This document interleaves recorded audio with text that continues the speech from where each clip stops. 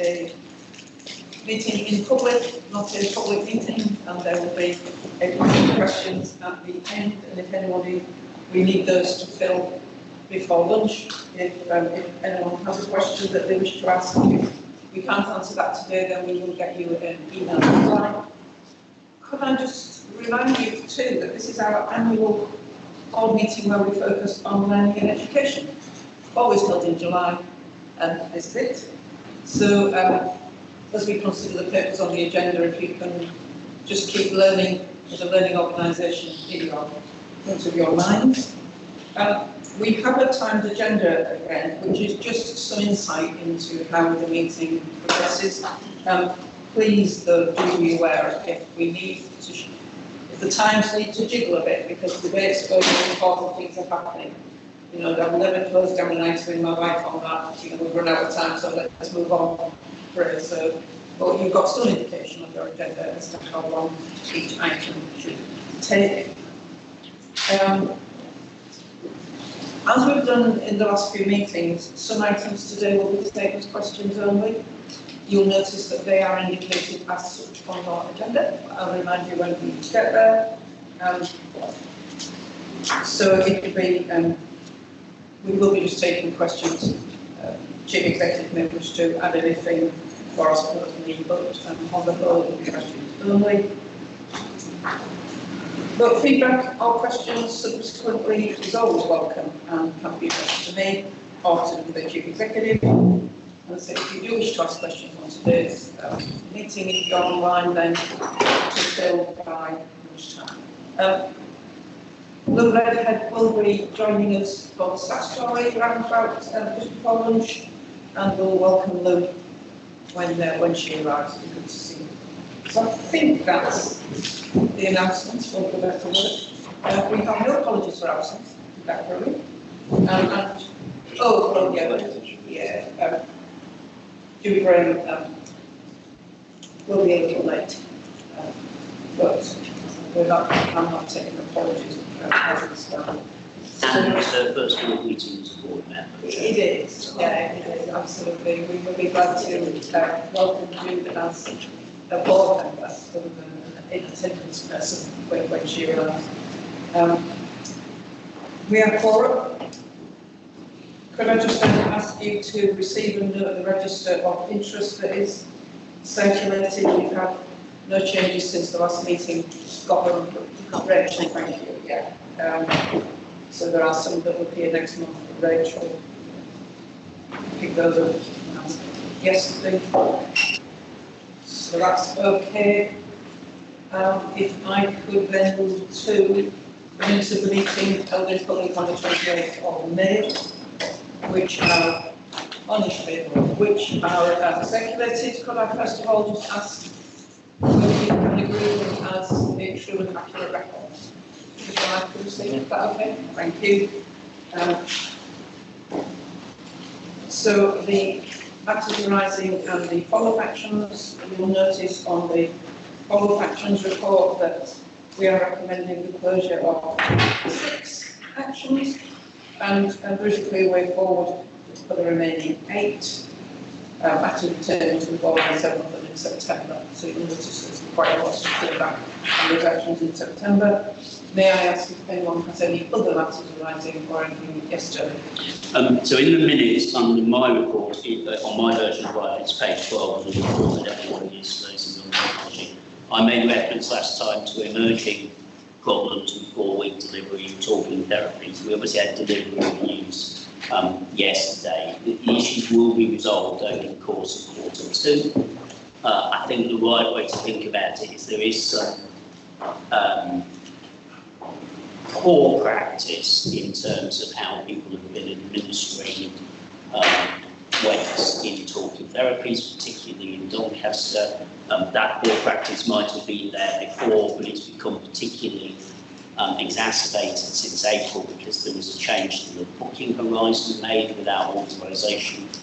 That change has now been closed down, but it does give us a glut of patients who have chosen to wait longer than 4 weeks, or might have chosen to wait longer than 4 weeks. So there's no patient risk, but it reminds us of the importance of the control environment that we're working with. And there are a variety of changes that have been put into place as a result, Chairman. So I just wanted to close that item, if that makes sense. Thanks for that report from Toby, please. And with that in mind, is anyone else anything on the minute? If not, thank you. We will receive the minutes and indeed the action log. Can I then move to the Board Assurance Committee report? And as we did last time, really just considering the two escalated items rather than going through each one.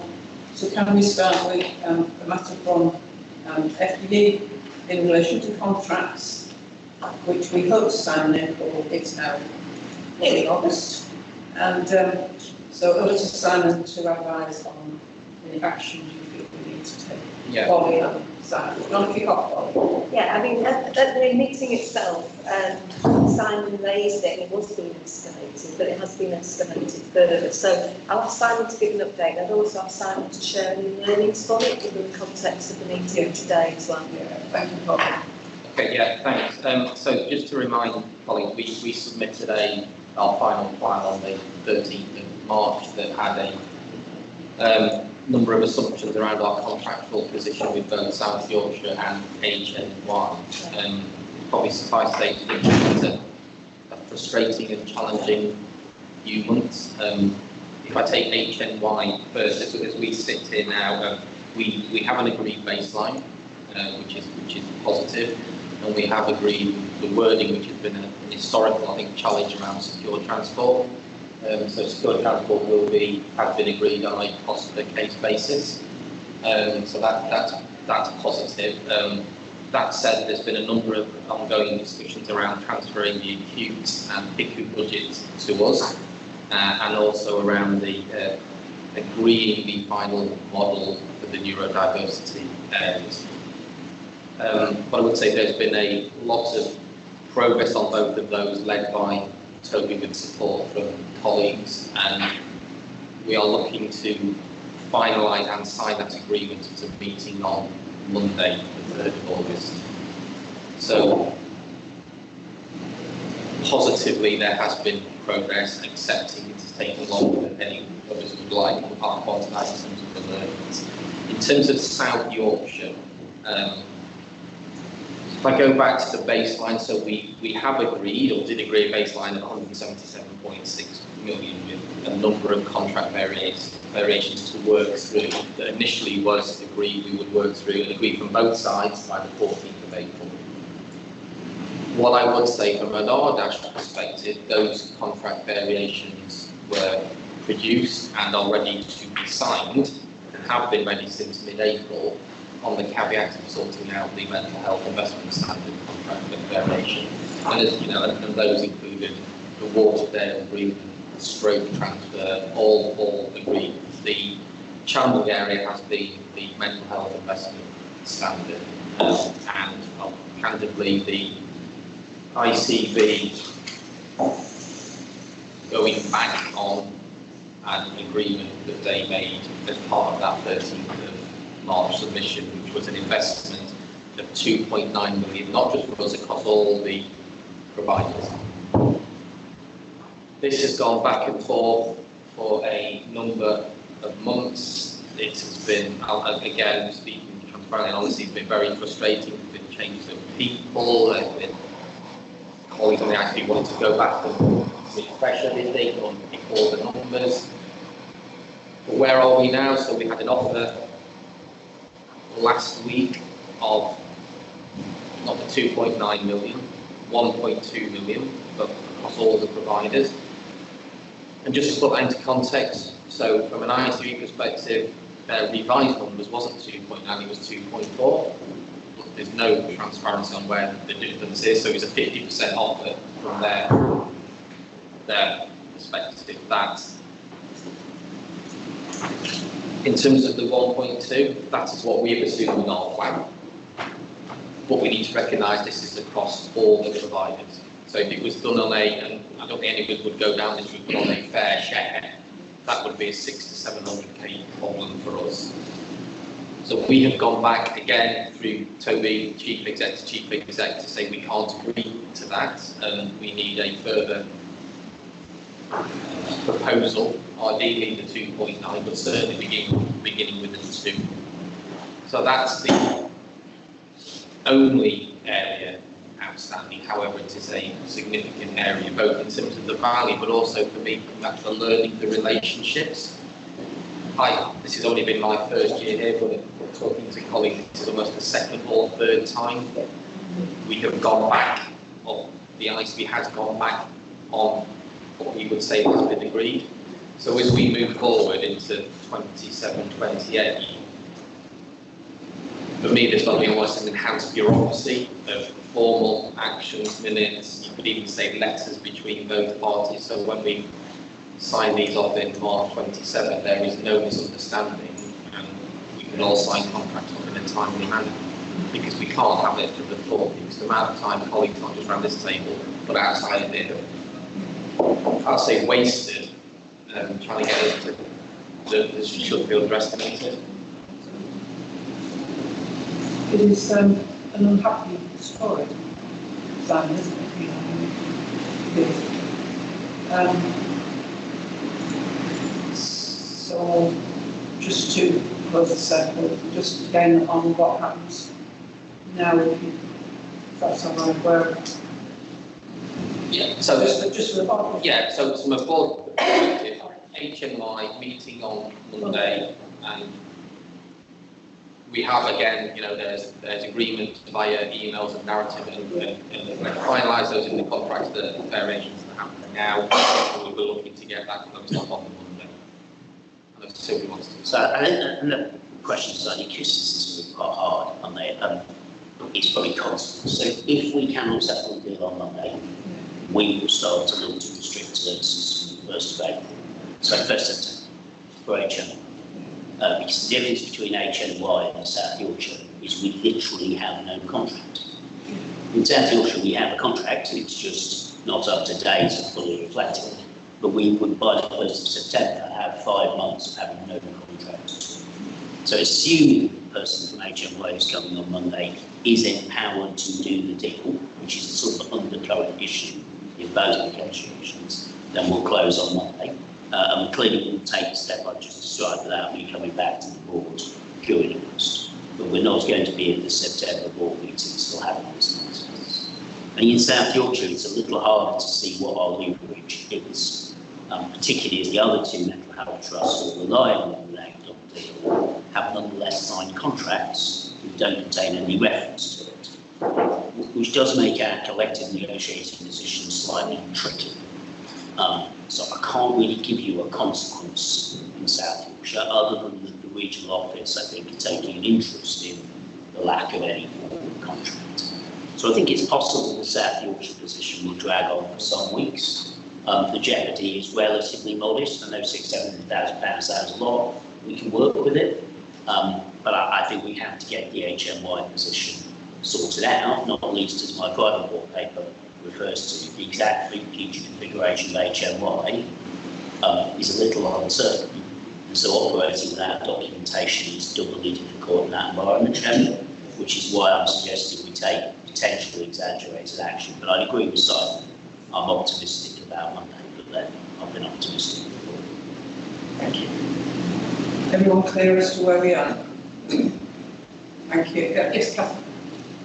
It's a basic question, but my reading into this is that where we don't have a contract in place, we're getting a level of cash income. Yes, contracting. We don't get our cash directly from HMY. Consistent with the lower levels that the ICSs are putting forward. Okay. Is that right? So the money we receive from HMY is consistent with the financial agreement with HMY that's in our plan. What Simon's described is two sizable additional items that HMY would like to give us. One of those is entirely prospective, the other will be retrospective and hasn't yet been paid because it hasn't yet been agreed. In respect of South Yorkshire, it's a very fair question. We previously had Simon's assurance that we were receiving cash up to 177.6. So I'm going to assume that's still the same. So the reason I'm interested in I'll find out, that's helpful, but, you know, we can get gaps over the mark between cash and cash. No, well, that's self-evident, yes, that's self-evident, so we're on the Talked about, but you would alert us if you were concerned about. We would have done, those cash gaps. we would have alerted you, and you take it, but we haven't. Thank you. Sarah? Yes, my question really was around, is the risk or is the situation just to do with financial aspects? If you don't have a contract in HMY's case and they're advised on that the auction, did that have any other knock-on risks? Because there isn't financial contract. I think the short answer is no, because even though we say they're contracts, they're not legal contracts in that sense. So things like liabilities and so on remain exactly the same. And should there ever be an adjudicatory place, there is an assumed contract, given that we have that, because it's a standard contract, you know what I mean? So it's not stopping us doing anything. So references to being dramatic about it are really about finding points of leverage, because this board's talking about it, but their boards are not. It's one of the million problems they might have. So there was talk about 3-yearly planning cycles. Is that going to happen? No, you're completely right, Robert. So we did have a 3-year planning cycle. You may remember our submission, including our assurance front sheet, made the point that essentially our commissioners had only engaged in a 1-year process with a couple of other years on. Just to sort of bring this to a bit more of an optimistic crescendo, the arrangements on the MERS did provide for us by September as a group of South Yorkshire Mental Health Trust to provide our own forward financial plan up to the sum that the ICB's 3-year plan claimed it would invest in mental health, which rises by 20-something million pounds in 27, 28, 29, excluding inflation. That is still the intention. And the ICB, even though they're reneging on what was agreed, do still recognise that reality. So I think that's probably an optimistic place. And for the umpteenth time, I think we got the ICB saying, well, this must never happen again. And at some point, this must never happen again has to turn out to be true, if that makes any sense. So yeah, that's where we are. It's a really good spot, because I think 3-year cycles are the way out of this, because if it's really frustrating for this board, it must be really frustrating for staff providing services. So, that's really frustrating, yeah. Thank you. Can we take that update and obviously if Toby needs us in the meantime or Simon does, then emails will go out, but we'll just good luck for Monday and we'll wait what happens in December. Thank you.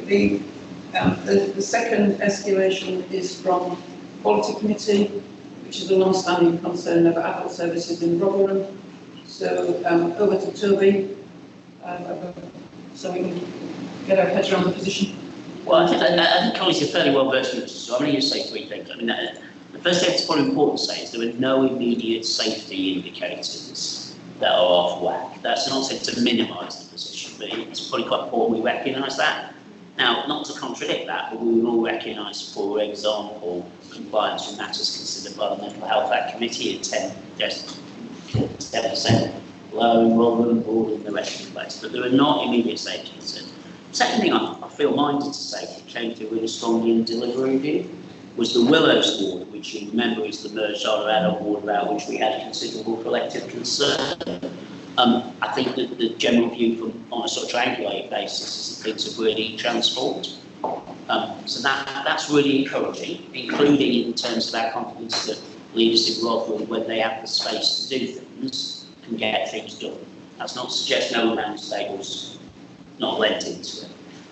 The underlying big issue now is medical cover, which was in my board paper last time. We have 3 people on medium-term sick. We have 4, but the 4th is leaving anyway. We have a number of people who've resigned, some of whom have left, 2 of whom leave over the next 6 weeks. We have 3 locums in place who are going to be medium-term locums, i.e. now roughly through Christmas. That will provide some day stability. We're working on a proposal potentially to put some staff grade and specialty doctors into the acute sites from very early in 2027. And that's probably all I wanted to say. I think it's helpful the committee's escalated it. I think it's also helpful that the colleagues who read these minutes recognise it's invisible here. But from my point of view, there is nothing I'm feeling the board needs to do because this is already being done. I do think the next quality committee, which presumably is in September, we will add to the overall triangulation report Steve provided on everything, a specific annex on Rotherham, just to sort of put some black and white about what she's been said, Chairman. But I don't know Richard's got anything he wanted to add. No, I think you've captured it absolutely, Toby. It's raising in terms of citing on rather than escalating. And it was just really in the context of the biggest change recently, which stage triangulation report. Just Jamie said the nudge in direction to maybe the headline. There's no clear safety issues at this stage. It's the vote, and that's where we're at. Absolutely, thank you. Useful that the board has cited it. Okay, thank you. So those are the two items that were specifically escalated to the board. Could I just ask if anyone has any questions on any other parts of the minutes from our tier 2 committee? Dave? Could I just say something about the trustee letter? Just very briefly, because there is a line in there about safety concerns being escalated, and just take 1 minute to share that. Because I think anybody, whatever staff group that they come from, who raises a safety concern, we should quite rightly give them a good hearing. There were 3 of our medical colleagues within the Trustees Council who did raise perceptions and feelings about culture and the link between culture and safety. Given the fairness to the other attendees, after hearing the top line of those concerns, I suggested as chair that we should listen and follow through with them after the meeting. Toby and then I did immediately with Simon Mullins, who was the person who primarily was leading on that, and he confirmed to us verbally that there were no immediate safety concerns. He did offer to then connect with other medical staff, again from him directly to them, to ask if there were indeed any pressing safety concerns. And as the commentary there suggests, coming back to Toby, nothing yet has come through, but we will continue through the leadership to make sure that any concerns are addressed. So I just wanted you to know that it was raised. I hope they felt that any member of staff can raise, and that's an okay thing to do, and that we then followed up with them after the meeting. Thank you so much for bringing that up. It enables me to slightly amend the note that was issued from TPC. So it was true at the time of issue, it said no notified safety concerns. That was true on Friday. I had an exchange of correspondence with Simon Mullins over the weekend, both directions. I would amend that to no notified immediate safety concerns. Simon will accept that what he has now sent represents sort of areas of curiosity, and I have a process in August of progressing those 6 areas of curiosity. 5 of them I think we're already fully cited on, and so unless something new comes forward, I very much feel we're on top of those. The other one, which is specific points about learning disabilities on one side, we will work through. But like you say, I think it was a positive process, and to be fair to the BMA, they've sent some rather complimentary stuff about the nature of the response subsequently, but let's see how that process. If people aren't aware of Simon is, Dr. Mullins is the Rotherham consultant, and indeed the represents the BMA on Trustee. Thank you. Thanks. If with nothing further, I think Jenny, and we agree to receive the minutes of our tier 2 committees. Thank you. And we will move to the IPTR. So, asking you to note the ongoing method stay and section 136 breach pressures in here, but to Richard. Yeah. So kick us off, please. Okay, so there's 10 minutes. I suppose I might probably focus a bit more on the 2-pager, which talks about where we are now, and then obviously there is the specific IQPR. So in terms of where it's all been signalled through boards, So we're doing, and thanks to the performance team, informatics teams, the care groups, everyone, you know, so there's a lot of work to get it into this place, but there will be more work still to be done before the next iteration in August. So I think what we've done with the IQPR is sort of moved it into where we're taking NOF measures, but they're hidden in there. So we haven't got a NOF section, because I think the idea is we're not doing it because of NOF, but it's so if we wanted to pull a NOF for, you can, but we're not doing that. We're just looking at it in the entirety. I think a really important part of this is we're sort of drawing lines with the word performance, and I think you'll see that we've got many more sort of quality and safety measures.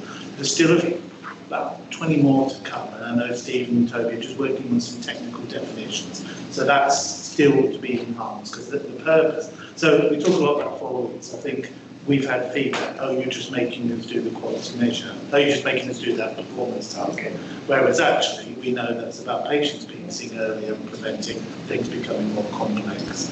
So we're shifting much more into a much more quality and safety space.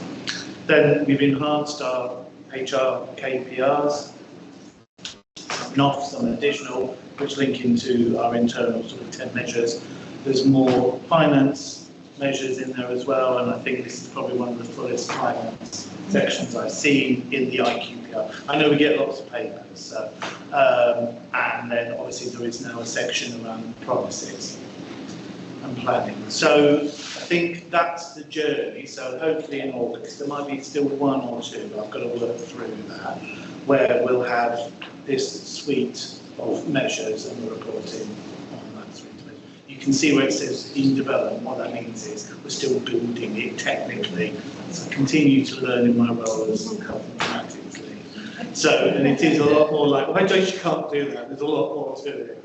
Okay, so that gives context, and hopefully as we move, that will move to richer discussions and areas of interest. So just looking at this current month, which is obviously reporting on June, June's data, and I was just going through it, and actually I think nearly all or most elements are referred to at some point in the board. So I actually thought, well, that's almost looks like You've stolen your line, Phil. it almost looks like we know what we're doing. So obviously, I'm talking a bit about access times. You know, we're holding the line around 4 weeks, but there's some areas of wobble. We've talked a lot. I mentioned the podiatry, but there's been a long story about that. We have got recruited to the 2 posts, and actually, hopefully, they'll start in August. So there is a trajectory for 4 weeks, probably Q4. So we'll go with Q4. So we saw the 100% increase in demand. They put the investment bid in, and they've secured. So I think there's a good story there. Yes. The demand, I still don't know why it's gone through the roof again. Obviously, talking therapies, we're talking about today.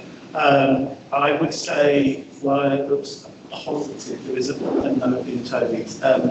We are still only 1 inappropriate out of area.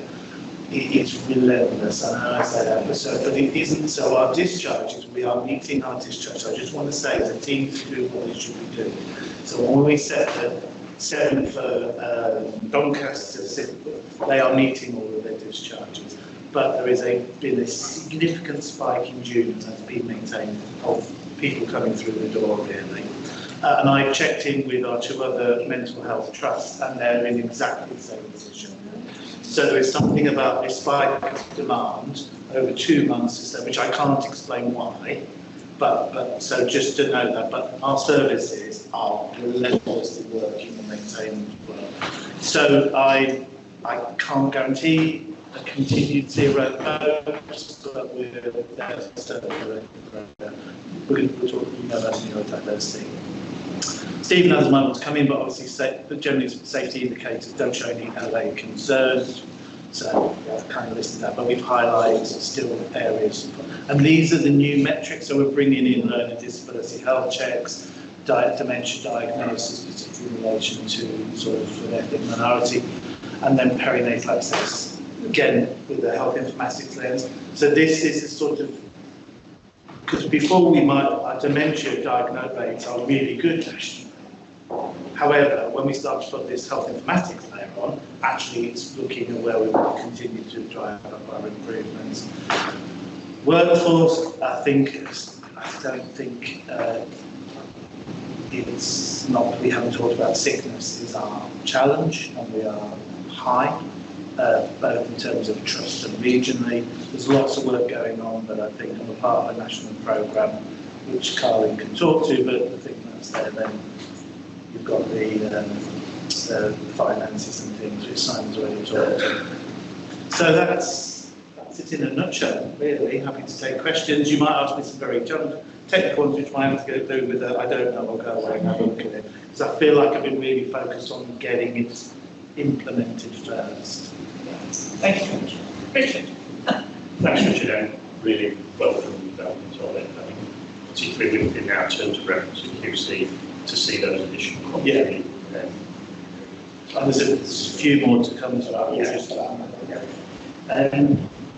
One's question and two observations. Yeah, of course. You mentioned in the headline about the S136 breaches. Have we had comparisons? Because it seems to be an ongoing, almost like in the States, so there's market gets in the way kind of. Yes. So there's two, the breach that really helpful question. Our breach is obviously something Toby supported our implementation across all of our providers there. It's a 24-hour breach. What that means is that the patient is in no longer than 24 hours. Because there are other sort of more technical things. You have your rights regime, so on the 24-hour breach, there's two pressures on that. One is the estates, and we have had the section 136 restricted in North Leeds since Friday. Essentially, a patient broke out, and they also decimated the section 136, so we've been working through doors and all of that. Simon and I have been having quite good conversation this week about the pace around what that, because that environment is our most acute, it takes the most beating as well, if I be blunt. So, you know, for most physical, people are distressed and agitated and aggressive. So I think there is a states piece in there which Simon's gone, yeah, absolutely, and is working on that with his new head. The other one is around what we call section 140s. So if we don't have a bed, then the local authority is seen as a sort of a due risk. And our section 140, which means we then have to put someone in as an authority terms in. I think that's happening because we don't have a bed, and we're also not putting people out of area. So I think there's a little bit of that. But what we need to then do is go into the weekend with a lot more beds. So it all goes upstream. We need to reduce the demand on the community. We need to look at the length of stay and improve that, which is going down, but it is improving, and there's other work going on. And then we won't be able to have to use the section 136 as a 140. And the observation with using GP quad registers for SMI, we'll probably agree. As GPs, we sometimes know of someone who was saying on an LD register, but was not known to our national. Yes. So we were almost tying our hands behind our back because we wouldn't be asked to see those people. Yeah, that was just. Yes, so we're trying to do the right thing, not easy. Yes. Yes. Yeah. It's just an awareness that somebody's got to be written. It might not be us. We're making the ask. Yeah, I think when I came into this space and had done for many years, there was about 4 registers. So actually, when you said the GPs didn't know, well, our services didn't necessarily know, the local authorities. So actually, I think we had to make a decision. Well, we need one register because at least we've got some visibility of the patient, and then it's not saying the GPs can necessarily see them. Obviously, our services, if patient X is coming in, we'll do the health check at the same time. So I don't know if there's a fantastic best fit, but I suppose that's the decision. And the GP quad fixes to exception report, which, as Tony said, that's the cheapest way of getting from them. So it's about identifying there are people historically who've got an LD tiny notice on the GP record from 50 years ago. Yeah. And they don't identify as having an autistic. Can I just make explicit what I think I'm hearing? I'm not trying to, just in case you and I. So, as Richard rightly says, there are several registers. Yeah. That includes in many practices, in real terms, 2 registers. The people we really know about, and then those that we're going to put on our QOF register. And obviously QOF attracts money, so sometimes the QOF one is a slightly more discreet one rather than large. I think that's what we're saying. Okay. So the QOF register is a good start. It's better than our registers, but like you say, it may not be.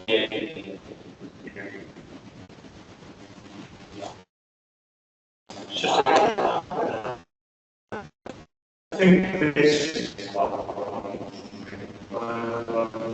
for several years now. Where the realigning your rest of my registers, registers, is still not. With that, I would compliment Richard. There's a lot of Additional investment part-time, people going into the GPs to try and align the registers and move to one. So it's not like he says, "Chief, like you sorted it." We've put the time into working alongside. I think it's complex. I'm very simplistic. I'd rather have one register wherever that is, and we work with that. So, Fully agree. I'll leave the third observation. oh, right, okay. Just drop me a line. That's fine. Yeah, it's Daniel, did you want to comment on this item? It was only to make the point, I think we were talking about breach, we're not talking about breach of the law, because Yes. 24-hour target, Yeah. actually in circumstances we can extend on 136, so I just wanted to make sure people that we're not breaching the law, we're kind of breaching kind of a very kind of good target that we should have, but not building a more. Yeah. Thank you, David. And can I just, the 24-hour was basically what was modeled on. So if everyone is in 24 hours across South Yorkshire, we've got enough capacity. Yeah. As soon as we breach that, then we don't have enough capacity. So that's kind of what it's about as well. Thank you. Jill, you're patient. Well, Sorry. Sorry, Jill, I did say Jill. So I'll bring you in next, my apologies. Yeah, so the board is required to see some of its data through a health and equality lens, and we've had a number of iterations of that over the past 6 to 10 months. We're just going to let this develop as you settle it, and we've got to clear on and on, whatever. And then have a look at what it is that the most important elements of this that we think we should report to, because there are so many measures. And then if you add all the different angles in terms of health and equality, protected characteristics, deprivation, it's going to be just a whole shed load of data. We're also looking at something that is in operation in Doncaster called an equity index that may be a way of having a look at whether there are some disparities between our general performance and looking at it by a particular health and equality lens to see if we are underserving or delivering a different level of service to certain communities. So that's work underway, but we need to work with informatics and wait till that north is settled. I will move to Jude, and welcome to your first meeting as a member of the board, as opposed to being in attendance wherever you were. Thanks. It's just to add some information to what Richard said. In the education and learning space, we've been building up the triangulated learning report, which, when looked at alongside of this, shows a maturity in terms of what we're looking at, both in terms of the what and the what we've learned. And that should hopefully also tie up with us working more to a more predictive set of learning. And so it's just to let the board know. Those in the constituency will know because we already discussed this, but it's just to let the board know. we're not just going to learn from things of deficit, but also we'll learn things like research and other things where we know we're actually really, really well. Thank you. And last, well, not least, Rachel. Thank you. So it's good to hear about the podiatry. So it's really good to hear in a couple of board meetings how that's progressing, recognising how important that service is to many people. In terms of the learning disability discussion and the health checks, there may be people that have no contact with anybody except the voluntary community sector. So I just wondered how we're engaging with them to make that contact. And just around the awareness of the perinatal service and the comments about lack of access, I had to think, well, what is that service and how do people access it? So that's probably not an answer I expect now, but it'd be interesting in our thinking to pick that up in terms of how we're promoting that service to particular women. Yeah, thank you. So I think you've answered your own second question there, and we get to cover that slide. It's a really fair point around, and we've already talked about the complexities, I think, with the SMI. You know, I think we're at a point where we're doing something. I accept that we're not there.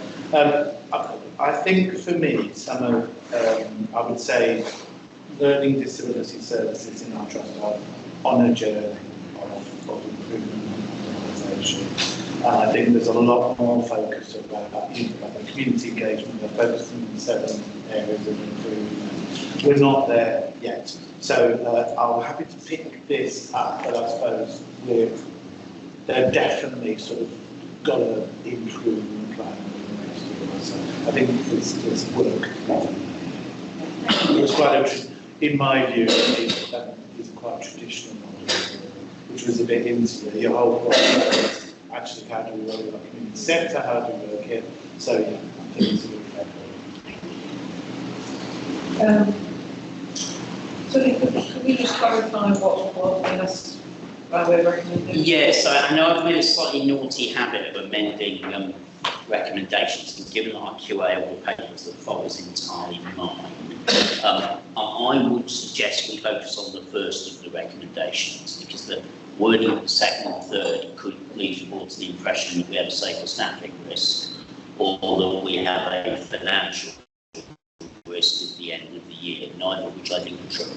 So rather than trying to amend wording, I think it probably stands with the first of those two recommendations. Yeah. Make it say section 136. I think so. I think that's where we are. Yeah. You just agree to do that? Thank you very much. Item 15 is the operational risk report, which belongs to Philip. Thank you very much. And hopefully the board will recognise that this may well be the next one. It's continual development of the report in terms of the analysis, commentary, formatting, which I think is well received. I think in terms of the operational risk report, this focuses on those that are outside of academic and outside of politics, as the sort of key things to focus on, be aware of. I think the report draws out a theme which are well-established patient safety. There's a number of risks associated with that. Also draws out, in particular, a couple of risks that are new to the out of tolerance and link back to the conversation Tony's comments earlier around the positioning role of particularly the medical staffing there. And I think you've heard already that this was a position at one time when this paper was written. There is work ongoing to ensure that we cover those as best we can and mitigate those risks, which I think draws out how this is actually responding to the actual risks that are happening and that we're reporting them to.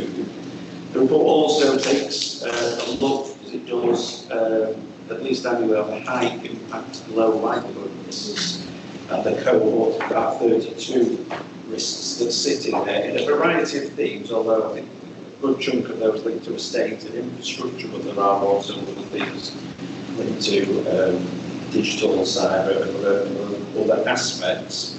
They predominantly are there, as it says, they are high but low likelihood of occurrence. We need to be prepared for the technical people more often than not are tolerating those risks as opposed to trying to mitigate them. Although yesterday, I think was a good example of where we actually undertook in our learning park journey that some people knew about, but not too many people knew, an exercise around EPRR and our ability to deal with a power outage, which took place over 2 or 3 hours yesterday afternoon. And as I say, some people knew because it was in the plan. Many didn't and were called into that, had to respond to that scenario, which I think worked well. There was learning as we went along, but I think that type of exercise shows how, whilst we're tolerating the risk of it, we know we're put in place through the EPR RTB test scenario, which helps us ensure that we are ready. There's some other thematic analysis in there, but I would just like to put you a question to people so that the board cited on the risks that are outside of the tolerance. Thank you. Can I just about Sarah and Dave? Can I just say that you'll have noticed there's some additional commentary in the report today, which I think is very useful, and there has been a response. I know the matter of trajectory was raised in our previous board, and that's been responded to as well. Sarah and then Dave. Sarah. I just want to say that I really like this. I thought it brought to life that work we did about 8 or 9 months ago in a development session where we were talking about tolerance. And what I found really unusual, which I can't normally do, is that I just thought there was a rhythm to my reading, which is really hard when you're reading lists and stuff. And it just worked, you know, it told a story and I found it actually as far as you can. Articulated that a lot better than I just did, but I'm with you, absolutely. Yeah, so I just wanted to say that I know a lot of work that gone into it, so I think it's certainly helpful for me. So. Phil, you're bringing rhythm. I just want that. It's all relative though.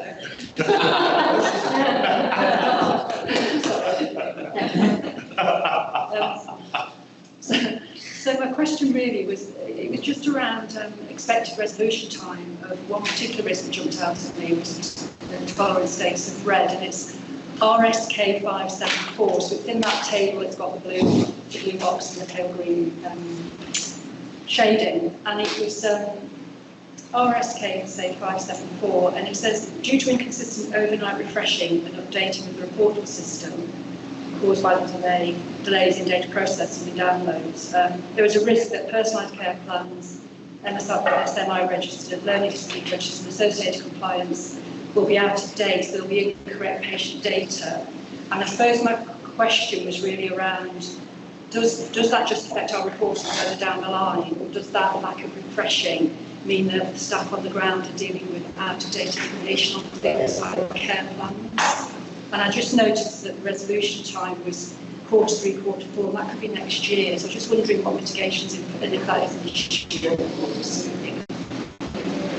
Anybody got an answer for Sarah?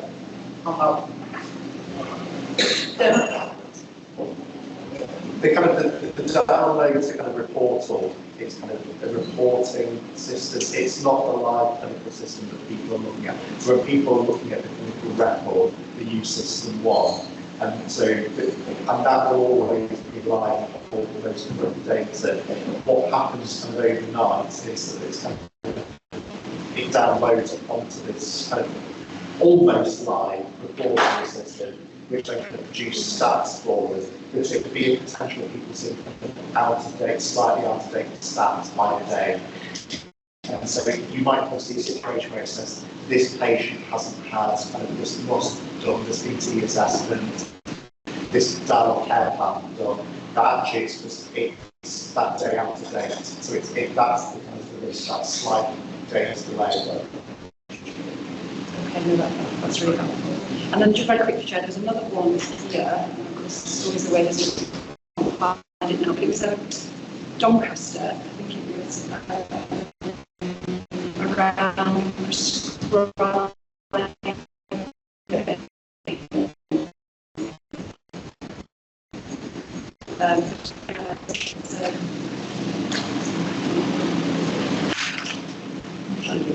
You say the learner disability. That's it.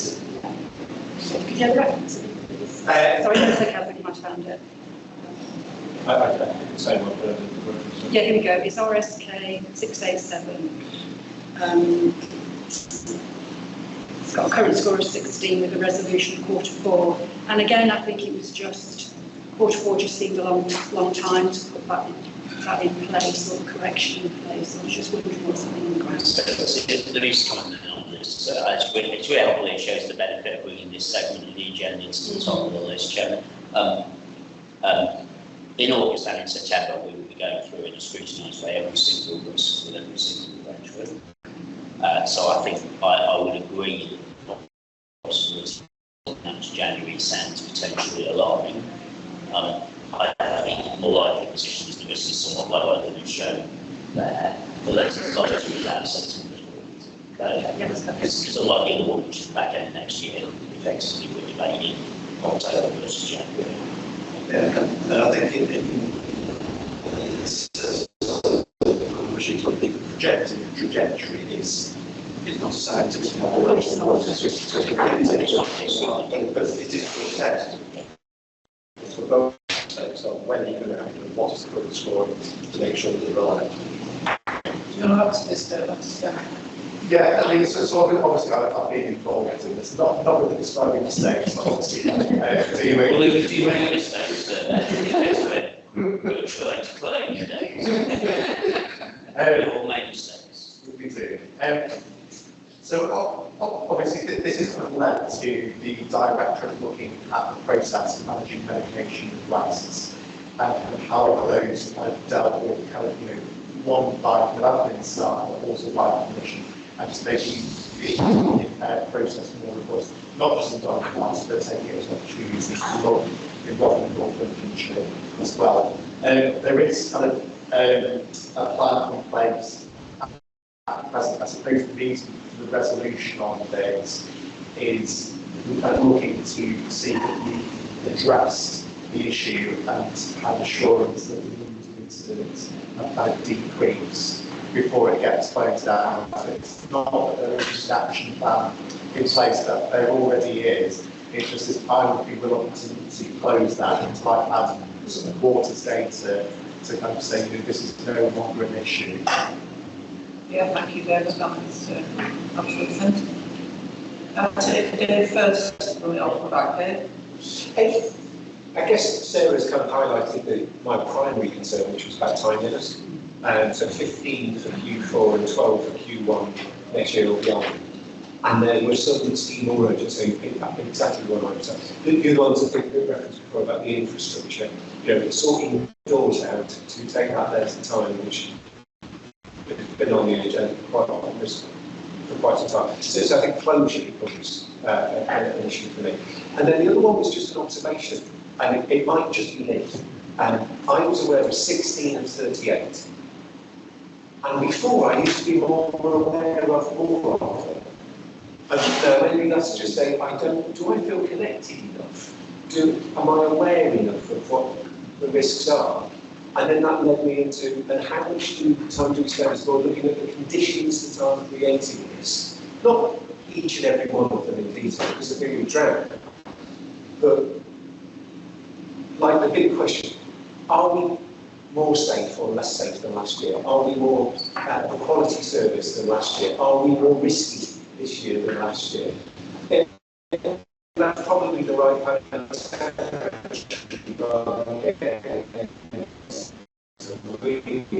previously happened, but that might just be it, and we need to get out more. That's it. It's interesting again, look at the risk profile. Yes, Okay, so centre risk is now 50 risks being closed, so any suggestion that there is a slowing down closure risk is objectively and quantifiably wrong. On the point about time horizons, I would time horizons are realistic and try and deliver. Because otherwise, because stress out resistance get resolved and the same on time horizons. So I completely accept that challenge in the 27, 28 ones, but I would strongly suggest whether in 26, 27, we don't deliver.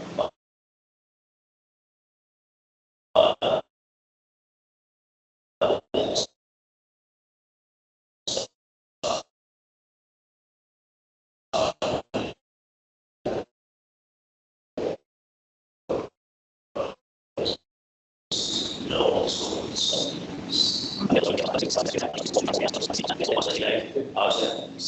Simon, this year we might have another go at that, but that is the obvious fix, and there just isn't a market with it. Still we speed up, but in terms of solution, we can't find a trusted standards solution to this, because it isn't just the risk joiners come in and do the capable job well people, and that is my constrained market. That makes sense. But we are talking about our door contracts in my exec team in 2 weeks' time. So I would suggest we just submit the door conversations, and I'll see himself about that. We come back to the door conversation in due course. I just add to that, I just worry there's two different things getting conflated. So if it's 4 to 6 engineer doors, that is different to we've had the 136 bash in sorting, because the engineer doors, we got the doors, but we chose not to mobilise it at that point because we were doing great overs. It was just too much. If you look at, instead of saying, we come in and have 10 beds closed, because we are now doing them in the doors, it was a planned approach. So I can see it on the cold light day, but I suppose it was a planned process. I just didn't want different things becoming conflated. Thank you. And talk about the strategic stuff. Philip, sorry, there's no reason that Paul colleagues couldn't have access to the library. I don't believe so. Well, should we organise that? Rather than something outside, which is not me, but I do it very often when I can't think what else to do. So why don't we give us all access to the library? So it's something that we can keep us in detail, eh? Other people are not picking anyone, won't be. So why don't we do that, and then people can choose their hearts content. Is that okay? Well, that's it. I mean, come across that before, so yeah, let's do that. Thank you. The fans are noisy in here. I can see people trying to hear. Yes. So can we just make sure that we sort of project our voices a bit? I'll try to. Yeah. I'm sure you'll succeed. Chair, so Phil, I think this is a really great paper. It's very visible and risk assessment. I just got a couple of questions. So first, at the back of the doors, I'm sure that the trust does an annual fire risk assessment. Yeah, and is that in place, and are you happy with it? Yeah. And secondly, just a little bit of elaboration on risk 695. So we talked about health and care group and the level of medical staff, etc. Have you been recruitment, and is there a lot of interest, and how long will it be before we put it on the books? You're doing the doors, but I'll do the doctors. Yeah, I think that there's an animal risk assessment.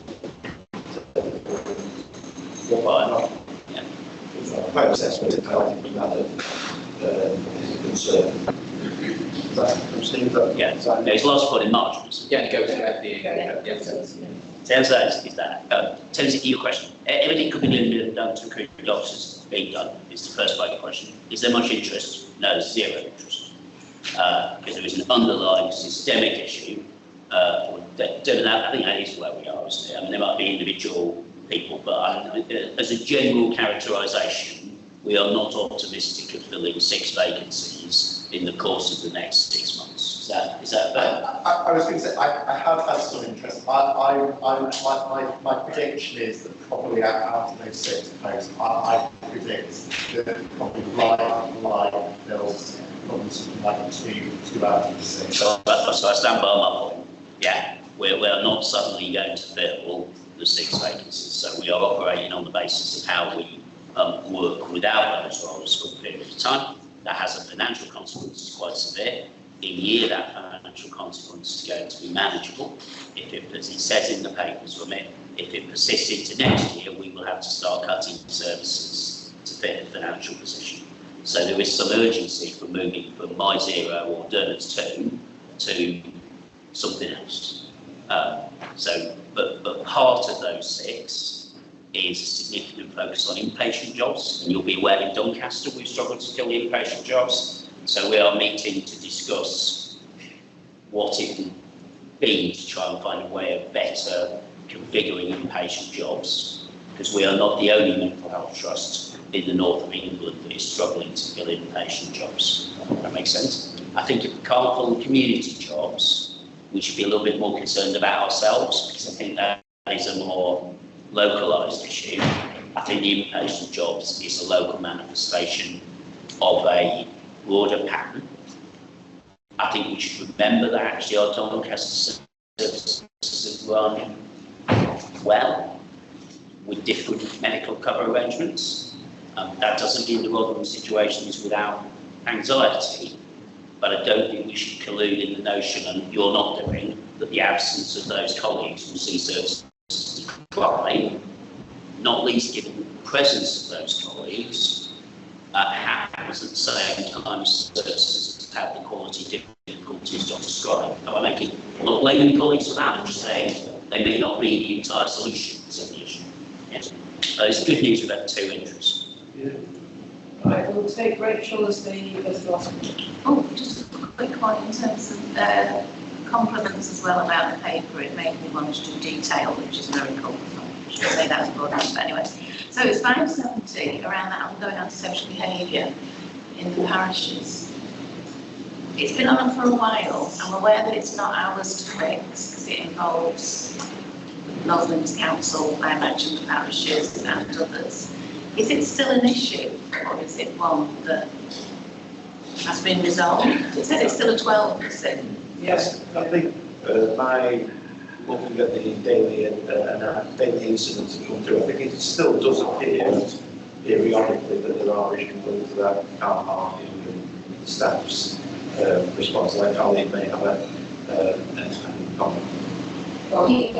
It does appear periodically on the radar report. Steve and I had a conversation, not last week, the week before, because we had an incident report coming through where colleagues felt unsafe and navigating the stairwell. Appropriate action has been taken with those colleagues. They've been engaged in the development of a risk assessment. With the risk assessment, they're being issued with the people safe devices, where it's forming public avenues with them. There are the car parks, but we're all confident of the car park now. So I'm not thanks council. They're very at loss or trying to manage two things: real risk and perception. I think we can mitigate the real risk. Having met the staff, I think our chances of managing perception on this subject are quite modest.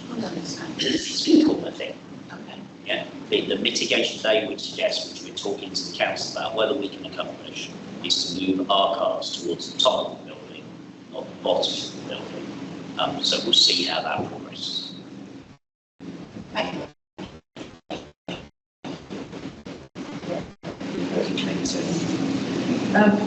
Thank you. We need to receive and note the operational risk report with attention drawn to those risks that are out of tolerance with the client, and receive and note the focus on those risks described as high impact, low likelihood. So can we agree to do that? Thank you. Good to see a risk report. Brilliant. I just said it was on the agenda as really worked. This is what I do. Brilliant. Thank you. For the strategy delivery risks.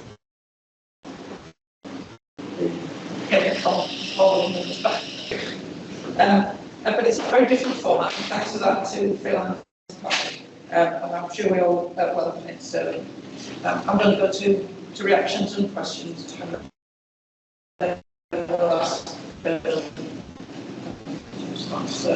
On the strategic delivery report, anybody, are we content with where we are? Richard? Just to commend the new format. For me, visually it works for those measures. Yeah, absolutely right. Dave? I thought it was great. So, it's just a question, I think it's Mr. Chillery. As we move up on SDR2, that was really about data availability primarily. And then I think we started to see across a number of committee reports and a number of activities about the need for better training on insight to action. Jude references it in a report on training spend, Tony referenced in promises report. So there's clearly an issue that it's trying to address, and I didn't know whether Jude's got a solution, Tony's got a solution, and then there's another solution over there, or whether it's being marshalled in one place. So my take on that is it's been marshalled in a number of cases, I suppose, but it'll be through this. So I'll give you the example, and I think it's interesting, you know, I've taken this on, Richard would have a particular lens, I'm going to have my particular lens, which has benefits and disbenefits to it. But my lens is I'm aware of having trained 87 people for the community change project in terms of being able to interpret data and use data at that level. So I know there's cohort 100 people there, yeah. But we've done a training program from that, which we're going to sort of then take out. We're sort of looking at LDO, we're looking, so I don't think there's one systematic approach. I think we're taking a number of approaches to it. Yeah, I think learning from the LDO is we've done 50, now how do we look at the next cohort of people working with this? I think the other bit for me as well, this is I've added a third bit on the risk is where I think it is what's our data like, what's our capability, but what's our capacity as well to look at it. And I think there's something around, because people need a little bit of headspace to be able to look at data and have a bit of time to understand it. Some people like to just read it, whereas others I need to see it visually. So yeah, so I think we're probably not in all the time, but it's certainly something we're very focused on. I can see Toby wants to come in, but I think the other bit for me is I did have a worry that informatics were just looking at this little bit of data quality, it's fine, and I'm going to it's not fine over here. And then the final bit is around weighting this smaller. So I think it's a versioning process, which is what I do. Yes, so in response, I'm joining your report to say, yes, it's in multiple domains, but please be assured that we are working together on this. And equally, just building on what you said, there are different aspects. As you say, it's the data availability, it's the training that makes the use. And so, for example, where it links with like SDR4, we're really looking at what happens to our services, not some every services where we can access. To access, and with the introduction that Kevin made of the acute directory delivery we started this week, it was a really interesting point around the difference in activity and the difference in data usage from 99 to a week, and so I'm just building on. Thank you. If there's nothing else, we're a little behind time. Can I just then ask you to note the feedback on the new report, unless Phil or Kathy has anything you particularly want to really highlight. Write the content of the report and receive and note the update revision on the SDR. How many of you do that? But it's, I mean, a lot of people have said it, I want to make sure we capture it. Everyone's very happy with the report. Thanks again to Phil and Kathy for that. So our usual report on the promises and priorities scope, and this is one of our questions only items. These notes, so questions to Toby, Richard. I think it's a typo, Toby, in the introduction. Paragraph 2. It would be important we retain, it's page 133, important we retain the integrity of now lowering the bar. Presuming it is not lowering the bar now. I think you've answered your own question. Okay. I mean, you've got individual papers on some of the promises before you today, so I'm not worried if this report will just be taken as insight. If we can then agree to the work continuing to be done to ensure rhythm and focus on that mid-table success measure which we've concentrated on of late, and recognise a positive focus on the 9 measures we are trying to move by October, which obviously is important, and acknowledge the displacement risk highlighted as we look to work on culture as well as strategy, which again, more later, as I said. Can we agree to do that? Thank you. And I think paragraph 4.2 speaks to Dave's question prior answer. And there is a gathering of a number of us to begin to structure what we might call a skill and will assessment of our leadership culture. I think the lacuna in that at the moment is not entirely clear that the criteria for new hires is consistent with the desired forward profile, specifically in respect of data analysis, but maybe other points. So I think it's a helpful reminder, Dave, but there is going to be a sort of helicopter view of people's capabilities. We have spent well over £1 million on post development. That doesn't mean we should all be perfect, marvellous, but it does mean there ought to be a commitment to upward trajectory. And this side of Christmas, there'll be a definitive position. Okay. Okay. We move to item 18, which is the organisational change of performance indicators. The importance of we track the impact of the changes we've made in the last year. So, questions only to Steve. I've got Toby and Richard. So, in the cover sheet, you highlight primary care, mental health, health visiting. And so, are those the areas where you think we need to continue to pay close attention, or could you just list the areas that you're most worried about? Because I may have got myself confused. That's okay. Well, when we come to questions, is that all right? Thanks. Yeah. You want me to take each individual? Well, I mean, I have two at the moment, Steve, so let's have you, Richard, and then we'll get that to Richard.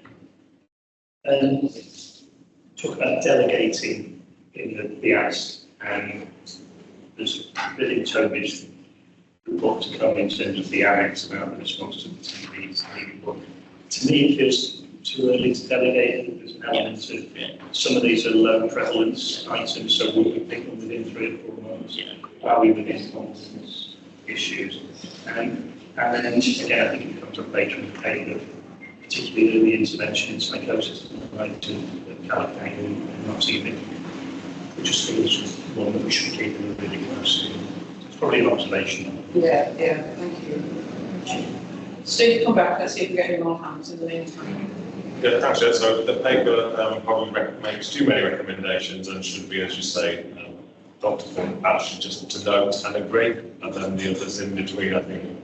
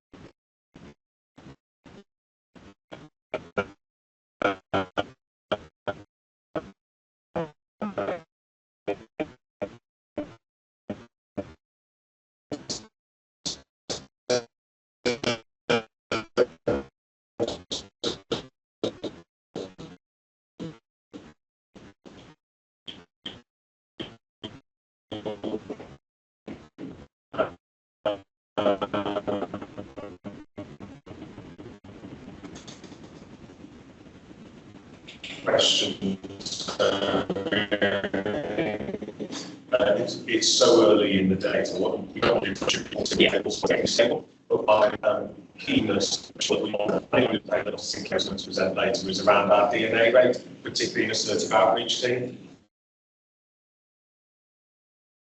And it is a good paper statement, and that's you gave us what we needed. The fact that there are several arms around the change that may last what we got before us. So can we just agree to receive a note, Steve? And you will see more. Yes, absolutely. Next time. Thank you. Really chairmanship of a big improvement town. We move to the chief executive. We do need to make sure, particularly because they had an exercise yesterday, there is the EPRR position and indeed the TVC action plan. So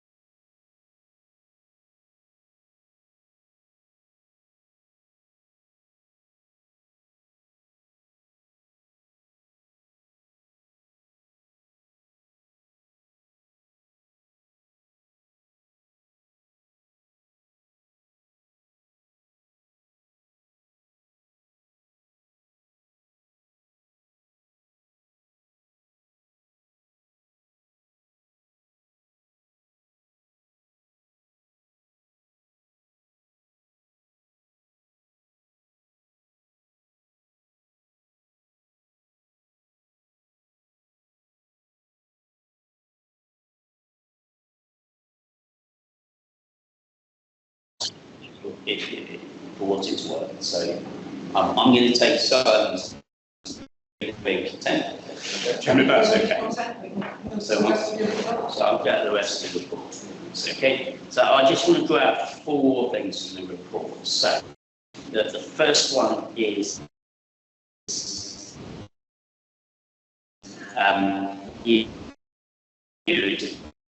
diversity in Wales. There's obviously in our maps it shows slightly fewer reds. The last time we still show Western using when about government to start to invest a lot more money in talking therapies over the next 2 years. It was disappointing. It was not including the idea that objectively it would be better to invest that money in neurodiversity. Wales subjectivity here. So I can't offer the board any confidence at all that in the next 12 months there is a commission's change to neurodiversity. I think the HMY position in terms of children is clearly Daily service started in the last few days. We would take the kids across from Scarborough General with effect on the 24th of August. But I think a broader downward trajectory of confidence is in the 2-year children's measure in September, as we promised to do. We do have an issue about data cleansing with the national team, which is probably best for us. I can't think people really want to discuss it. But on the adult side, we have absolutely no solutions coming from the ICB at all in terms of investment. Remember that we had estimated it would cost £45 million to deal with the adults university backlog. If you are interested in things, if you are interested in economic inactivity, it makes absolutely no sense at all to invest in this. So maybe there'll be something nationally. But yeah, I just built on governments from national colleagues. So let me get a bit more positive. On the 30th of September, we opened the Acorn Centre. The Acorn Centre is the name for the urgent chemical health facility that places you as megahose. So your entrance will be around the side, and where you used to come in with the urgent facility. That is fronted by S4 Web through it. It is supported in the evening by Mind, providing additional safe space to us, and then it moves to the Northlands crisis team.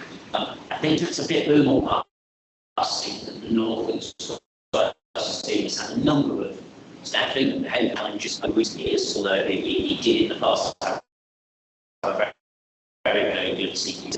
I think we will find that people want to be really part of this new service, stay with us and see it as exciting. People that don't, this will be their us, but it is the intent. And Steve has worked really hard and continues to work really hard to keep an open access philosophy to that service. It has to stay from if you've got outsourced services, if you've got anything else, you can't get through. And I chaired very long with Steve got a discussion about how well on the service, which concluded we would have a doorbell, but the doorbell would not produce a sort of long clinical assessments of whether you can come through the door, you can catch on my drink. Doorbell might be reasonable, like the doorbell on my house, but I don't think people go through the door. That's just so.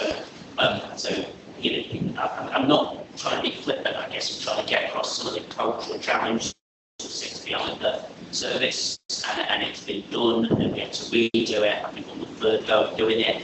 So I think when we all engage that service, total job really encourage us to do in and out as board members, potentially approach for the wider trust. But these are some of the things for us to keep an eye for. Not so much are we following the script, but are we following the philosophy of what we're trying to do.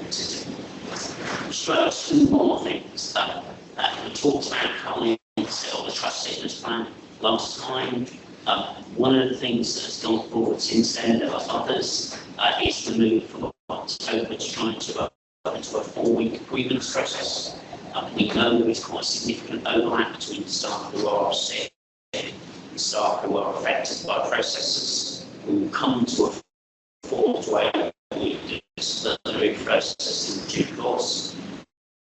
And it is entirely possible to run a 4-week grievance process if you fundamentally change the way we currently do things. We spent some time designing what that might look like with the team, didn't we? And working with trade union colleagues, we moved to that by October. So, I place a lot of that, and let's hope that's where we can get it. And the final thing I would say is colleagues are very familiar with all the changes we made and so on.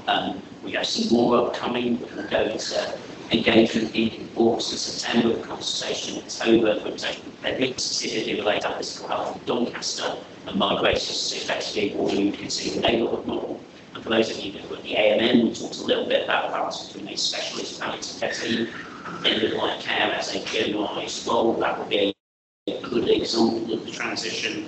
I have an upcoming meeting with the Constance team, which I have a strong sense will be on a similar theme about reports, Constance, about how we especially we're all going to want to support, particularly here from Call on how that's going. Obviously, we'll work closely with Doncaster GP colleagues. So there's a lot on the report yet. I'm not trying to use up all of your game. Draw out those 4 things. If there are any questions on that, let's do that. And then, as I said, we just want to poke fun at the region at the end before we finish, if that's okay. I've got it at the moment, yeah.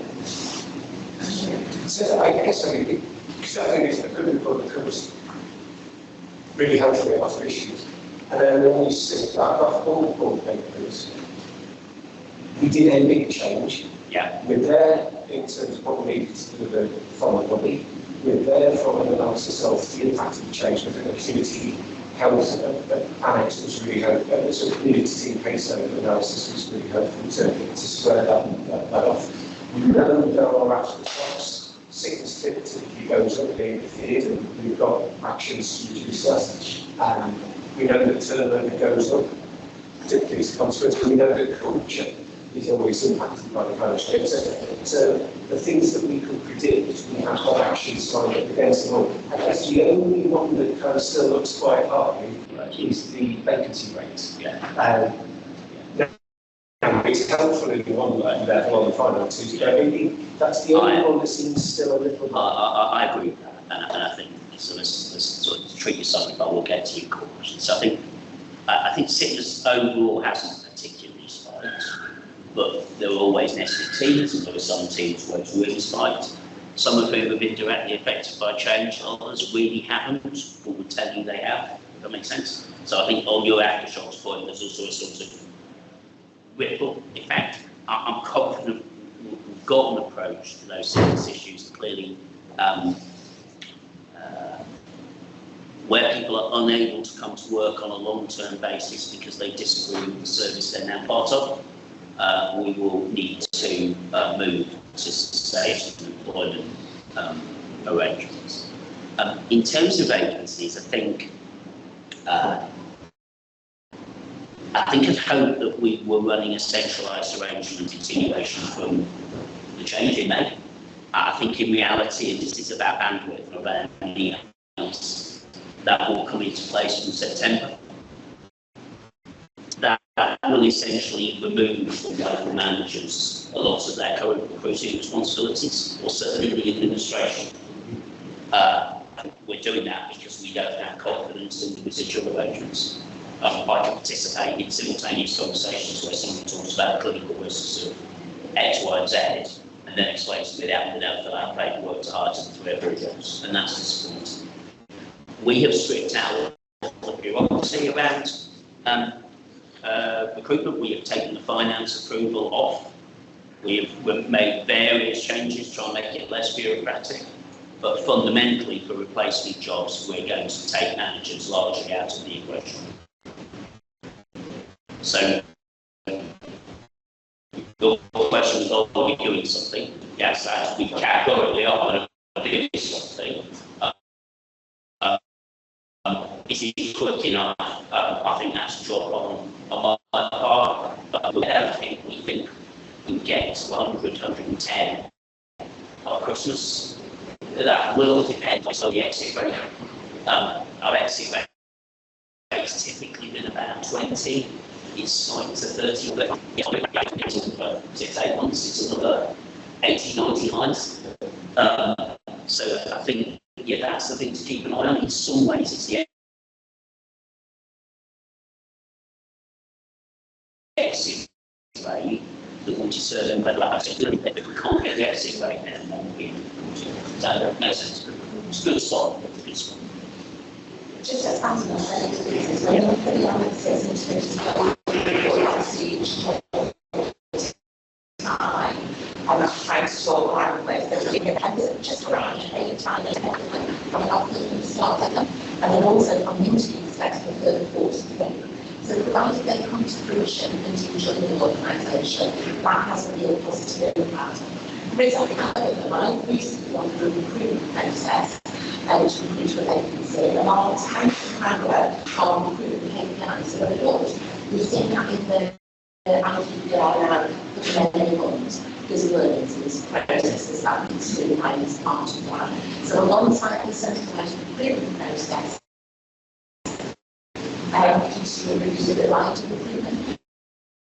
To see just this is a show, and from a candidate service perspective, when you engage with the individual, you can go from this shop, let's say, to 5 months, let's say, within a week, but it's taken through June, and so the next one, the candidate can make some of that back, make it much easier, focus on what's responsible, take out where you can ensure that you've got things sorted, we're touching things and having some basics in place, but we do need to go things ready to have discussions. You have that opportunity, something that you don't consider as being around you, and you might think, you really to just not work with it, I'll take a day and come back tomorrow, so we're on really focused. And we've had the delivery reviews this week. And I think it's fair to say every area gave a response.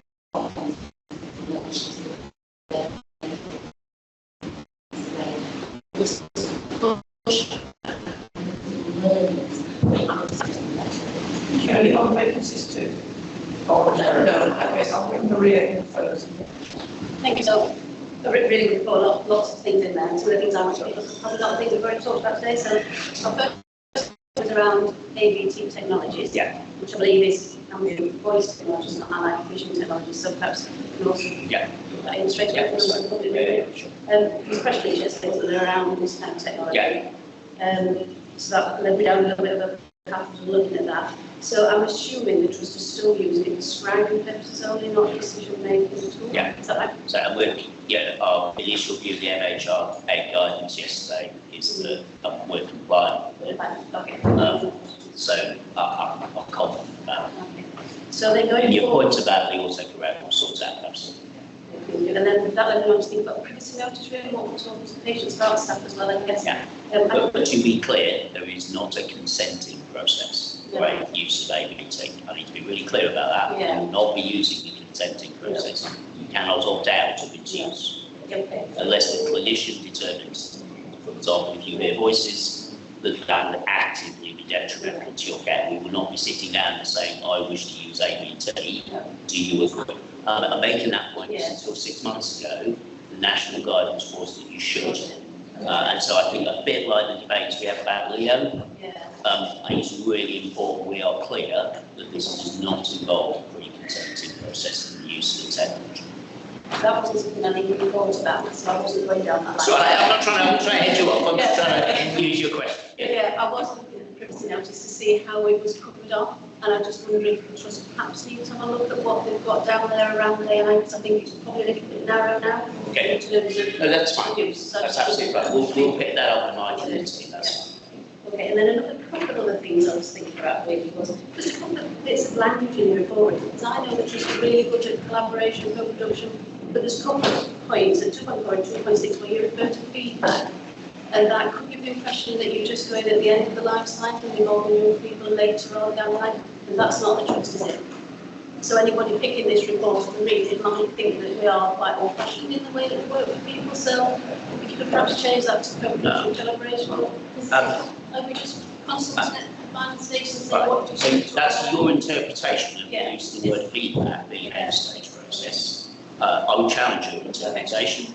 And as you heard at the annual members meeting, the first stage of the design was to bring young people into the process to comment. So, to be honest, I'm not sure how to term feedback. Just picking this report up today as a member of the public, I might see feedback as... Right, you might do, but what it actually says is we signed the contract in March and informed by ongoing feedback. I know, it's the So I suppose I understand the spirit of what you're asking now. I don't know if I'm being challenged, but I think blow your own trumpet.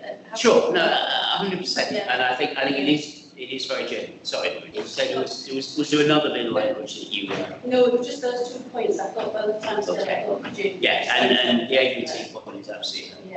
And then I just want to come in, something that did come up at the annual meetings around the bus passes, that's referred to the report. I wondered if that would be filled there with Joe, I think it was Joe, that asked about the silent seekers and not understanding them. Okay, so Is that connection now being made? So, yeah, the connection's been made. I think the material conversation with Sharon is certainly providing bus passes for people who are coming to use our services.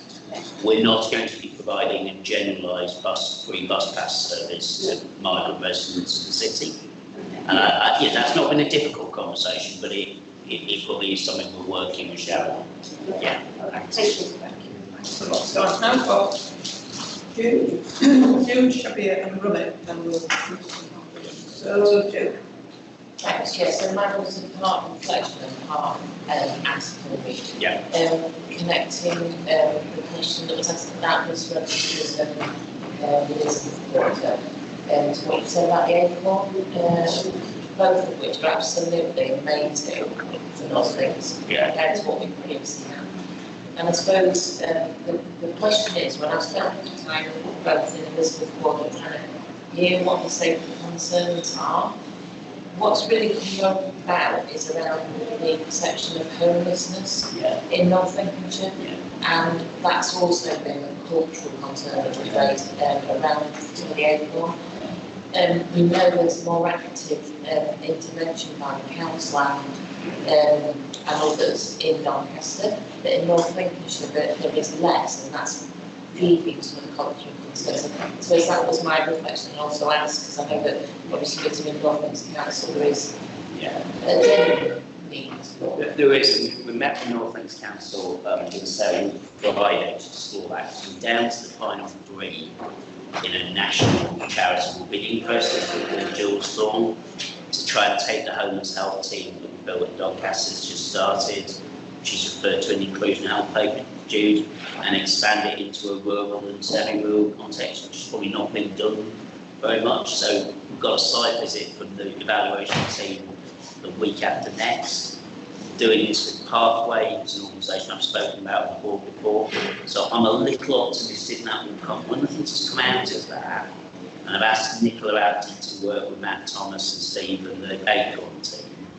And I know you know some of them much better than me, but there probably are more resources than some of our staff realise.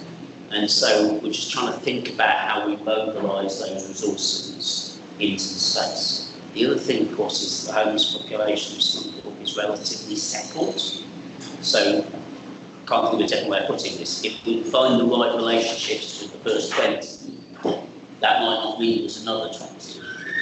Am I making sense? It's not a kind of constant itinerance. It's a group of people who are living rough, who we can get the right relationships, that will stem the sort of perceived flow that we talked about. It does make sense, and also, I guess, it also helps to connect the fact that sometimes the discussion we have about car parks isn't about car parks. Sure, 100% it's not, and I think it's good that we've had the debate within the working team, but I'd agree with you, it's still at times difficult. I think I'm talking the 10 paper cap about pinch point, and that pinch point will come when we sort of realise with the feedback of lived experience on the mystery shopper thing, that quite a lot of our services come with some of those fears or misapprehensions. I think going into next year we're going to have to do quite a lot of work on that, because it's from a place of fear, albeit we need to acknowledge that without sort of validating it, I think. Thank you. But we will see. And we're having the same at the moment in a discussion that will happen tomorrow morning about prisoners, where I have got perhaps some staff who feel that looking after prisoners is not their job, and we're just going to need to work through the fact that it is their job. And if you work here, we look after prisoners, and if you don't wish to look after prisoners, then you can't work. Thank you. Shabir. Yeah, quick question on the community leadership executive. Yeah. I know that you'll be moving more toward power sharing. Yeah. To take participation. Yeah. So how would that mean in practice, and how much power you will share? Okay. So I suppose there's two elements to the power sharing conversation. So it's the one you've asked about, and then in the culture paper there's different one about sharing our people. So I stay with the Communities Leadership Executive you've asked me. So we've already got, as you know, patients in various decision-making processes. We've agreed the terms of reference for the Communities Leadership Executive that gives them quite a lot of autonomy to hold the executive and care groups to account. They wish to transact that. I was at their development session listening in. They wish to transact that from a really appreciative inquiry point of view, and I think that will be well received because they have something to offer. If we just go back to Maria's question, for example, about migrants, where our teams are struggling to work with migrant communities, that is often from a place of a lack of knowledge or a lack of access rather than something else. So I think it'll work like that. The other thing that's coded into the COAL terms of reference is a primary role in the development of any strategy we have after 2028. And obviously that will have to be transacted in all sorts of ways and all sorts of places, but I think that's there so that 16 voluntary sector organisations kind of goes to the spirit of Maria's question. See it as a kind of long-term partnership rather than we've got you in for a little bit to make us feel better. If that makes sense. So that's how it would be transacted. Yeah, please. I completely agree with what you're saying. I think there's an opportunity here to actually power share, also to be more accountable together. Yeah, sure. So, it's also about breaking the barrier because making different decisions. Yeah. You need understanding and knowledge. Yeah. And knowledge transfer then into the accountability. It's helpful. And it's helpful. Glyn's talked about increasing transparency of the money. I think there's a slight timing thing here about developing some of that towards the end of the year, because I want to avoid those people feeling like we've asked them to be a human shield for difficult things. But you're absolutely right. The other tension point, this is a really good question, and sorry, I should have said that somewhere in the papers it talks about bringing the COAL members, so 16 people, and the board together in, I'm going to say February at the time. So for anybody, so there's an intent to do that, just need to have a little bit more time to gel before we do that. The other element that's a bit tricky in that, Shabir, and you and I perhaps pick this up outside the room, is how do local authority colleagues feel about the Communities Leadership Executive? It's quite an interesting space, that. I've had some local authority conversations of real enthusiasm, and I've had others where they feel we're sort of supplanting their relationship with the community. I'm not validating that, I'm just narrating it. I just think it'd be interesting because, particularly in one borough, and it's probably best to say that, not in a minute, communities have really used their relationship with RLS to challenge the behaviour of local authorities and their relationship with the communities, and that has been really challenging for that particular council, and they haven't necessarily responded well to it. So I know I'll take your question and run with it. I hope I haven't run away from that. There's a lot in there. Yeah. I've really found it quite difficult. Not surprised. So, can I just inquire about the job plan? I'm going to hide behind that fan. Yeah, right. Yeah. Primarily because Jeremy's going to stand behind whatever I say. No, I'll be answering it. It'll be agreed. I'm primarily thinking that this should be a condition of employment. It certainly should, but and also it should be a condition of appraisal process for people. How are you doing? Now, I understand that there is a very big guide about productivity and efficiency. Yeah. So, do you think the timeline of 27, 28 is okay, or should we be bringing it forward? And spelling it out that this can no longer continue to remain at that level. This is 100% other than sickness or otherwise. Okay, let's say just so. No.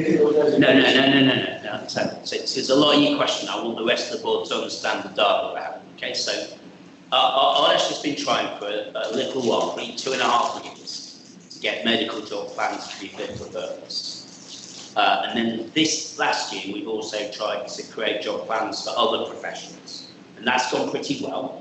And we have an upcoming audit that I'm SRO for, which will tell the board all 4 professions involved how it's going. So to then go back to your question about time, I'll say to the board what I've said to the regional office, who just want the numbers to be improved, which is we have come this far up to 2.5 years, we are going to finish on quality, not on quantity. So I think we'll get adjacent to 50 by Friday. We're certainly in the 40s or so, I think, now. We'll probably have two standout areas. One's Rotherham, which you've heard about, and the other is children's services, and there's some specific factors in children's services. What's really going on here is we set up to try and get the job plans to reinforce SPA time.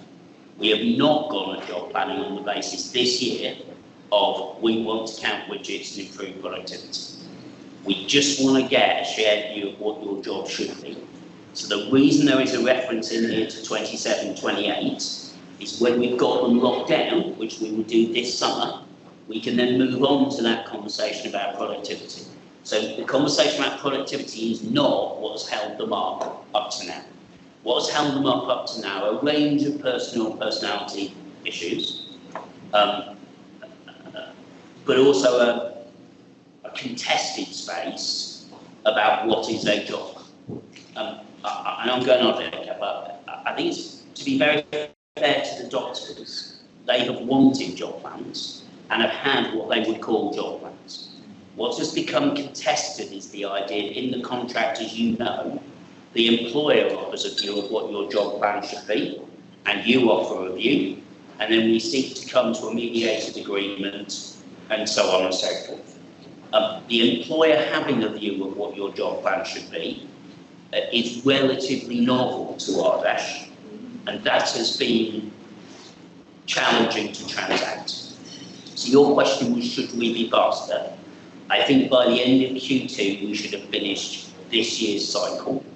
I don't think we should go faster at the reference to 27, 28, because I think we need to give the BMA the time we promised them by this November to give us feedback on this cycle, and then to move from there. I think colleagues like yourself and Richard Falk helping to narrate that what is happening to our doctors is common practice and national expectations is very powerful. Some colleagues have developed a narrative that they are being uniquely picked on or something else from it in terms of the process. So reinforcing that this is a reasonable expectation in all our interactions would be really helpful. But just to reiterate, I think there's at least as much learning for the management as for the medics about why it's taken so long. I hope that gets at your question. Yeah, I mean, I've previously said Rotherham as well. Yeah. Where the figures weren't particularly good. Yeah. But there was a hard stop. Yeah. And they really pushed them. Yeah. But they're difficult conversations. And I think Cleveland and McHugh Hospital, and I think job planning has landed very differently in terms of heritage between the two spaces. I think traditionally it was put to me by Andy Hyde, by Dermot. I think mental health-based orientation often really good in the PDR reflective space, probably better than orthopaedic surgeons, dare I say it. Yeah. I think the obverse is true on the job planning side, and I think that's what we're living through. But I really want to end strong, if that makes sense. Go on, Jeremy, you're itching to get to the point you like. I mean, the rough percentage of completion as of today is 58%. And so that's actually the highest it's been kind of for years. So I'm not saying that's kind of where we want to land, but in terms of kind of progress, we previously only had a job plan completion of 20%, and that had been consistent for many years. And so we've inherited a culture essentially where the job plan just simply wasn't done, rather than that's part of the challenge that we're dealing with, rather than we introduced the productivity kind of question, and that's made it difficult. We've historically been about 20%. We've already kind of more than doubled that, and I'm hoping, as Toby's been alluding to, it will be even higher by the end of the week. There's multiple reasons. I mean, I think principally because we've not had that clear management view what the job plan should be. Previously, a job plan was write down the timetable from the employee perspective, and let's just put a stamp here, that is very different. So from August the 17th, it says in one of the papers, not this one, I'll be circulating to the whole board a weekly update of the numbers, because I think that helps to manage the regional stuff. I mean, so we're on it, but let's finish it strong, to be honest. That makes sense. Thank you. I'm going to take that as a last contribution. Well, if you want a break soon, we've got. So if I could then intend that thing, if I could draw attention to the fact we've signed off. I know you're worried about this, all of you. 3 of the planning conditions with the regional office. Still don't know what 2 of them mean, but we've signed them off anyway. We're left with the out of area placements, one which I'm going to a national meeting about because we're naughty, and we'll see how that plays out between now and 2028. As Roman said earlier, it's fascinating which parts of the 3-year planning process are real and which parts aren't. But I think it's important that one notes that progress. It's very important the minutes include your excitement about that progress. We will ensure that in the minutes. Could I therefore, I think what you're asked to do is detailed there. There's quite a lot of it. I'm assuming you've read it, but I just ask you to agree those matters for the board. Thank you. And before we break, we're not getting good. We have a paper on Promise 24 on education, the education and learning meeting. It's obviously not the whole of the education matter, is it? So, but it is important. It's about fairness in our terms of training spent, I think is what I brought out to you. So, over to you on the paper. I've really enjoyed it. Oh, thanks. I'm really glad that Colleen and I have really worked on this to try and make it accessible, but also to combine it with the 3 things. So I'll just speak for a minute, if that's okay. So the paper really talks about our education journey, and it has been since the start of the strategy, which has really promoted the education prominence in the organisation, and where it's seen, discussed, and also how it's focused on. So it's been about changing culture as well as putting in really clear forward planning processes. And so what they've built is using the structure that obviously was developed by Pauline and Sarah and Phil. Hopefully it helps talk to where we've got to. As you said, Kath, this is thinking about education as one strand to an umbrella of learning. So it's not our entire learning journey. And equally, it's not all of our learning, all of our strategic promises. It's particularly focused on Promise 24 because Carly's got a paper on the promise. That said, there is obviously links across there. It doesn't just draw on our internal feelings about what we've done and reflections about what we've done, but it also pulls from external scrutiny and assessment, which is transparently represented there. And hopefully what you'll see is it shows that we are in a good position, but it also shows that we're looking forward, bearing in mind all of the things we've done, reflecting with our education and learning group, reflecting upon our external feedback, and also thinking about our view on equity, linking into what Joe's talked about, to make sure that we're investing in the people that haven't always been invested in terms of education in our workforce, that see us as an educator and recruiter of choice as we go forward. So those were the main points I wanted to bring forward, Catherine. I'm happy to open up for questions. Either about the format of the paper, the feedback from the external, or equally what we're doing on our journey, and know that Colin will really join with the answers.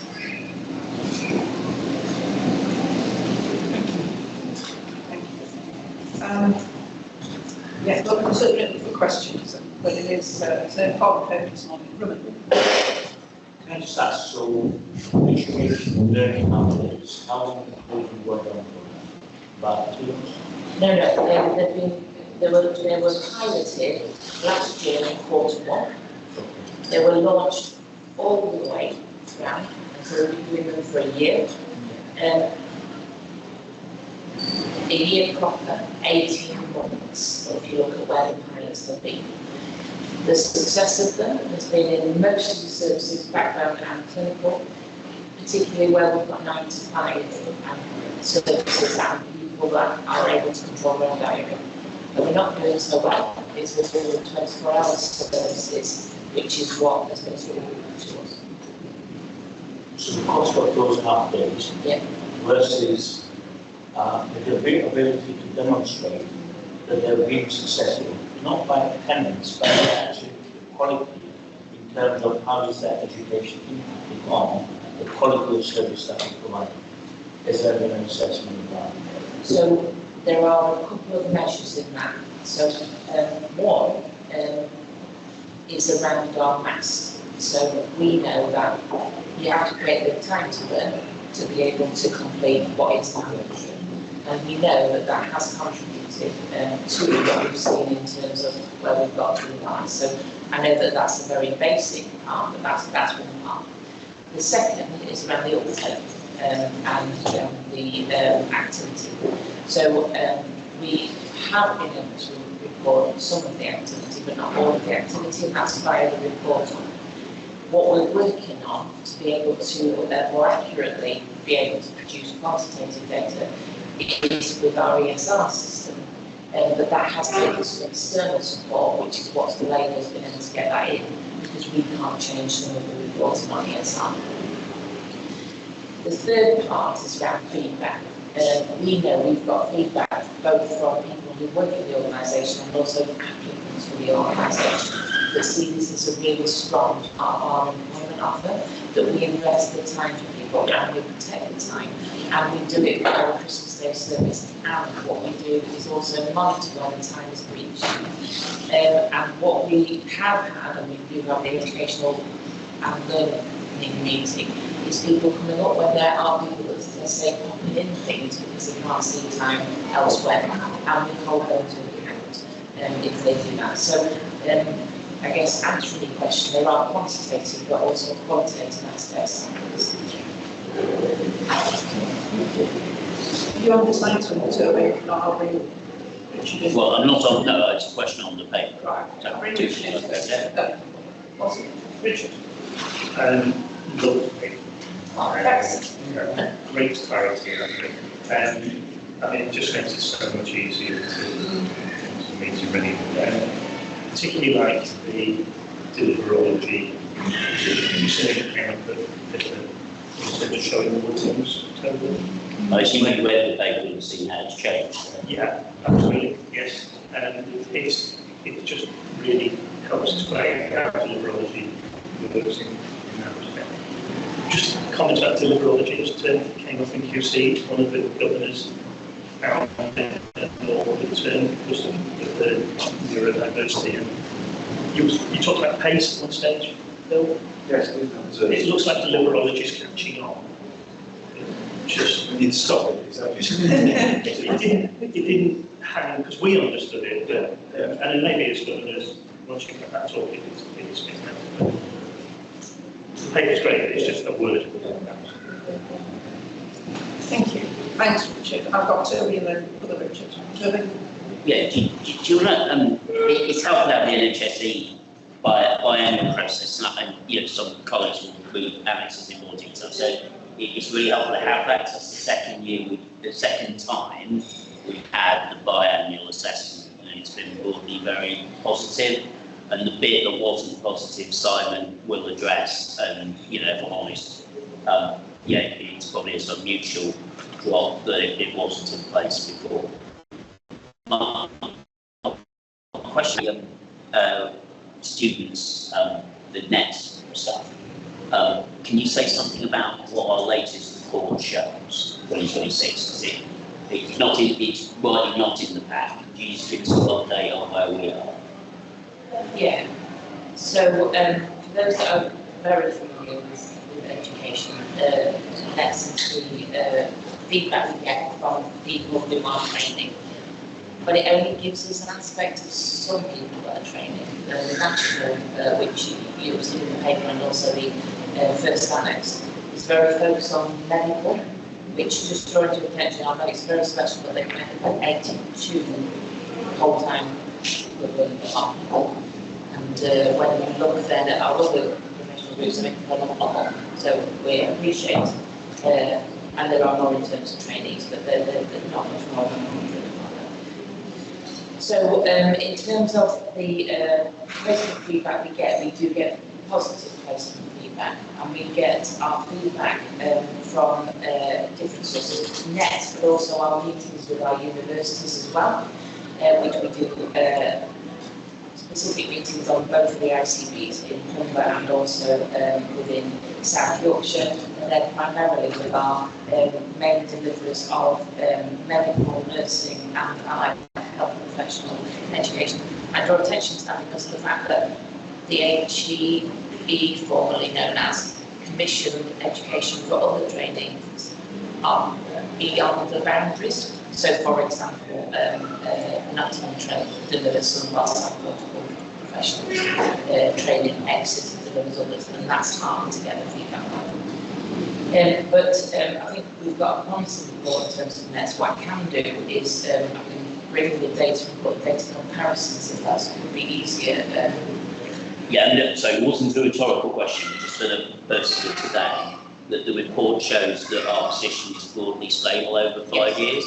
So I think you might hear in, for example, the previously referred to Rotherham conversation, a narrative about training experience. The board needs to be aware that we are moving quite a number of trainees who join us next week to different placements. But it's equally important to hear that the evaluation by their predecessors does not show, if there are some ups, there are some downs, but it doesn't show a changed pattern of educational experience. So I think, I might use on staff surveys as well publicised, but all they're worth, it gives us some information. No, it doesn't. Sorry, I didn't realise that was part of it. Sorry, I'm sorry. Just to, I think what we've got to think of as a board is who fills in our feedback. And we know in our staff survey, very few of our members do.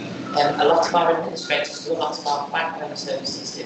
What we know about the NETs is targeted to a particular audience, so I think we can take that as much more valid feedback around that staff group, and as Pip said, it doesn't raise concerns for itself. It doesn't mean there isn't concerns, and it also doesn't mean we take it as a single source of truth.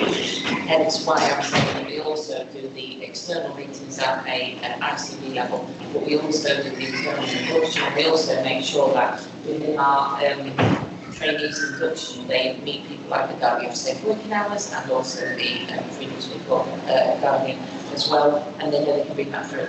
And also, for those who may not know, the structure of the education and learning meeting is that we have both directors in medical education undergraduate and postgraduate, and we had a really very good discussion with them in this last meeting. I don't know if you want to draw anything else in with that. Just on the NETs, it follows, as Taylor's alluded to, a very similar to how you taken with the staff survey. There was in the region about 44,000 respondents nationally to the NET survey, but our response rate was very low. I think from memory around 13. So the data is driven for all of those points. There's 13 that have responded, but as Taylor says, it's a stable position.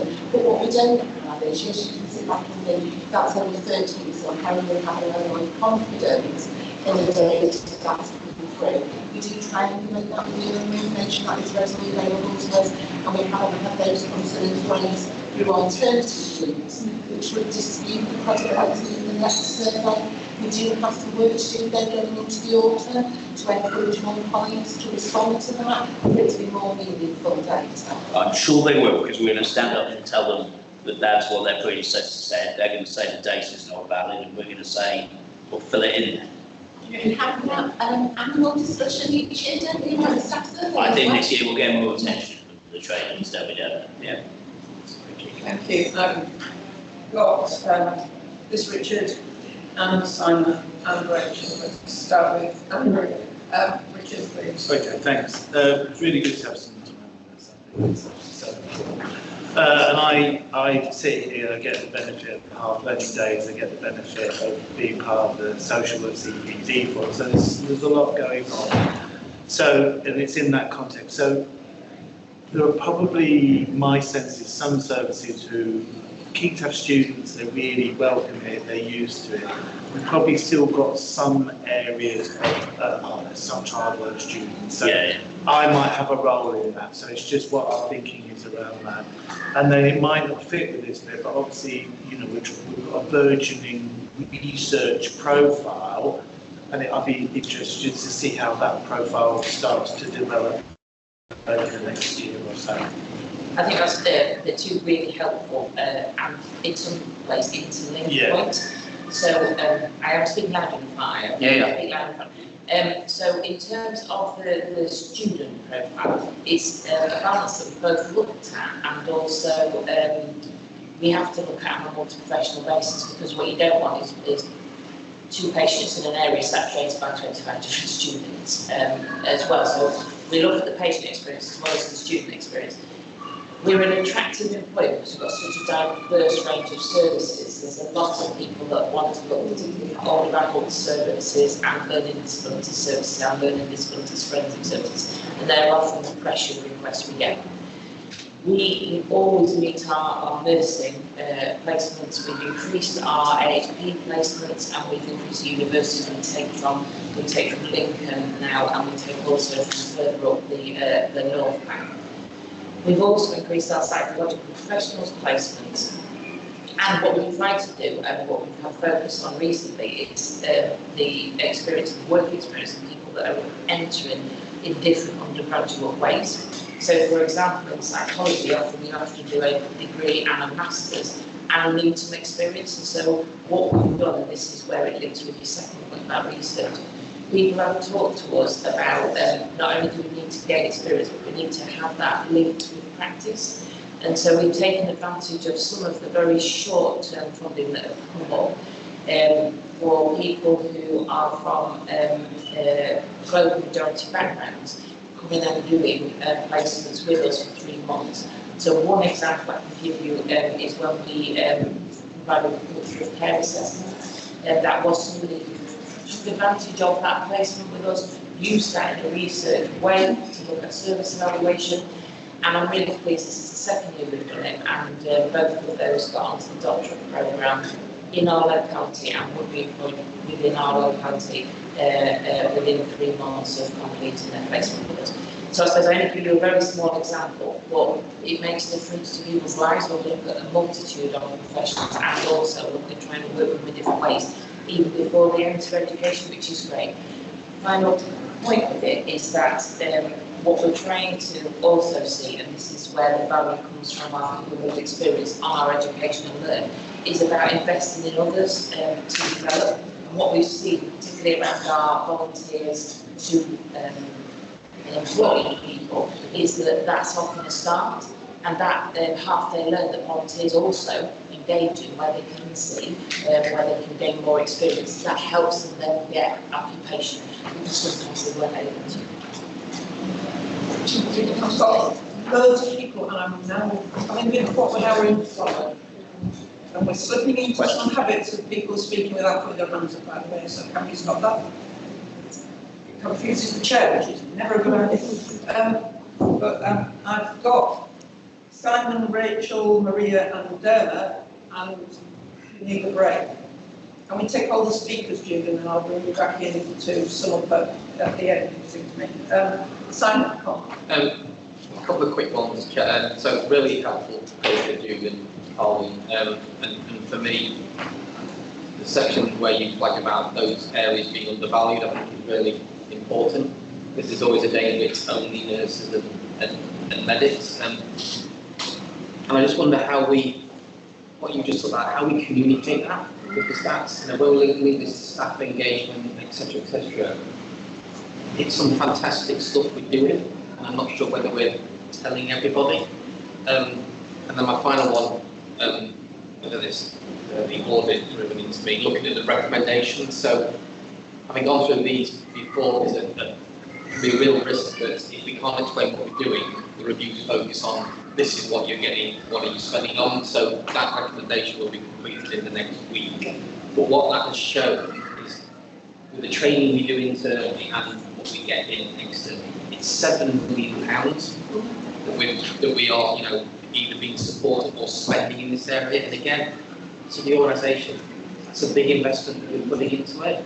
So overall, I think it's a fantastic paper, Jude. I just wonder how we can tell people what happens. Thank you, Simon.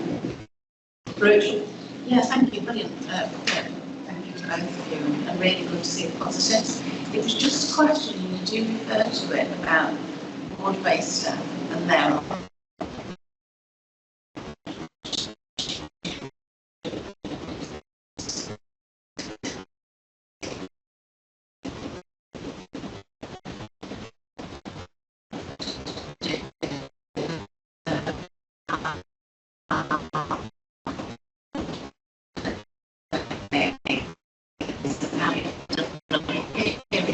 was raised. Just wondering if we've got a concrete plan about how we can address that. Thank you. Marie? Thank you again. Excellent paper. My second question was, so I want to finish that one. My first question was around the apprenticeship scheme and what was mentioned at AM and the young people. I just wondered if that had made its way onto the agenda for discussion with the education and learning. I think we were talking degree apprenticeships, weren't we, for the young people? That's happening. It was more a comment on the I just want to make a point that the GSE NCS, so just quickly throw that, it has incredibly high response rates, 95%. It was essential to get signed off the kind of annual progression. You need to show evidence that you submitted. So generally, the people that don't submit it, because I'm quite on that. The medics where the response rate is kind of, you know, probably 20% and things like that. And so I suppose. It builds into what scientists I think do a lot of good for kind of our, for our learners. And I think sometimes it's easy to lose sight of some of that kind of that positive. You know, that's not to say that we don't have some kind of challenge areas. You know, certainly, Robin's will be a focus and kind of where we can move trainees. But I think we shouldn't lose sight of some of the positiveness that we have. Thank you, Dan. Jude, so I will do, and very quickly in the interest of time. So in terms of Simon, I absolutely agree with what you say, and it's not just about how we promote this to our staff. We are opening a number of our learning events up to GPs, and we do attend to our community departments. It links with our neighbourhood working, and also our people who have experience present that. So I do think we need to communicate more, and the new online builders in terms of the learning hall will show that. Obviously, everyone will have access to that. We've just got it in pilot at the moment. I think it also links with our well-led, and I know you said around the staff offer, I absolutely agree with you in the staff offer, but as a patient, I would want to access a service with well-trained people, and I think this is a real positive to us that we really do invest in our training for our people because they can give the best care. Second question in terms of Rachel. When our tree goes at it, we've tried different rotary, we've tried different release times, we've tried very specific programmes like training in the anti-racism programme, some of which have got traction. There isn't a golden bullet for this. We've tried going out nationally and also having a look at what different places, but we are determined. So is there a plan? There's a plan which at the moment has a couple of three things which has worked. There's also, as Toby alluded to earlier, something around leadership and how we work with leaders to enable this. But there isn't an absolute solution. But we're working on it, and any contributions will be most appreciated. Marie, if it's all right, I'm going to leave your apprenticeship question, the apprenticeship paper, is that all right? And I fully agree with you. I think it does represent us. Obviously, we want 100%, and we don't get anything further than the contributes to the But then just got to draw your attention. I was thinking maybe the recommendations say no to key recommendations. Yeah. When we minute the discussion for it, 6 key recommendations actually be in the minutes, so we remember what we've agreed because they're very specific. There's one specific ask that I thought I'd better do, which is that we agree that Promise 24 should be in the ready to deliver quadrant on the promises, which with Amber Green actions. So there is a request in this paper that the board does or does not agree that. So are you content to agree that this is in the ready to deliver Amber Green quadrant? Are you okay with that? Yes, because then we minute it and that can go forward. Thank you, thanks ever so much, because it's great paper and really good to see, so thank you. And you all need a break. Really cooling down. We have 15 minutes, please be on time. That's The rest of the meeting, so if we shift on. So we move to item 21 on promise 3 volunteering. Pippa, or whatever we want to call it, Pippa, had an opportunity to review this subject last week. This is a slightly different paper, to be fair. But Steve's paper, so I think we're going to concentrate on shared learning between us and the volunteers and managers. Steve, it's that sort of paper, isn't it, about learning going forward? And, so over to you, Ned. Thanks, Jen. So I'm really pleased to present what is our baseline evaluation and implementation analysis of Promise 3.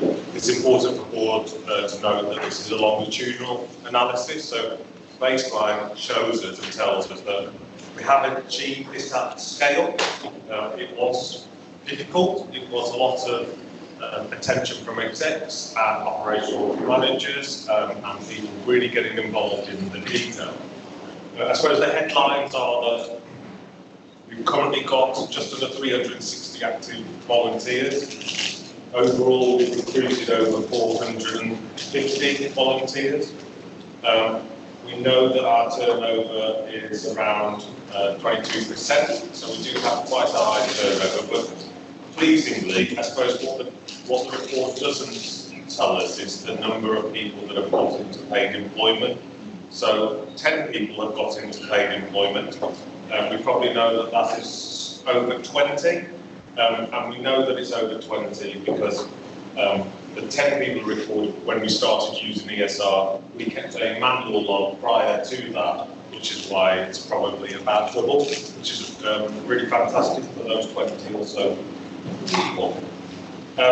We know that that this achievement is not through the want of time. There's been some pockets of real resistance in the organisation, which has necessitated very direct conversations from people around this table with staff on the front line to understand why it is really important that volunteers are a big part of the organisation.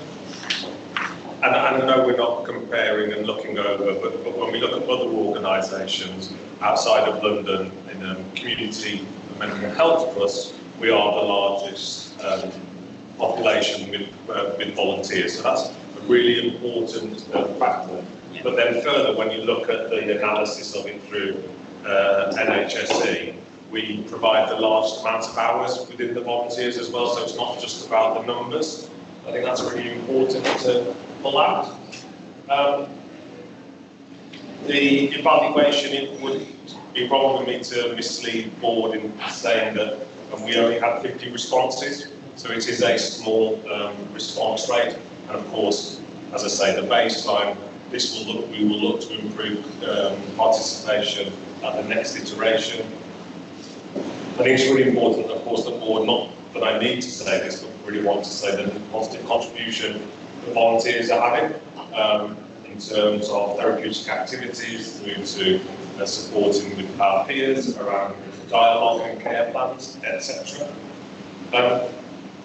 I'll pause, Chair, and see if there's any specific questions on the evaluation. Could I just ask one myself? Mainly because Toby and I obviously have a board briefing, and there's a number in here that says 2% of leaders transferring into paid NHS roles. Toby thought that was more. I thought I remembered it was 2%. No, so can I just clarify? Yes, so 2% of 450 is 10 people. Yeah. So 10 people have gone, and then those people recorded on ESR, as I opened, Chair, we know it's above 20. So the previous two ESR, we kept a manual count. Right. Okay. But for board reporting purposes, the numbers on ESR are the numbers that count. Because I mean, I want to get to the paper on routes into employment and our role in encouraging people into employment through the various whether we have this afternoon, this number is important, and we see volunteering as a route for people to into full-time employment. So just wanted to clarify that that's where we were. Okay, I've got Sarah, Pauline, Richard, Rachel. Sarah. Yeah, I really like this paper, and it's great news actually. I can remember our initial conversation to get this going, so done incredibly, Unity have done incredibly well on this. I was just looking at the patchiness, which I suppose you'd expect to a certain extent. Some people will see the benefit, won't they, and they'll soon look across to another ward and see it, or another service, and then emulate it. But what do you think is at the heart of those areas where there's resistance? And do you think some of it might come from the fact that if there's a role to be done, why isn't it a paid one? And I know that's lots of reasons why we have volunteers. And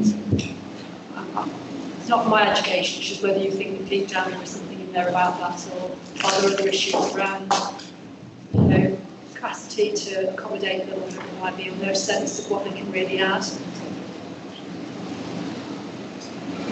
Take a few, Stephen, and please, Jennifer. Oh, sorry, I couldn't I was hear going that. to ask a similar one, but my other one was 22% leaving. Do we know why they're leaving, where they're leaving? Is there anything about that trend pattern that we follow up on?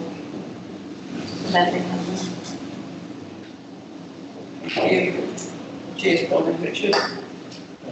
Page 275, barriers to adoption. You've got the 7 criteria. Given the patches, are some of those reasons more valid certain services than others? Okay, do you want to take those three, Steve? Let's then we'll bring Rachel and Shabir. Yes, I think Dr. Falk and Sarah's question is interconnected in that, yes, absolutely, some are more valid in some areas than others. So there certainly has been some pockets that we haven't been able to infiltrate across the organisation, and some areas have a number of other challenges. I think the follow-through has been important. So where we've had a member of staff who's really led on this, they've moved on. We've seen that sometimes that can cause issues, and it's the sustainability of it, through to ensuring that when a volunteer leaves, that there is a process, as you would recruit to, an RDASH member of staff, because a volunteer is an RDASH member of staff, and there shouldn't be almost a second-class recruitment to that vacant post. And then Pauline, yes, so we've had 100 leaders, as I say, so 20 of those have gone on to get successful recruitment. 20 of that. Yeah. And so what we know is that sometimes it's how the person's physical health is, or how their mental health is as well. And some people take a break from volunteering as well, and some people it's not for them.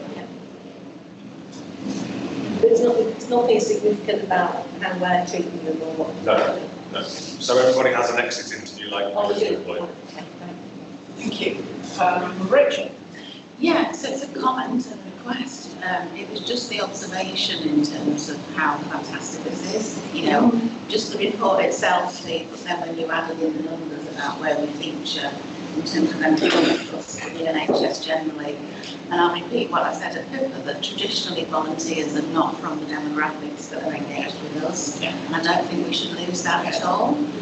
I understand we're focusing on like percentages, but I'd really like to see in the future some more qualitative data. I was at a competency briefing training session recently with people who are an organisation that have got somebody into employment, driving a volunteer, and the joy that they were talking about. I think we need to capture that as well, because I think that lived experience, and that would hopefully encourage more people to want to get involved as well. Thank you. Yeah, thank you, Rachel. Shabir. Yeah, thanks. Firstly, Steve said it's a trailblazing work. Really good.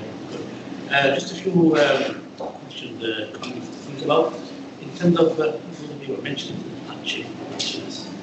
So I'm assuming that it's the distribution of volunteers, how does that pan out? In terms of getting the right people or right opportunity in the right place, my you might need to sort of more working, and that's where the resources we've got enough, because once you get over a certain capacity, then the resources you've got actually start to diminish, or they might be enough, or whatever, so just to understand something there. And also when you get former volunteers, they need to make sure you've got some kind of standard and some kind of a process in place to make sure that, you know, everyone understands what they're about. So just understand what sort of standards are putting in place, so actually do get better into what we're doing. And the other thing in terms of the annual meeting could be started. We really to see some diversity. But there's an issue that getting more and more momentum and not evidence is getting built up, and all like boys, that's like kicking off in falling stage. So we start recruiting diversity, yes, at the same time. We like getting so focused on diversity, as you understand, that there's new evidence emerging, whereas the boys actually lagging behind. A lot there. So. Yeah, we'll take Toby, Stephen, then let you come back. Okay, and Ali, Toby there. Yeah, that's my question to disruptive. It's not meant to be sort of self-conscious and so, but I suppose I think it's a good news story, but I do think not in the paper, but in the dialogue, there's a slight risk that we kind of lapse into a lull. So I guess I'm wondering, you know, do I really need to wait to 2027 to do the evaluation, as you very helpfully say in Parrot 4, Steve, probably the way we'd hope to do it? So a different way of asking that is there some stuff we're doing that we will then evaluate in 2027 as different, or should we deepen our understanding really quite soon in order to then have a real shove over the next 15 months? And I guess part of what lies behind that question is you and I know that the success at the end of last year was driven by lots of factors, but one of them was overwhelming management focus, as well as 2 cracking individuals in the volunteer team. How do we either replicate that management focus or work out what the replacement for it is? Because it's that lies behind my lull thing. The staff in the volunteering team are smashing at maintaining the existing position, but they're not going to push us past 500 and do some of the other things that lay behind Shabir's question. So I hope that's clear enough as a question. I'll take Carly, Stephen, then you can come back and then we're through, I think. Carly? Thank you. Building on Toby's question. So we've got promise mining and recruitment on the paper later. And Stephen, you described very much a journey we've been on to achieve 350 and then hopefully 400 and then to go to 500. But what learnings can we take from the volunteer journey and transfer them to the recruitment colours to take that learning for our managers and the wider teams, not to face that difficult price again? Thank you. Over to you, Steve. Yeah, well, thank you, everybody. So, make sure quantitative data, so I'm talking about some of the stories. So all of the data here has been produced and analysed by a volunteer who's got recruitment in the NHS and works now for IOSH. So that in itself speaks a lot. And I don't know if anybody who met James at the AMM. He was in the building next door with Charlotte and Liz. His uncle and dad spoke to a number of us, and they talked about in tears what Ardash had, how it changed their sons and nephews' life. And of course, I think we can show the video, which there's an update to the video that we saw previously of what certainly talks to those stories as well. Shabir, I didn't really catch the last part. I think we're talking about younger boys or men getting into volunteer roles. Is that right? Generally speaking, the areas going out in terms of young boys, school-age boys, are not dedicated for everything. So volunteering might be something that we look at, just to get some back in. Yeah. So in the demographics, we know that we've got a younger population, under 30s joining the volunteer group. We also know that a comparative is that we have 8% of our staff are from a global majority or ethnic minority, and that increases by 400% in volunteers. It's 32%. So we certainly are more reflective of our community. And of course, those who participated in the AMM and the children's event will have seen Victor and a number of other young black boys who were talking about exactly what you said, Shabir, that they are challenging us to see, can we provide university courses or designated funding for young black boys to have a career either through university or the NHS. Okay. The noise is really distracting, so I don't know if people can hear. And I think should be like a supplementary. Yeah, just that's my point. That we are focusing on ambition. That was the baseline. My point is that there's a lot of evidence that council estates who are below the baseline are not engaging. So although our workforce might be light, putting the workforce on one side, there's a lot of evidence coming in terms of private community, where white young boys under 18 are not getting the opportunities. They probably are completely excluded. So that adds an extra dimension, diversity in terms of what we want to achieve in terms of addressing the deprivation and fellas talking about, in terms of making sure that the net widest and captures the most deprived community. And I think maybe I can talk to you afterwards. My initial reactions from 2 weeks ago, big different. See there. I know what Shabir is getting at is that ability to offer a volunteering route into employment perhaps for youngsters who are not so ambitious and who perhaps need that help to find their place rather than youngsters who have got that in mind for want of a better word. Yeah. And also that we do through our children's team when we get volunteers and of course what's really important, and we talked about it at the AMM, is how do you kind of make the NHS sexy to those group of young boys as well. So that was the whole idea around us and was doing the volunteering and Promise 3. So absolutely, it's a, as you say, a journey. Steve, can I just interject on this? What we'll do, Chair, because you raised a really important point, is when we look again at the work experience arrangements we have, let's lend some of that through what you've raised. Is that okay? So I think that goes to Sarah's committee. Colleen's done papers on it. So if we could pick it up there, is that okay? Let's have that on the action log and not lose what you've raised. Yeah, thank you. Yeah. On we go, Steve. In terms of a standard of volunteer, we don't discriminate, Shabir, so we support people even if they need additional support into the workplace because we want to encourage and not exclude. So on that principle, there is no kind of set criteria for you to, if you're willing to give your time up and you can support that, then you're a volunteer.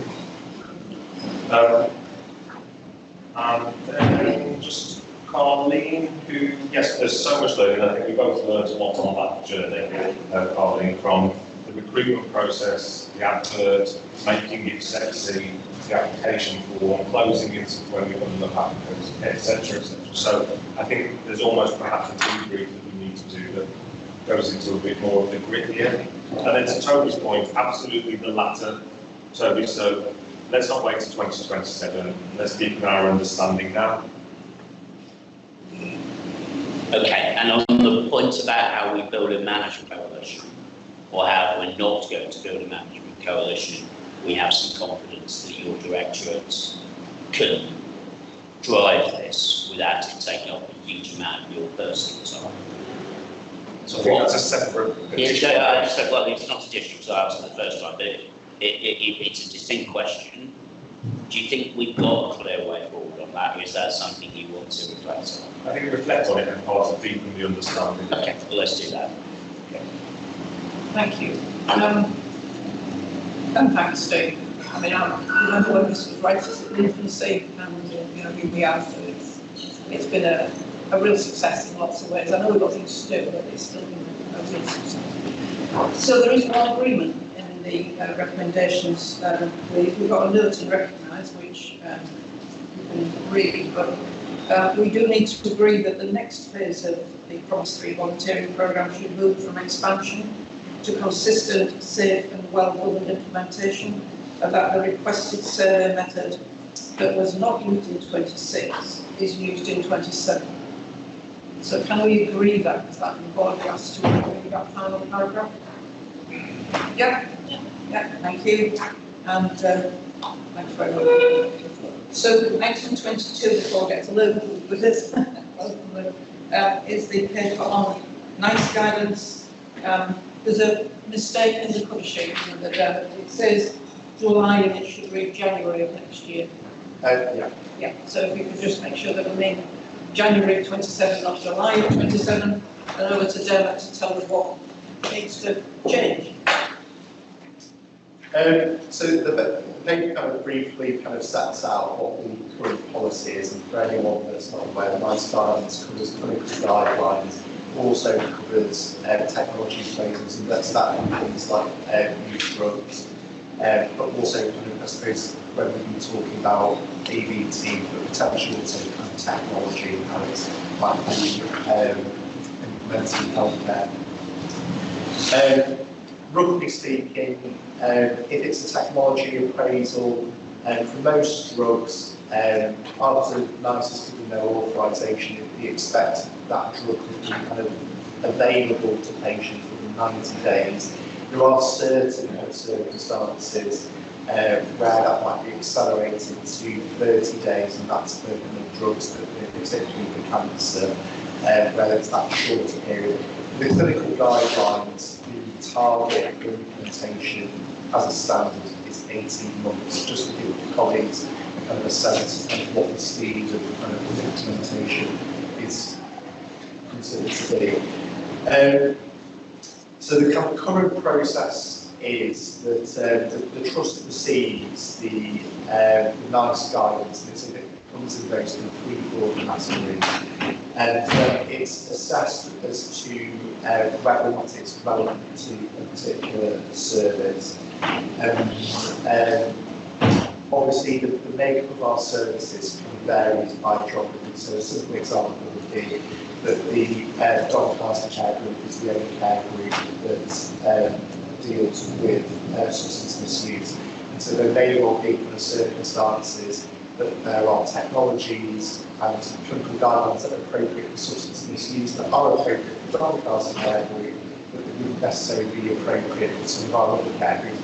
So there can be some variation in kind of what's the clinical guidance, but broadly speaking, a lot of the time the guidance, certainly if it's something relevant to psychosis, it's going to be, you probably expect the same kind of assessment of relevance across our three mental health care groups. So there's that first stage of assessing whether or not there's that kind of relevance to a particular service or area. If it's then deemed to be relevant, they're supposed to complete baseline audits to kind of see where they are in terms of completing that, and then following that, there is supposed to be further assessment as to whether or not the guidance is being partially implemented or fully implemented. So those are kind of the steps that kind of keep going through. There's only been one record of where we decided that we are not going to implement NICE guidance that was deemed to be relevant, and that was due to a decision in relation to that we needed to update the policy, and that's why it wasn't. And so the main kind of point of the main change of NICE guidelines has been implemented just to reassure people, but that was why it's been not to be relevant.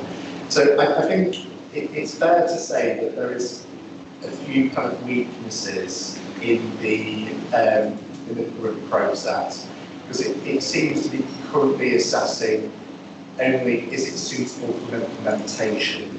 It doesn't seem we don't seem to be kind of routinely how well has it been implemented, what's the ongoing monitoring. So at best, the current process would tell me it was fully implemented, say, in 2019, but actually has that kind of ongoing compliance with that guidance, fallen off a cliff, or is it something that we're continuing to maintain? So that is a weakness of the process. There also isn't an inherent check to see if the Rodman Care Group then said, this is relevant to us, the Doncaster Care Group says this isn't relevant for us. There isn't kind of a conversation with saying, what is the reason for this discrepancy? Is it due to this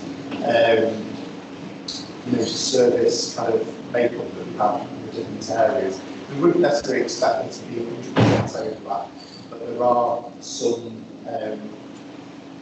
currently there isn't that process. And so I think that those are kind of the main kind of weaknesses that I saw. It's very good at kind of highlighting kind of what's for implementation. It doesn't assess the quality of the implementation. And equally, if we change the makeup of our services, potentially going to be looking to kind of introduce new services that may potentially bring things in scope. There's currently no real kind of mechanism to do that. And people, having that in mind to do it themselves. Thank you, Derek. Can I bring Toby first? So kind of question, comment. It's a really important sort of learning opportunity for the board, isn't it? Because as I heard it, you'll put in your own words, Gemma, the existing arrangements are not great. Yeah, possibly a bag of standards, not fit for purpose. They might not be, but there isn't a data point that contradicts that we can see. So we don't know whether our pickup rate in the annex is comparable to Swift, for example. The pickup rate is really low, and even with a really low pickup rate, we have little fire assurance. And what the paper then asks for is time to January to get that sorted out. And I suppose what I mean by a learning point is I would urge that we take that time, because the temptation to want something more quickly or something more extensive is, it might be in the room, but I think 6 months is not a bad length of time to see if we can get a different process going forward in 2027. So I'm just speaking strongly in support of the proposal, and also welcome the honesty of how the paper is framed. That's really helpful. Yeah. Thank you. Thank you. Robert.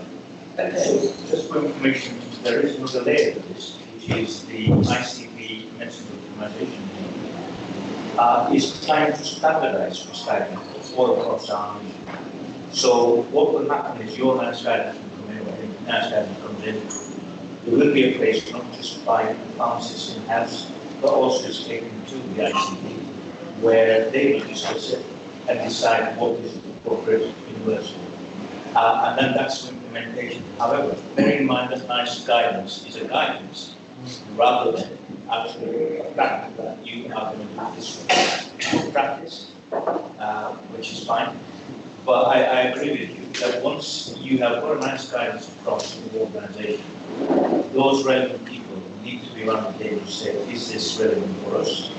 Appraise it and say yes, and then say, right, we need to implement this implementation that is always difficult, because people will have their own nuances about what they used to prescribe, and therefore perhaps it's difficult to progress to the next stage. And that's your job now to evaluate this in January. Thank you, Roman. I guess what I really liked was the recommendation that says, the evidence of impact on patient care. And when you think of all of the million bits of NICE guidance that have been landed in the organisation, are we delivering the outcomes that was intended in that guidance? And I guess there's a link point between, well, you could say, yeah, let's go for that and understand that, but that would swamp anything because it's just so much of it. And then Jude's question to come in, dialogue plus implementation, and what would we want to see in terms of outcome measures. So this is something of how do we just get our hands around where would we devote time and energy and resources to understand that. You know, we've had comments and questions about oppression officers, for example, or specific services or specific geography. But where will we focus that time and energy to understand, are we getting the outcomes we expect? So I don't know whether else would like to. Do you want to come back there? I think, Richard, do you want to come in? Just on that, Yeah, just let me bring Richard in, then you can wrap it up. Yeah, really. Also, thank you for letting me. Richard. I think it starts with terms about the honesty and the labour in 17 areas of potential improvement. I mean, not areas of potential improvement, but areas for improvement. Kathy and I had a discussion last year about where it sits in clinical audit, excellence planning audit, that's a process thing, and then QC is looking at how it's aligned to the QS plan, so it feels like the final bit of that comes through quality and safety. But then as they've said, outcomes, once you open that kind of word, it's such a massive agenda that it often just goes back to checking that we're implementing what we said we'd implement. Maybe that's outcomes is just a step too far. Thank you, Richard. I'll let Maria, I think Maria's my last speaker, then you come back. Thank you. A few questions from me. First of all, I should declare my interest that I've sat with NICE as a lay member for about 9 years, and I have sat as an expert member on one of the quality standards as well, but that was in women's health, not mental health. So my question really, in terms of how we maybe could answer some of these questions, is does the trust participate in the consultation process, either as a stakeholder or better than that, as members? Because that's one way of really getting across and spreading out and putting our community forward at the national level to make that into the guidance. So that, I think, would be really helpful. I was interested to see that there was no mention of the quality standards, which being put with the NICE guidelines, and I'm interested in what the trust do about those when they leave those as part of the implementation.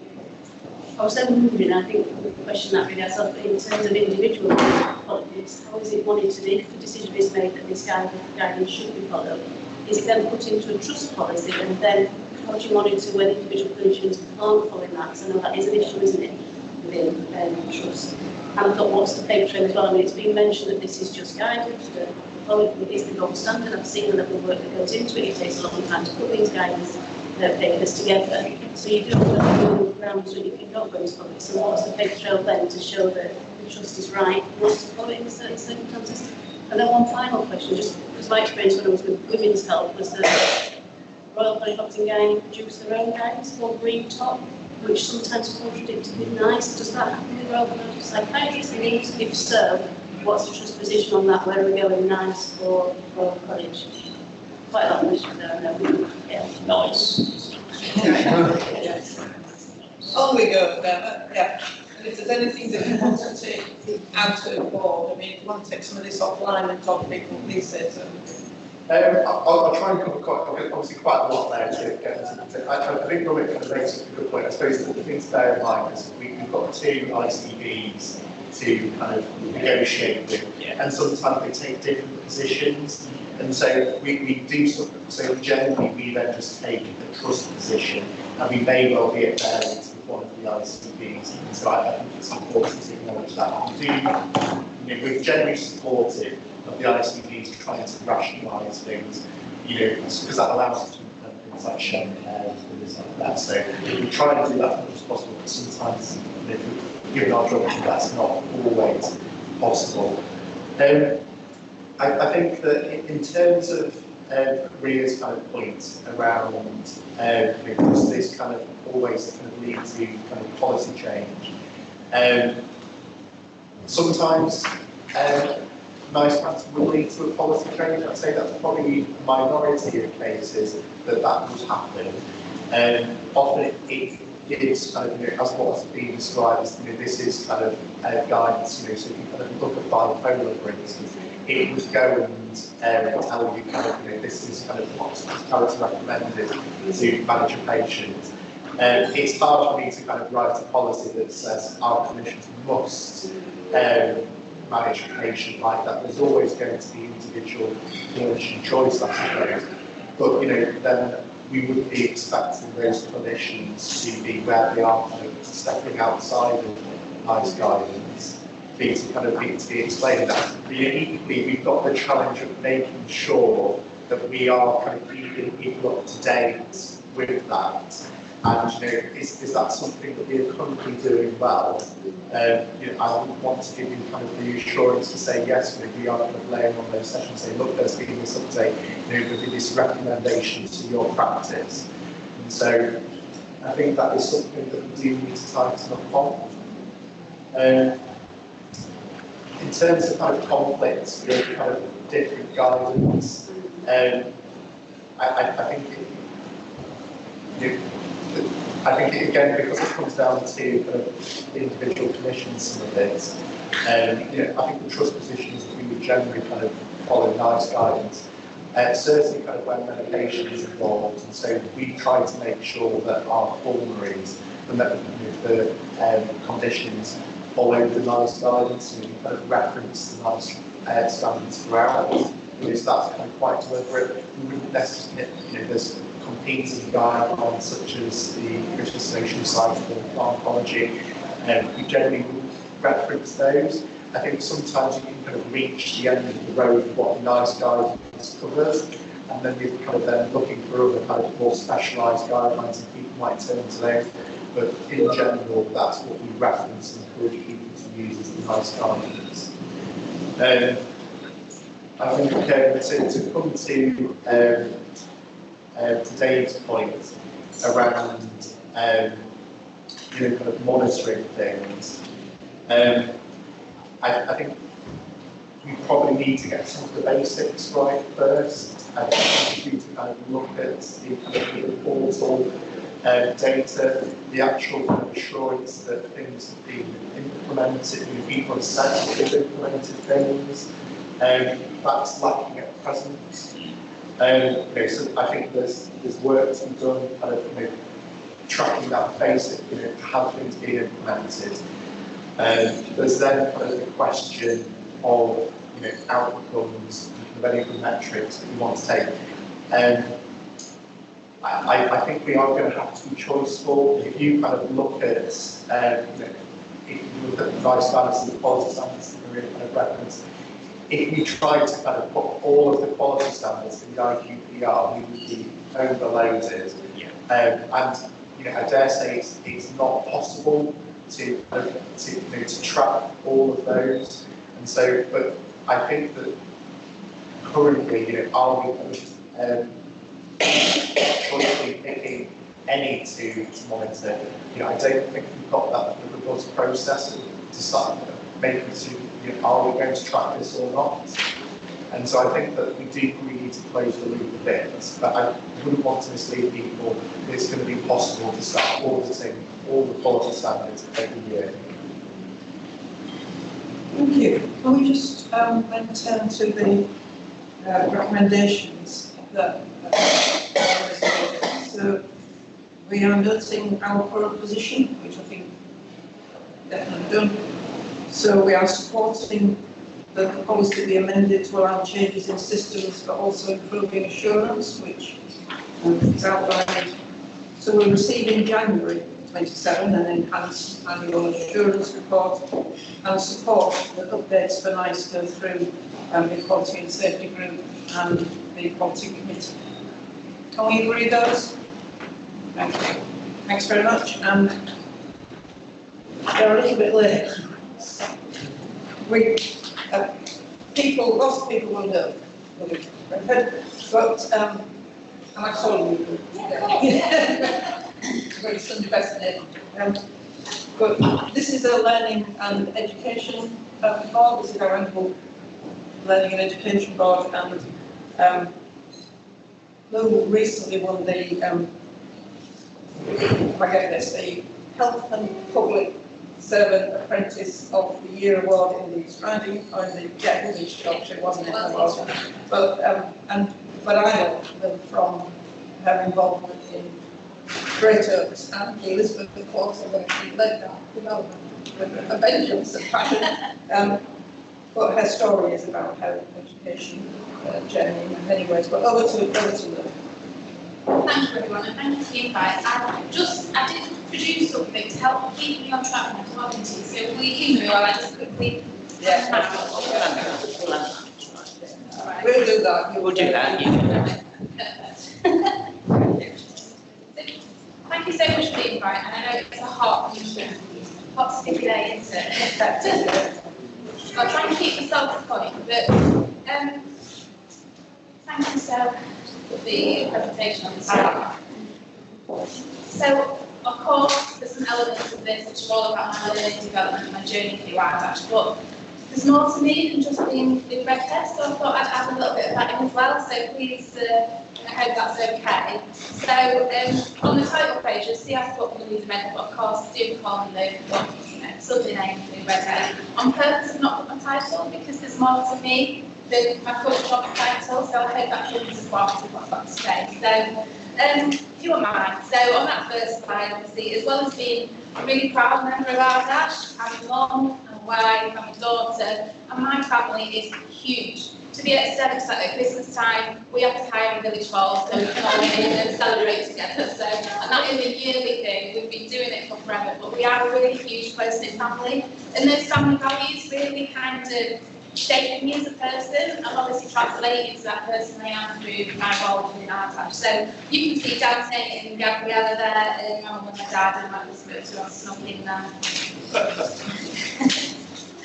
So on the next slide, what you probably don't know about me, again, shapes me as a person.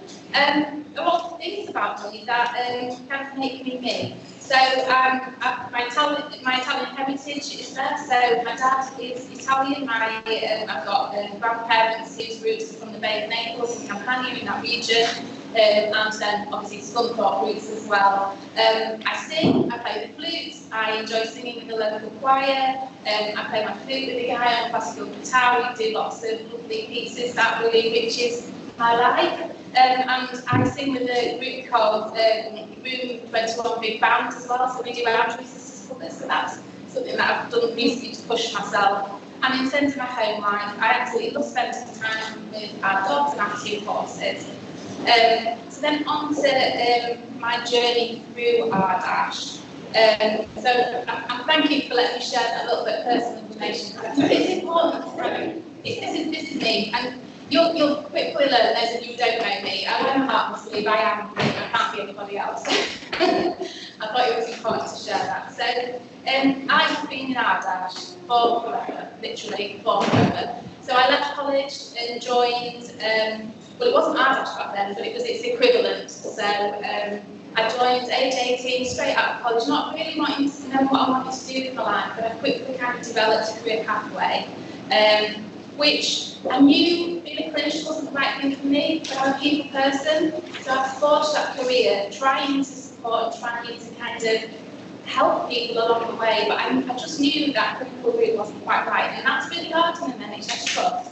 So I started age 18, built experience doing data input and administration, and then moved on to admin leadership, taking lots of learning opportunities along the way. So a long time ago I did an ILM to help me in that admin leadership role, but I've literally done every single banding to where I am now from a band to 2. I've not skipped a single band. I've, you know, grown and developed and jumped from different bands on my way. So I realised that there was kind of I felt like I'd done as much as I could, but I've done quite a lot of years in admin leadership. It worked for me at the time, my children were little, I felt quite comfortable in that role when I needed another challenge. So I pushed myself into more project support roles. So I was really lucky because at the time there was some transformational work going on, and I was able to kind of start doing some project support. From that, I obviously learned lots, studied lots. You know, you'll hear project service and Prince courses and things like that, which I did to kind of develop those skills and knowledge. I spent some time as a development support manager, overseeing all the admin structures within the care group, and then obviously moved on to project management roles. I then realised that there was something else. The trust is bigger than just North Lincolnshire. So I took myself to Doncaster Services. I was successfully getting a job working in what was then the programme management office. So I wanted to widen my experience. You know, I felt like I knew a lot from a local point of view, but I actually felt there was some gaps in my knowledge in terms of what else is out there. So I spent 3 years within Ardash Corporate Services as a senior project manager, and we managed some really big transformational programs. Agile Working was one of them while I was in that team. That just really enabled me to look closer at central business functions, and I learned so much during that time frame. And then that takes me to where I am today. So there was an opportunity to head back to North Lincolnshire, and I was really pleased to be successful in the continuous service improvement job that I'm in currently. I I think it was so important for me to get some central business knowledge, but my heart brought me back to Lincolnshire. I couldn't help it. My feet took me and my heart followed, and there I am. So currently I'm working on as a continuous service improvement manager, but I've got an amazing portfolio. I've had some amazing opportunities to look at some really big projects. So I think, like, in terms of that golden thread that links those roles, it's just with, you know, really trying to help people, make practical improvements to benefit all the people, patients, the communities, families, and colleagues who I work with, whatever role that is really. So I think that's that golden thread of wanting to support and strive to improve things. So that's a little bit about my journey. So you referenced the award, Kath. So I was in an hour with this Rooney award. I thought, oh, that's a bit better. Not Rooney award. So I had to put in a little picture of me with a very big smile on my face when I did win the award. I have to say, Tash Littlewood does write a very good award nomination. So, so there's just some proud moments that I wanted to share with you in terms of my learning as I progressed through RDAF. So I guess the core of making a positive difference every day for everybody. So you'll see there's a photo there when we went to the HSJ Awards recently. That was the Flow Neuroscience Project. So we were so proud to be shortlisted both the Nursing Times and the HSJ Awards for that project. So that was about a new trailblazing depression support. So it was a wearable device that helps treat symptoms of depression. We didn't know what to expect. We were working with an external company. It was brand new to us, but we had some amazing results, and it made a big difference to the people that were part of that pilot. So I was really proud to be part of that, and really felt humbled that we were able to be shortlisted at some really quite big award ceremonies. We didn't win, but it didn't matter because we learned a lot, and you know we were able to celebrate that. So on to improving hours today. You mentioned obviously this quarter. I am super proud. There's a little photo there, and there's a key handover on that day back last year. I was so proud to be able to deliver English quarter for North Lincolnshire. It was time. We really needed a fit for purpose place to offer our support to our communities and for us as colleagues to work from. We've been scattered in different locations that weren't fit for purpose, so we're very lucky. And I was so, you know, I felt so lucky to be part of that. And then again, the recent capital scheme at Great Oaks, I have learned so much.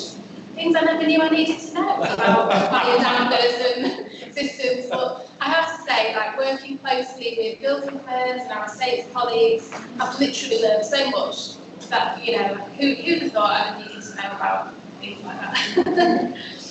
So in terms of my own personal learning milestones, so I achieved a distinction in a Master's Business Admin, so the MBA that I did in 2002. At the same time, I was doing the Senior Leadership Apprenticeship at level 7, which I also was able to get a distinction. And then more recently, Kathy mentioned the Coach Professionals Apprenticeship at level 5, which I achieved distinction as well. So there's a theme there. If I'm going to do it, I'm going to really do it. I really pushed myself to achieve whatever I can. And of course, I did win that Apprenticeship of the Year award.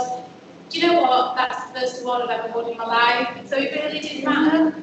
I wasn't expecting to win an award that night. I was really grateful that I was shortlisted. Like I say, Tash wrote an amazing nomination for me, but it was an amazing achievement to be able to win it. Like, I don't know about you, but I took my kids to so many things, like Gabby does horse riding, Dr. does rugby. There's trophies all over my house, none of them are mine, but they are now. So I've got one of my own. So there's just been so much opportunity there in terms of learning. So I'll just get on to that now. So in terms of my learning, I thought I knew it all. I really did. I thought I had really good knowledge in leadership management and business administration until I went on Masters. So, you know, I went with a really open mind and learned so much. It really did help me learn about organisational strategy. I guess they say you don't know what you don't know. But it was an amazing opportunity to really be able to see the big picture, think about marketing, think about branding, and, you know, little bits of learning that I'm working on now, even like that. And I'm thinking, oh, I remember learning about that. I must, you know, be able to adopt some of that learning. You know, there's sessions on leadership that really helped me develop myself, while also developing other people. business operations was an amazing learning module, which really just linked to what I do now, continuous service improvement. So it's all about efficiencies and processes and eliminating waste in your processes. So, but I think most of all, I learned resilience. It was COVID at the same time. At the time, like it was 2022, we were just getting through COVID. So part of my learning was when the whole world had changed. So resilience, determination, self-belief. I think I'd left it a long time before I did higher learning, so I was quite a mature student. Kind of wish I didn't leave it that long, but it taught me that actually it's possible. You don't need to be 20 to learn, so that it was really good. And my final project for my MBA was all about trauma approach to change management. Jude mentored me through that, and I'm so grateful for your help and support, Jude. But it really helped me cement that trauma-informed approach in everything that I do. Because, working in change and improvement, often, you have to accept that change is hard, it's difficult, and everybody adapts differently to it. So being trauma-informed in everything I do is kind of really core to me now. A little bit about the coaching. So I think the coaching really helped me to lead differently. So this is the course that I won the award for. So it's really changed how I support people and teams. So I guess the thing that you can see on this paper is listen more, fix less, and try and enable others. It's not easy because my go-to is to try and fix things. You see me running around this morning picture trying to sort those out, but and it's sorted. It's sorted.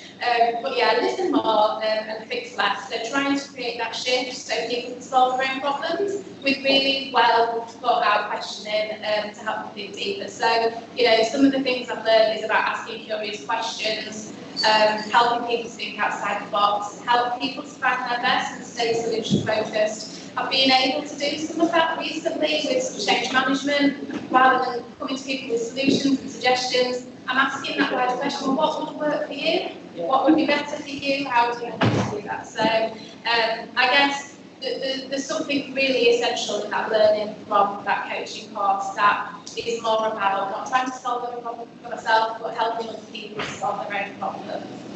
I feel like I'm rattling through this. So the final reflection is I am so lucky, honestly. I feel really, really grateful. And writing this, I felt quite emotional actually, thinking about all the experiences and all the opportunities I've had, and all the lovely things in my life. So thank you for letting me share that. But there are so many opportunities now. If you find them, and you push yourself.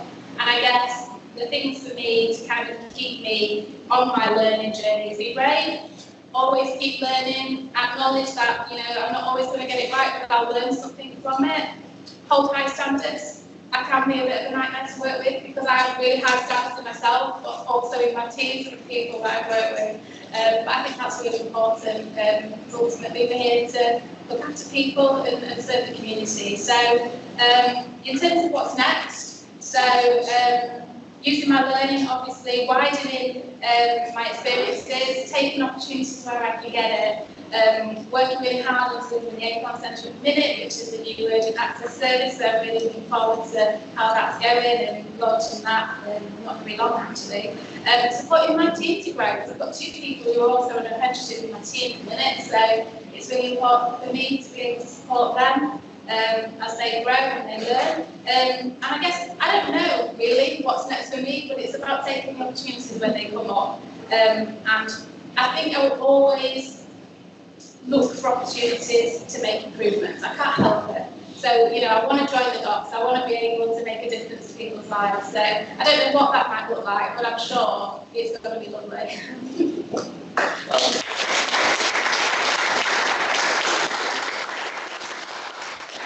Thank you, and I'm absolutely sure that the Acorn Centre will be the other. Absolutely. No doubt about that, Tom. But look at the time for questions, if anybody wants to say anything. Yes, Catherine.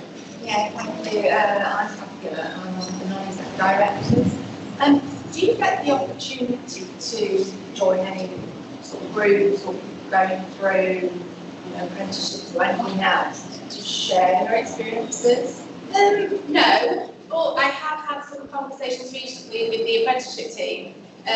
Well, it was actually at the award event, so I was able to kind of share my experience, but also kind of, for me, when you're trying to learn, there's always a light bulb moment. And I say that to my team. It might not all fit together now, but it won't be long, you'll have that light bulb moment and you'll get it. So that's one of the key things that I do learn, but I haven't necessarily been to any groups to kind of share my experience. Pastorally, I think that would be great, and reaching people who are going through, you know, their own journeys and apprenticeships, etc. Yeah, definitely, I'd love to, yeah. Thank you. I've got Joe, then I've got Richard. Joe? I don't know where you get all your time from, please, and all of your work and hobbies. And I think one of the things that stands out of your success is your curiosity throughout your career, and also your willingness to get involved in things. Sometimes you need a few elbows to get, you know, I fancy doing that and getting over there. How would you try and support other people to have that approach if they feel that those opportunities are not being presented to them? I guess for me it's about leading examples. So I'm lucky in the role that I've got because I've got some influence. So it is hard. I guess I would always tell people to be curious, explore, be hand up. One of the things I always say is don't tell me no. Tell me maybe. It might be a no, but look into it first and then come back with a no or a yes. But how do you know until you look into it? So I guess I've got some influence. I've got quite good influence within the administration service because I look after Rebecca, who is the operational support manager, and so we try and leave those messages down. But I guess, you know, wherever I go, you know, I try and leave a bit of a mark, and I do try and kind of do where I can, but it isn't easy because everyone's got busy lives. I'll take Richard and then we'll break for lunch, but Yeah. you'll be staying with us for lunch, aren't you? So if you want to talk to them then. I think it's a sort of version of Joe's question, because I think, you know, I really like the last slide, be brave, keep learning. So there's a lot of very personal attributes about you, which I think you said elbows, embracing it and then giving it a go. We've got lots of people who aren't feeling as brave as you and are more cautious or even feel excluded because of colour, all sorts of things. So have you got any sort of offers to other than elbowing, which I think is right? I've based my whole career. Yeah, me too.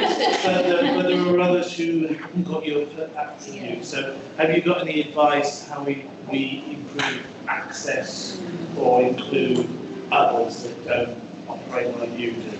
There's so much in the trust though, isn't there, at the minute? There's so many opportunities to learn if you're willing to take them. I mean, the Learning Half Day, that's an amazing opportunity, isn't it? We had one just yesterday. I was over in Doncaster delivering the session. So that's one of the ways I was able to, I was talking about kind of this stuff really, about the coaching. I did a session on coaching and mentoring, what's the difference? So I think there's something we can do differently to further promote, and actually came out of the session yesterday to further promote coaching and mentoring with the trust. Yeah. Because the people we were talking to didn't know it existed. So I think a lot of people do know about it. That coaching network is really taking hold now, but I think there's maybe an opportunity there to kind of promote that, because those coaching questions are like, they open up the possibilities of, you know, what might you do?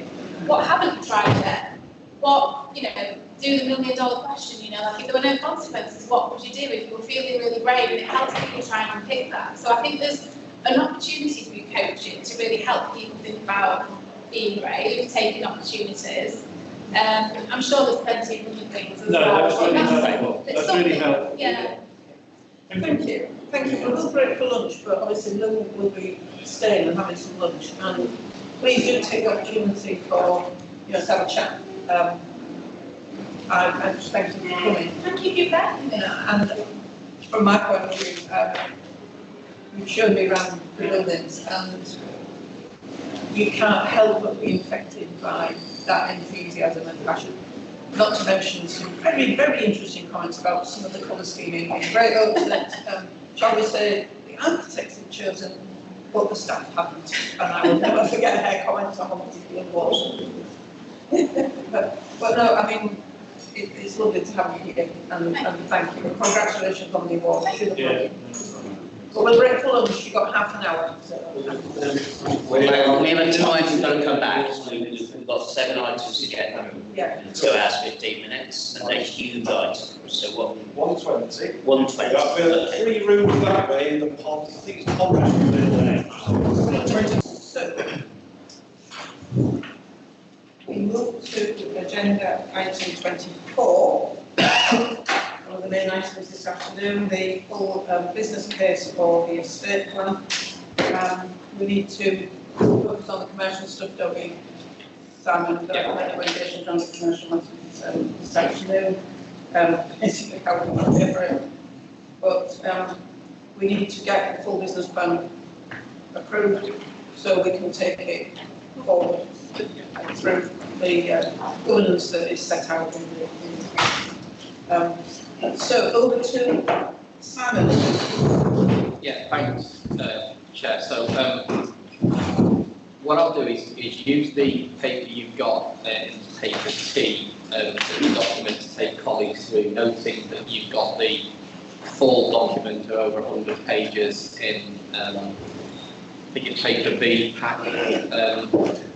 What this paper does is, what I've written down is, having spent a lot of time with the State Roadshow and the survey, it's very clear that not only me and other colleagues, but staff feel that this is an exciting programme ahead.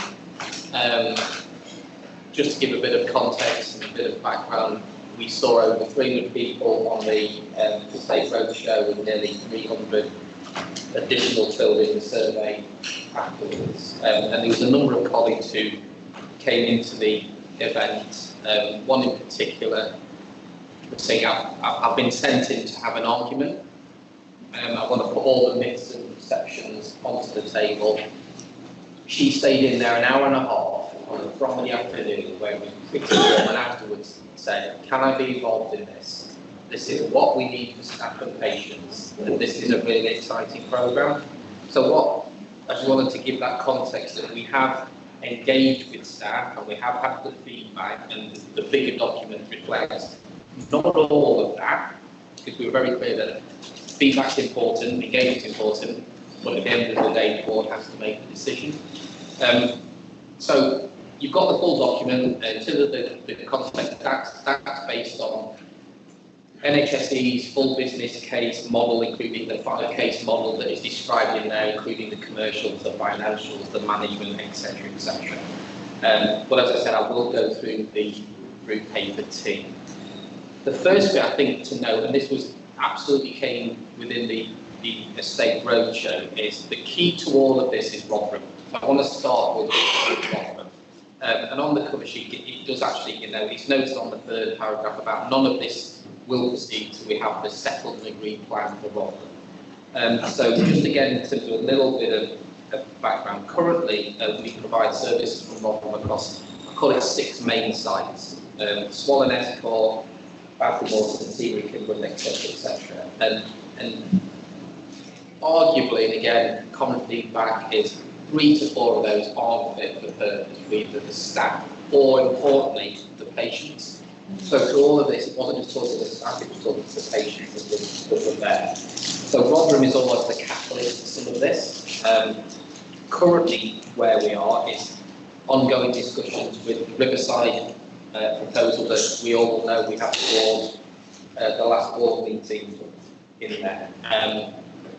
We have committed to have this settled by the end of August. So currently we have had commercial proposals for the first floor, which is currently it's office space, 144 desk spaces, at the moment used by NHS England and the ICB. And then on the bottom floor, the new head of estates is actually with them as we sit here now to get the commercials for the bottom floor, which is where the library is. The library will move out in this calendar year, and then our preference is we will, following commercial discussions, move into that bottom floor as well as the top floor, and the timescale would be to have this occupied functioning by the summer of 2027. What that enables us to do is exit appropriately some of the buildings that are not fit for purpose. So Rotherham is the key and it's the immediate priority over the next, what really is the next month, 4 to 5 weeks. In terms of the non-Rotherham areas, I think your colleague can try and think of this across 5 key areas. And this chair links into the recommendations. So I'll just list the 5 and then talk to people through it. So the first one is around recommending the preferred option for the development of a particular road site. There's then the recommended procurement route for a particular road.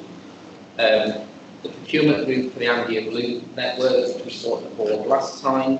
The funding proposals for both, which will be different, and then the land disposal. So 5 key areas, and I will take colleagues briefly through those, recommending that they're in the paper, but I know colleagues have read the full business case and have sent a number of questions in it that I will try to cover as well.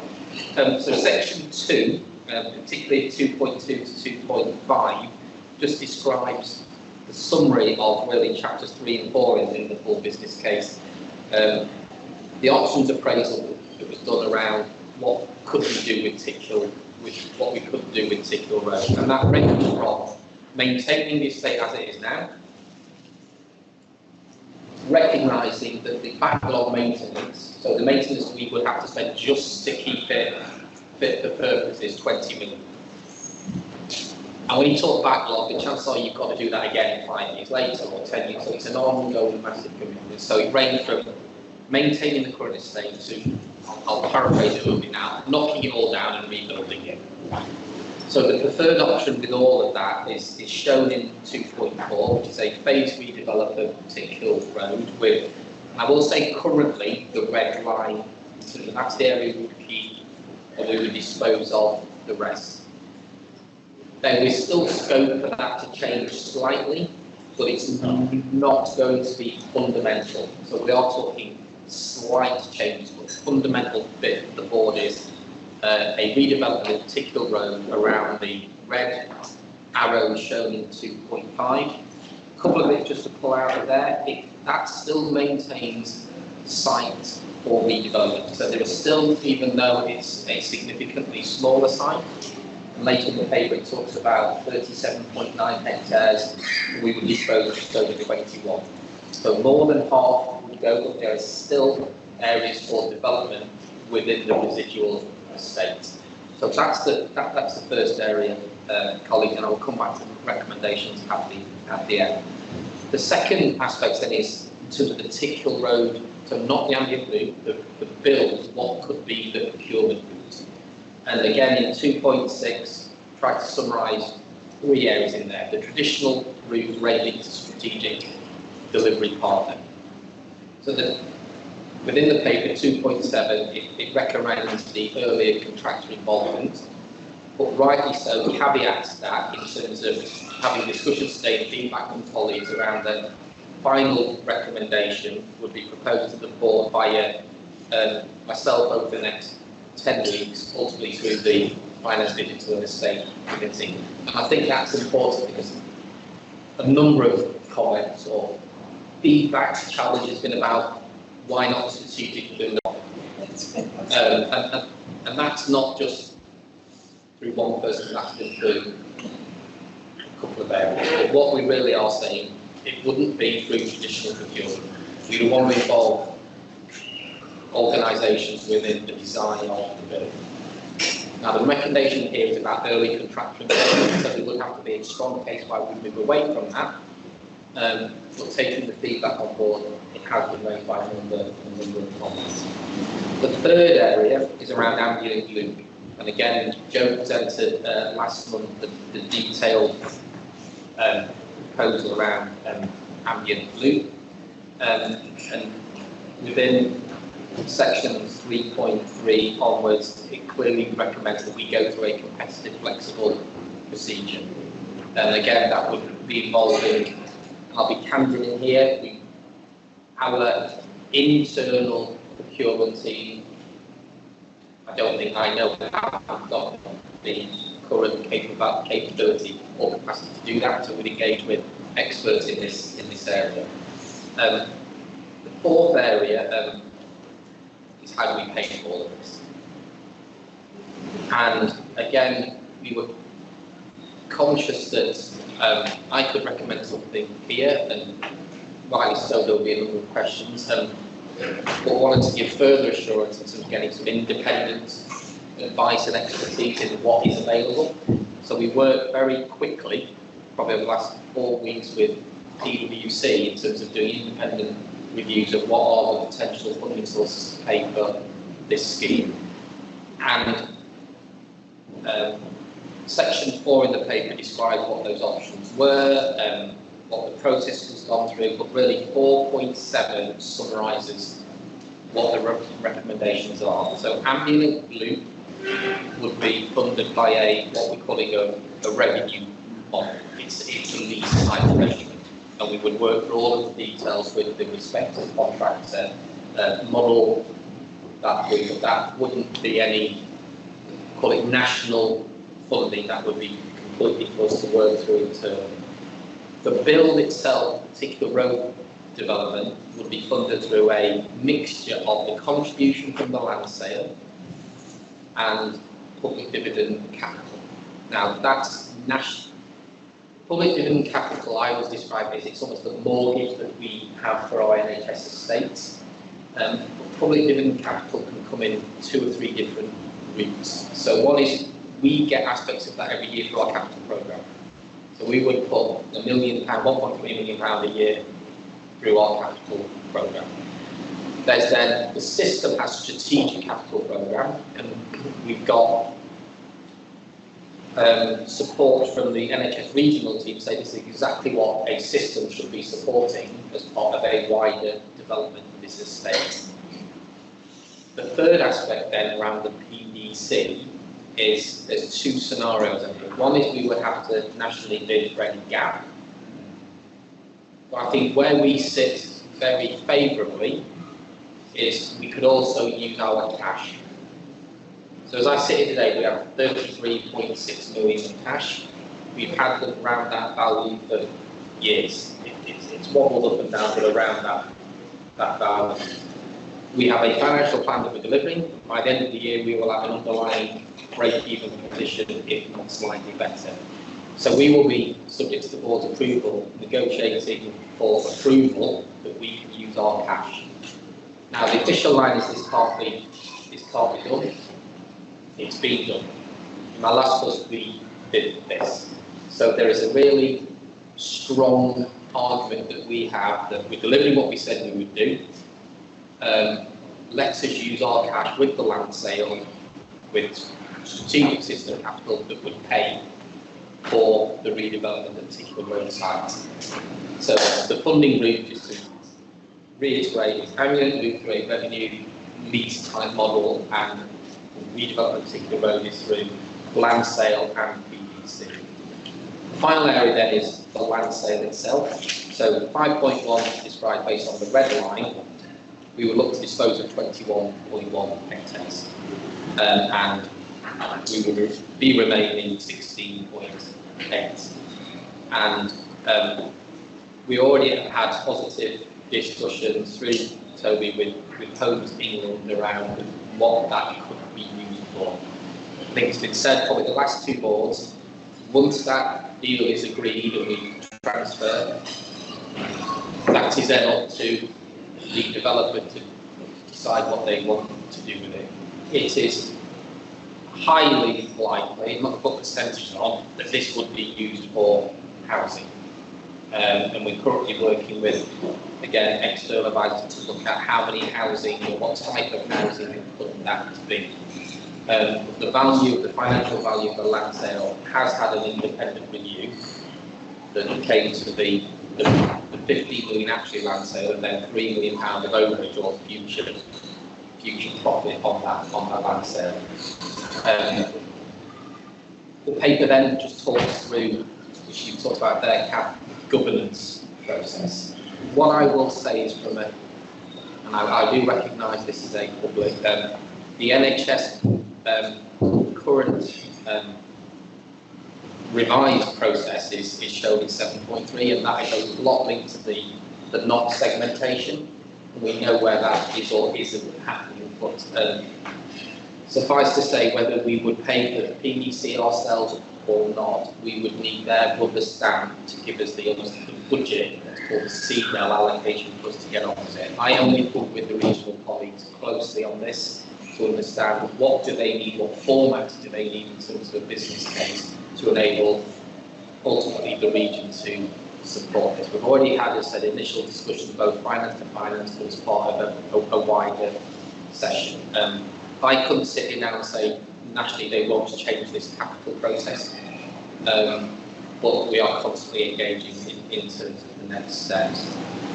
Linking then to the next steps, section 8.1 describes at a high level some of the key next steps after the board today. Now these are very challenging, these are ambitious, but I think what we've seen internally, and again linking some of the feedback from the estates, is I've heard about, we were doing some of this, some were saying 10 years ago, 5 years ago, 3 years ago, so the momentum is there, people have heard about it. I'm not going to pretend everybody's excited about it, but the overriding swell of opinion is this is really exciting, we need to get on with this.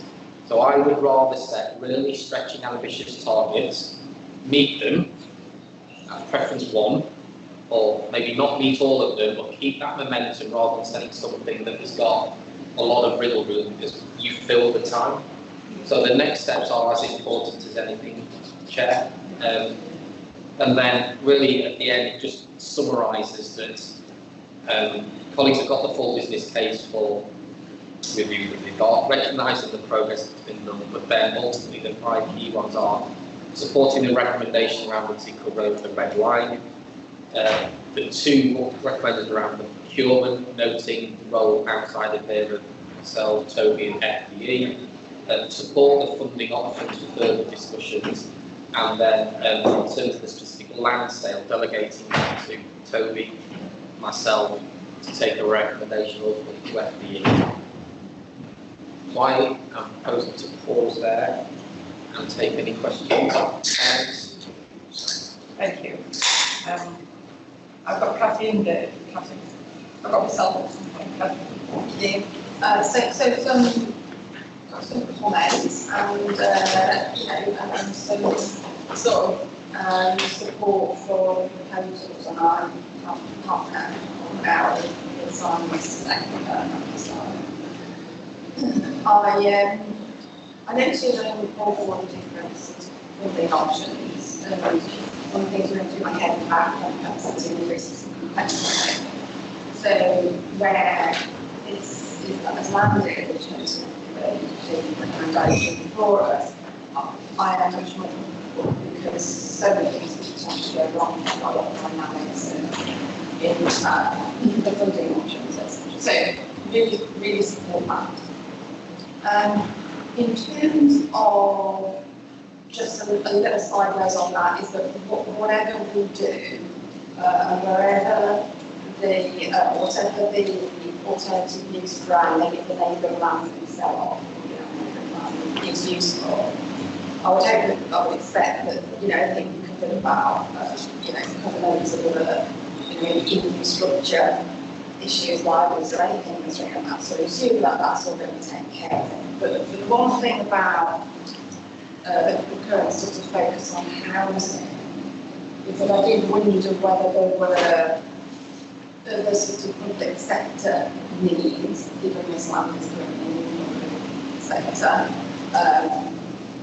I illustrated, it's not suggesting a hard option, but I did suggest a hybrid, around electricity protection, for example, or those sorts of systems.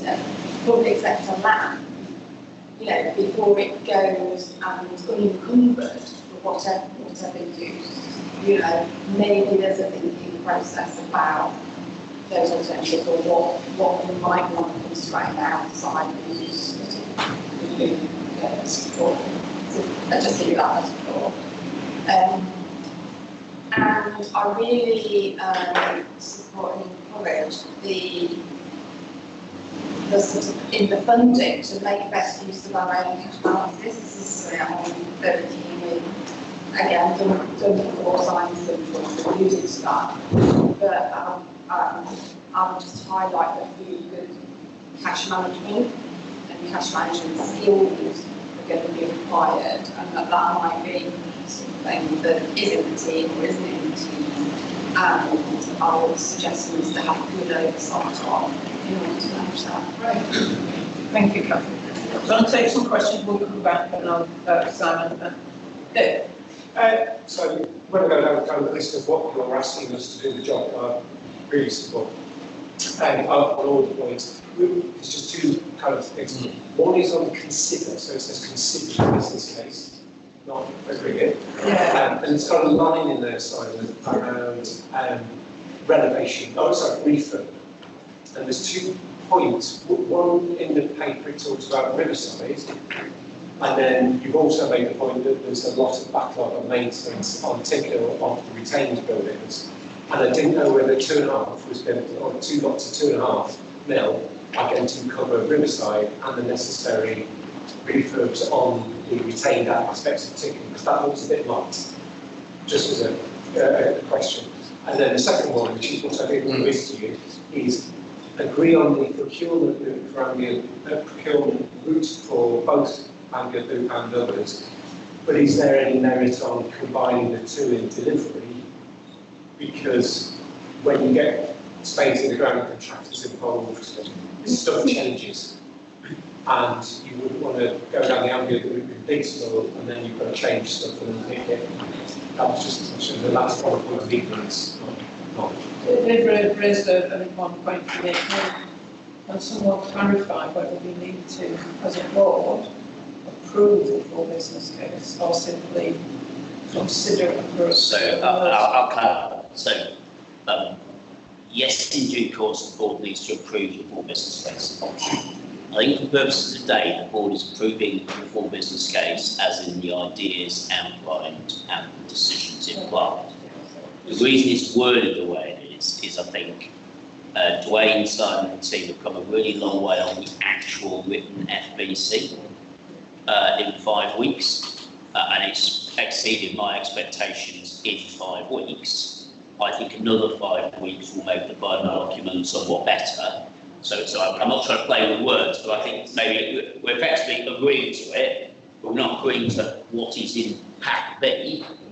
We then need to reconfirm we've got a set of words that everybody understands. Does that help? Yeah, me too. But in a sense, your approval today helps with the drafting, because then we're just working on the drafting, not on what Dave might disagree with, our Carly might disagree with us. Does that make sense?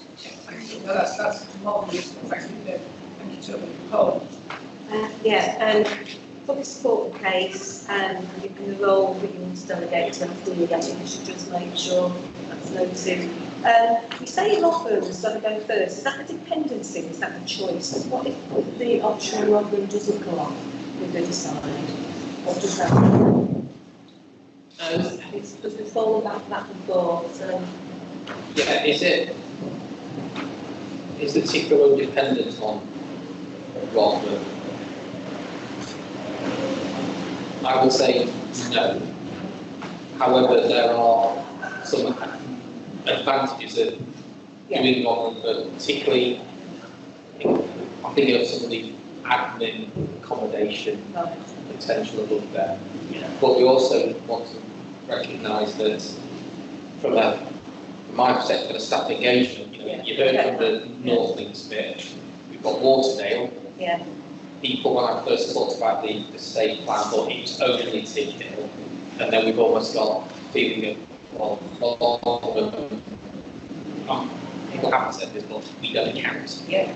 So it is about recognising this is across all our geographies. And I support that one really well. I just wondered if for any reason that didn't come off, that wouldn't in itself stop us doing anything. No.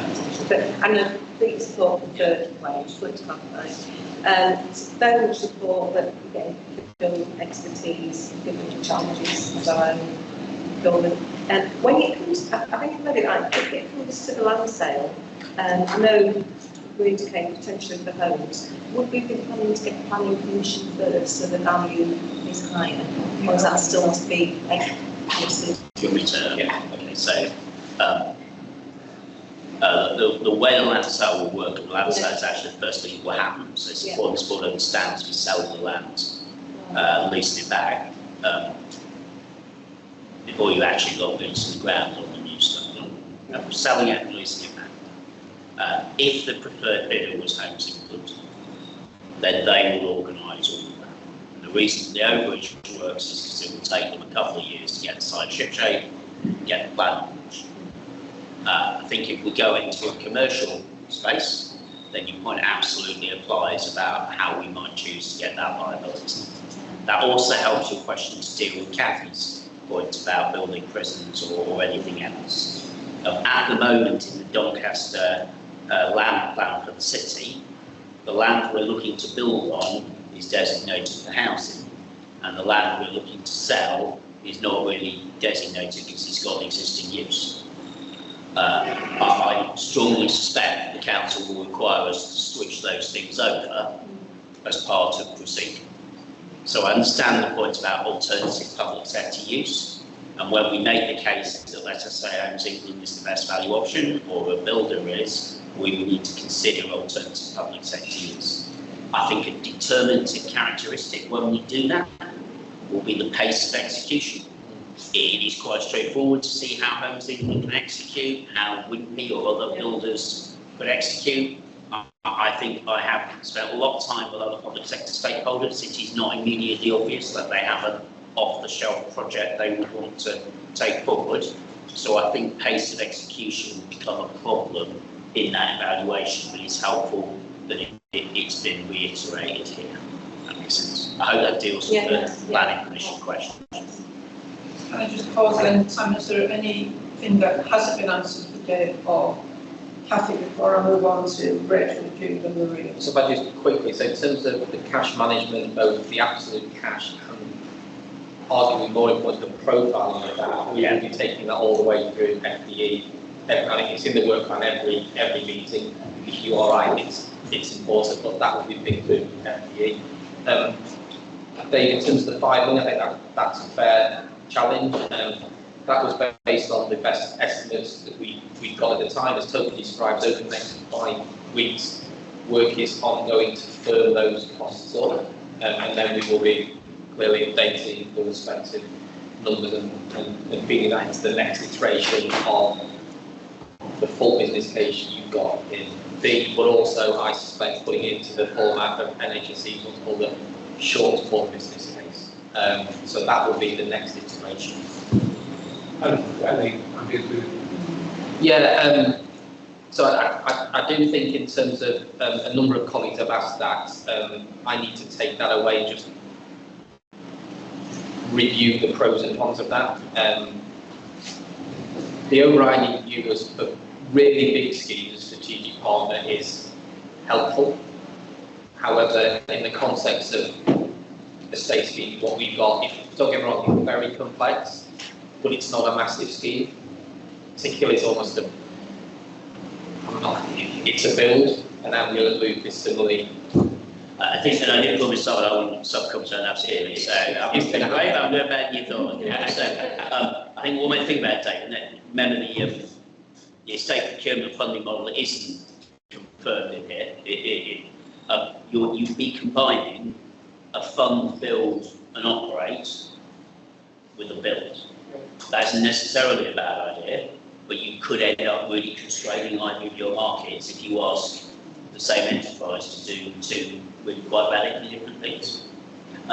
It is possible, of course, to do the ambient and then to vary it if the ambient was the winning bidder in the second process. But that's not saying that's what will happen, it's just describing the possibility.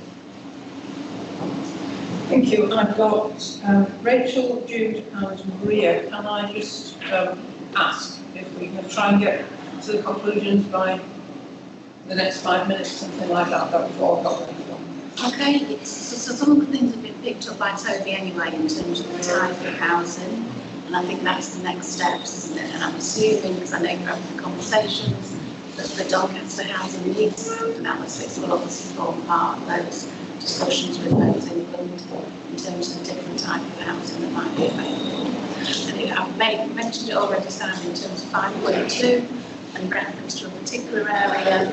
I'm assuming that we look at all areas, not just that particular one in 5.2. And then given the theme of today, I know what you said about procurement and not having the expertise, but just wondering if there is opportunities for learning and upskilling of some of those people if we are looking at bringing other people in. Just people are very aware when you're bringing outside support, sometimes people feel, well, this support I may have learned, but that's not for me to get involved in, it's just a comment. Let's take them all. Simon and Jude. Yes, well, good point. So the first one, in terms of the funding options you talked about, I think it's really important about how that looks like our communities. And what you've spoken about is, if we talked about we are investing a lot of money in this, that is, I know that there's different options and therefore anything will invest a significant amount of people. I think the point that we're considering doing that from our part, we're going to do it. The second thing, in terms of delegation, obviously you thought that because the way you've introduced to date, I think because it's already got the support of a lot of people doing operations and our staff. Third, in terms of the different options of housing, there's a risk in that in terms of what it also does with funding. The housing option does give rights to social housing, etc. But if we change it to other things, as admirable as those other things are, it would change the safety of other things like that.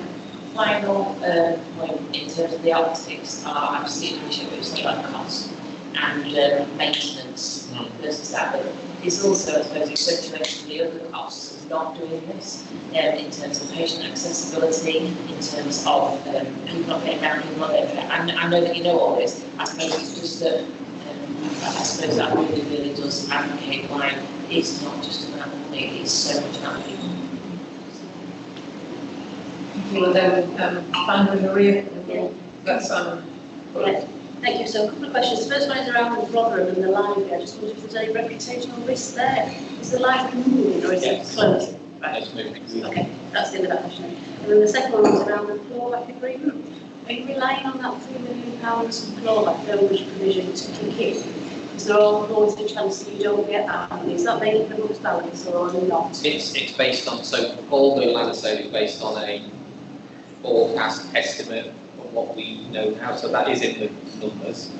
But the 50 million land sale and the 3, it could be more than that. Yeah, but the point is they're two different time horizons, so they need to be shown separately.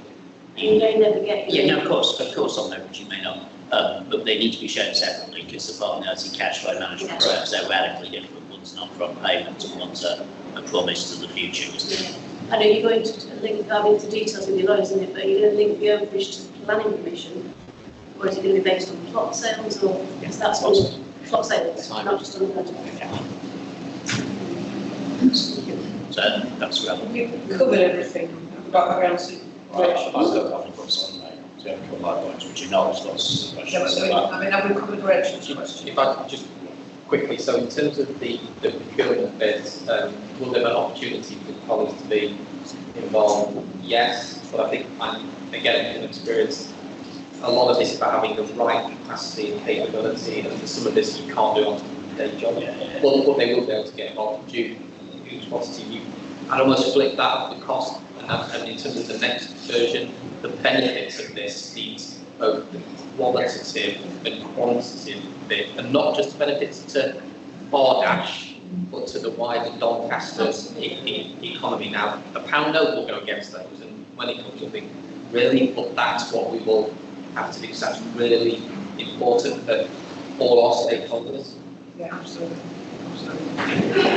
Toby? Okay, so I'll make a completely different points to what you said. So I just want to draw out two things that are known unknowns, so that there's no misapprehension, because in the long run of getting these things agreed by boards, there's often, in retrospect, oh, I didn't realise that, if you see. So there is nothing in this paper that currently describes where we put corporate services. Please do not assume that this paper retains corporate services at Tickhill Road. It doesn't assume they're not. That is a decision to be made down track. We're not saying going to publicise that in the form I've just said it, because, but please don't assume that this provides for corporate service relocation into a corporate services building. Secondly, it presumes recycling of Rotherham Estate in the way Simon's described, but it doesn't currently make any assumptions about disposal in Rotherham, recognising the vast majority of what we have in Rotherham we don't own. So effectively, it's foregone leases back to the local authority and consequently is part of the aforementioned commercial negotiation, because we'd be paying them something, we'd stop paying them something as well. So those are the two sort of known unknowns. The final point I wanted to make, Chair, is that I think what's perhaps critically important over the next 12 months, the strongest theme in the staff feedback in the process we've run is about team and identity. And that is a really challenging bit of feedback, because to some people giving that feedback, it says, my little team currently lives together, I will only value this to work if you give me a space and stick my name on it. The classic response is to sort of patronise people and say, well, we can't do that, everything's going to be open plan, you just got to sort of get over it. I think we've got to find some route through those issues of identity. And I think as we develop designs, that's something quite important for us to maybe hang on to, because it's the number one piece of staff feedback that we receive from over 600 staff. So if that's going to be a genuine piece of building on what people have said, we need to deliver. I get this car park, I get this other stuff, but fundamentally that was the crucial feedback. So we really need to focus on design and identity as we develop the systems. Thank you. I'm going to close it. Kathy, Very small thing about design, and it is for the future, but is it that it'll be clearly led with services to design what's going on? Okay, I'll answer that question yes and no in the following way, and based on, if you'll forgive me, I haven't done this approximately 10 times. Clinical teams will be deeply involved in the design, but it will not be clinically led, because what most people take by the term clinically led is that Dermot's colleagues will be given the opportunity to say, I want that there, I want that there, I want that there. That won't work. So the very experienced architecture team will provide templates to comment. We won't be starting with a blank sheet of paper. I'm okay with the answer. Thank you. Let's move to the recommendations. Let's take you through them one at a time. So we are, I suppose we are considering the full business case. We can agree in the form that it's here and recognise that there will be a further iteration in due course. In the autumn, presumably. Very early. So like in 4 to 8 weeks, or the timescales now. We can of course recognise the progress we've made since March, and that's fine. We can support the recommendation option regarding the Tickhill Road site development. We agreed on that? Yep. And again, support the recommended option for procurement of the Tickhill Road redevelopment is early contractor involvement through an approved review framework with all the Simon who support around that. Yep. We can support the ambient build procurement route is via a competitive, flexible procedure, as Simon has explained. We're content with that. Yeah. And then we need to delegate the relevant authorities to the Chief Executive, the Director of Finance and State, working with the Chair of FDE to finalise the procurement route following further discussions with our legal advisors. So that is the governance arrangement involved. Support option B of the funding options, which is public funding for the Tickhill Road redevelopment and the ambient loop via a revenue model. Can I just want to be blunt. A revenue model is code for private finance. Yeah. Yeah, no, I may have been really clear about that, but I just don't want anybody again, in retrospect, to say I didn't realise what you meant. Yeah, I'd say private finance initiative or any of that stuff, but it's code for private finance. We are, please do say if you've got. No, I have no reservation about it. I just want it to be really clear to Collins. I'm really conscious that these decisions are very, very important, and we take this very big project. And support to delegate the relevant authorities regarding the land sale to the Chief Executive, Director of Finance and Estates to pursue this further and make a final recommendation through FTA. We all agree all of that to move this forward? Thank you. And obviously this ain't the last time you'll see us. So, but thank you Simon, and everyone will big step forward today. We would just note our gratitude to Dwayne Passman, who's the principal author of a lot of this documentation. It's a team sport. He's done a remarkable thing, so that would appear in the minutes. Thank you. No, very important. But with that, and a little bit later, so we'll be succinct. We'll move to Dermot's report on avoiding unnecessary hospital admissions to people living with dementia. This is about the blended ward model a lot, isn't it? Dermot, we agreed that across our 3 sites. It wasn't about its controversy. We've just finished the refit on Windermere, which is good to know. So over to you, Darren.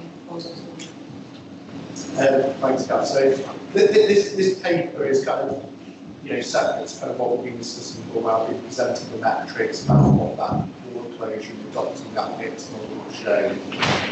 This is looking kind of, I suppose, into the future, kind of bearing in mind kind of the 10-year plan and the current estate that we have. So I think it's worth noting the context that we did close wards, and that has reduced the number of older adult beds that we have. As has been presented when we presented the older people's metric, it's quite clear at the moment that we can consume our own smoke in terms of older adult admissions. What is quite clear though is that with demographic change, that is unlikely to be the case kind of looking forward into the future. With an ageing population, it's inevitable that there's going to be more people diagnosed with dementia, and if we don't potentially alter the model of care that we provide, we will reach a position where we're essentially over capacity, and so we need to think about how we will be providing those services. There's going to be other drivers behind that as well, which hopefully the paper touches on, in that I hope those that have the opportunity to read it will see that admission of patients with dementia can be harmful. It encourages deconditioning, which can be quite marked. It makes people more likely to have delirium and falls. So they can all be different types of what's called iatrogenic harm caused by healthcare provision, which is obviously not something that we want to be in. So, thinking about the current status quo is not going to be a sustainable position, and potentially some of what we're doing already at the moment is harmful. I've kind of tried to take a look at potentially what we might look to alter into the future, about how we can reduce the number of those patients that come into hospital. And so there's, I think we're kind of in quite a unique position. Obviously, this isn't the case all over our geography, but certainly within Doncaster geography, we don't just provide mental health services, we provide physical health services. And so there's the opportunity to kind of truly integrate that, because I think sometimes it's a breakdown of that coordination between services that actually leads to these crises that lead to admissions either to our own hospitals or likewise to DPTH. That's not necessarily something, I'm not necessarily going to argue that we shouldn't think about some of these pathways in order to ensure moderate. But as the paper kind of goes on set out, I think we need to kind of think about some of the partnerships we might need to have to successfully avoid some of these admissions. So I've set out a number of what I think are enablers in order to achieve that. And that's kind of, I've done that by kind of looking through various researched interventions that have led to reductions in the number of patients that need to be admitted with dementia. I think it's clear as you kind of read through. I think we kind of, each intervention kind of potentially kind of reduces it by fractions. There's not kind of one intervention that I can say to you, if we implement this, that's a 75% reduction. But, you know, to some extent, some of these will be additive. And so kind of potentially the more of these that we implement, potentially the closer we do get to kind of reducing these. I don't think we'll ever get to a point where we can completely eliminate patients needing to move to hospital with dementia, either to our own hospitals or to acute hospitals, because inevitably they are going to sometimes develop conditions that do require those sort of interventions. And so, but a lot of those are kind of due to kind of breakdown of placements, careless stress, mismanagement of crisis response, not having that quite clear crisis plan. And so I think there's kind of some of this is kind of, I would argue, kind of relatively low hanging fruit. Some of the work is likely to be a lot more tricky. And I've tried to be relatively balanced in that some of this is not really well researched. Some of it is kind of individual trust case studies. Some of the interventions have shown kind of trends rather than statistical significance. So I think it's worth kind of pointing out that the evidence base, there is an evidence base, but it's not completely clear cut all of those. And then the last point I was going to make is that I think also we're thinking about certainly kind of how reconfiguring services. We have to have an eye to the future as well. At present, we are kind of at the early stage of disease-modifying drugs. In the future, those are likely to be a lot more widespread, and we're going to rely on identifying cases early, which is why I think our strategy underlines quite a lot of this in terms of 4-week waits.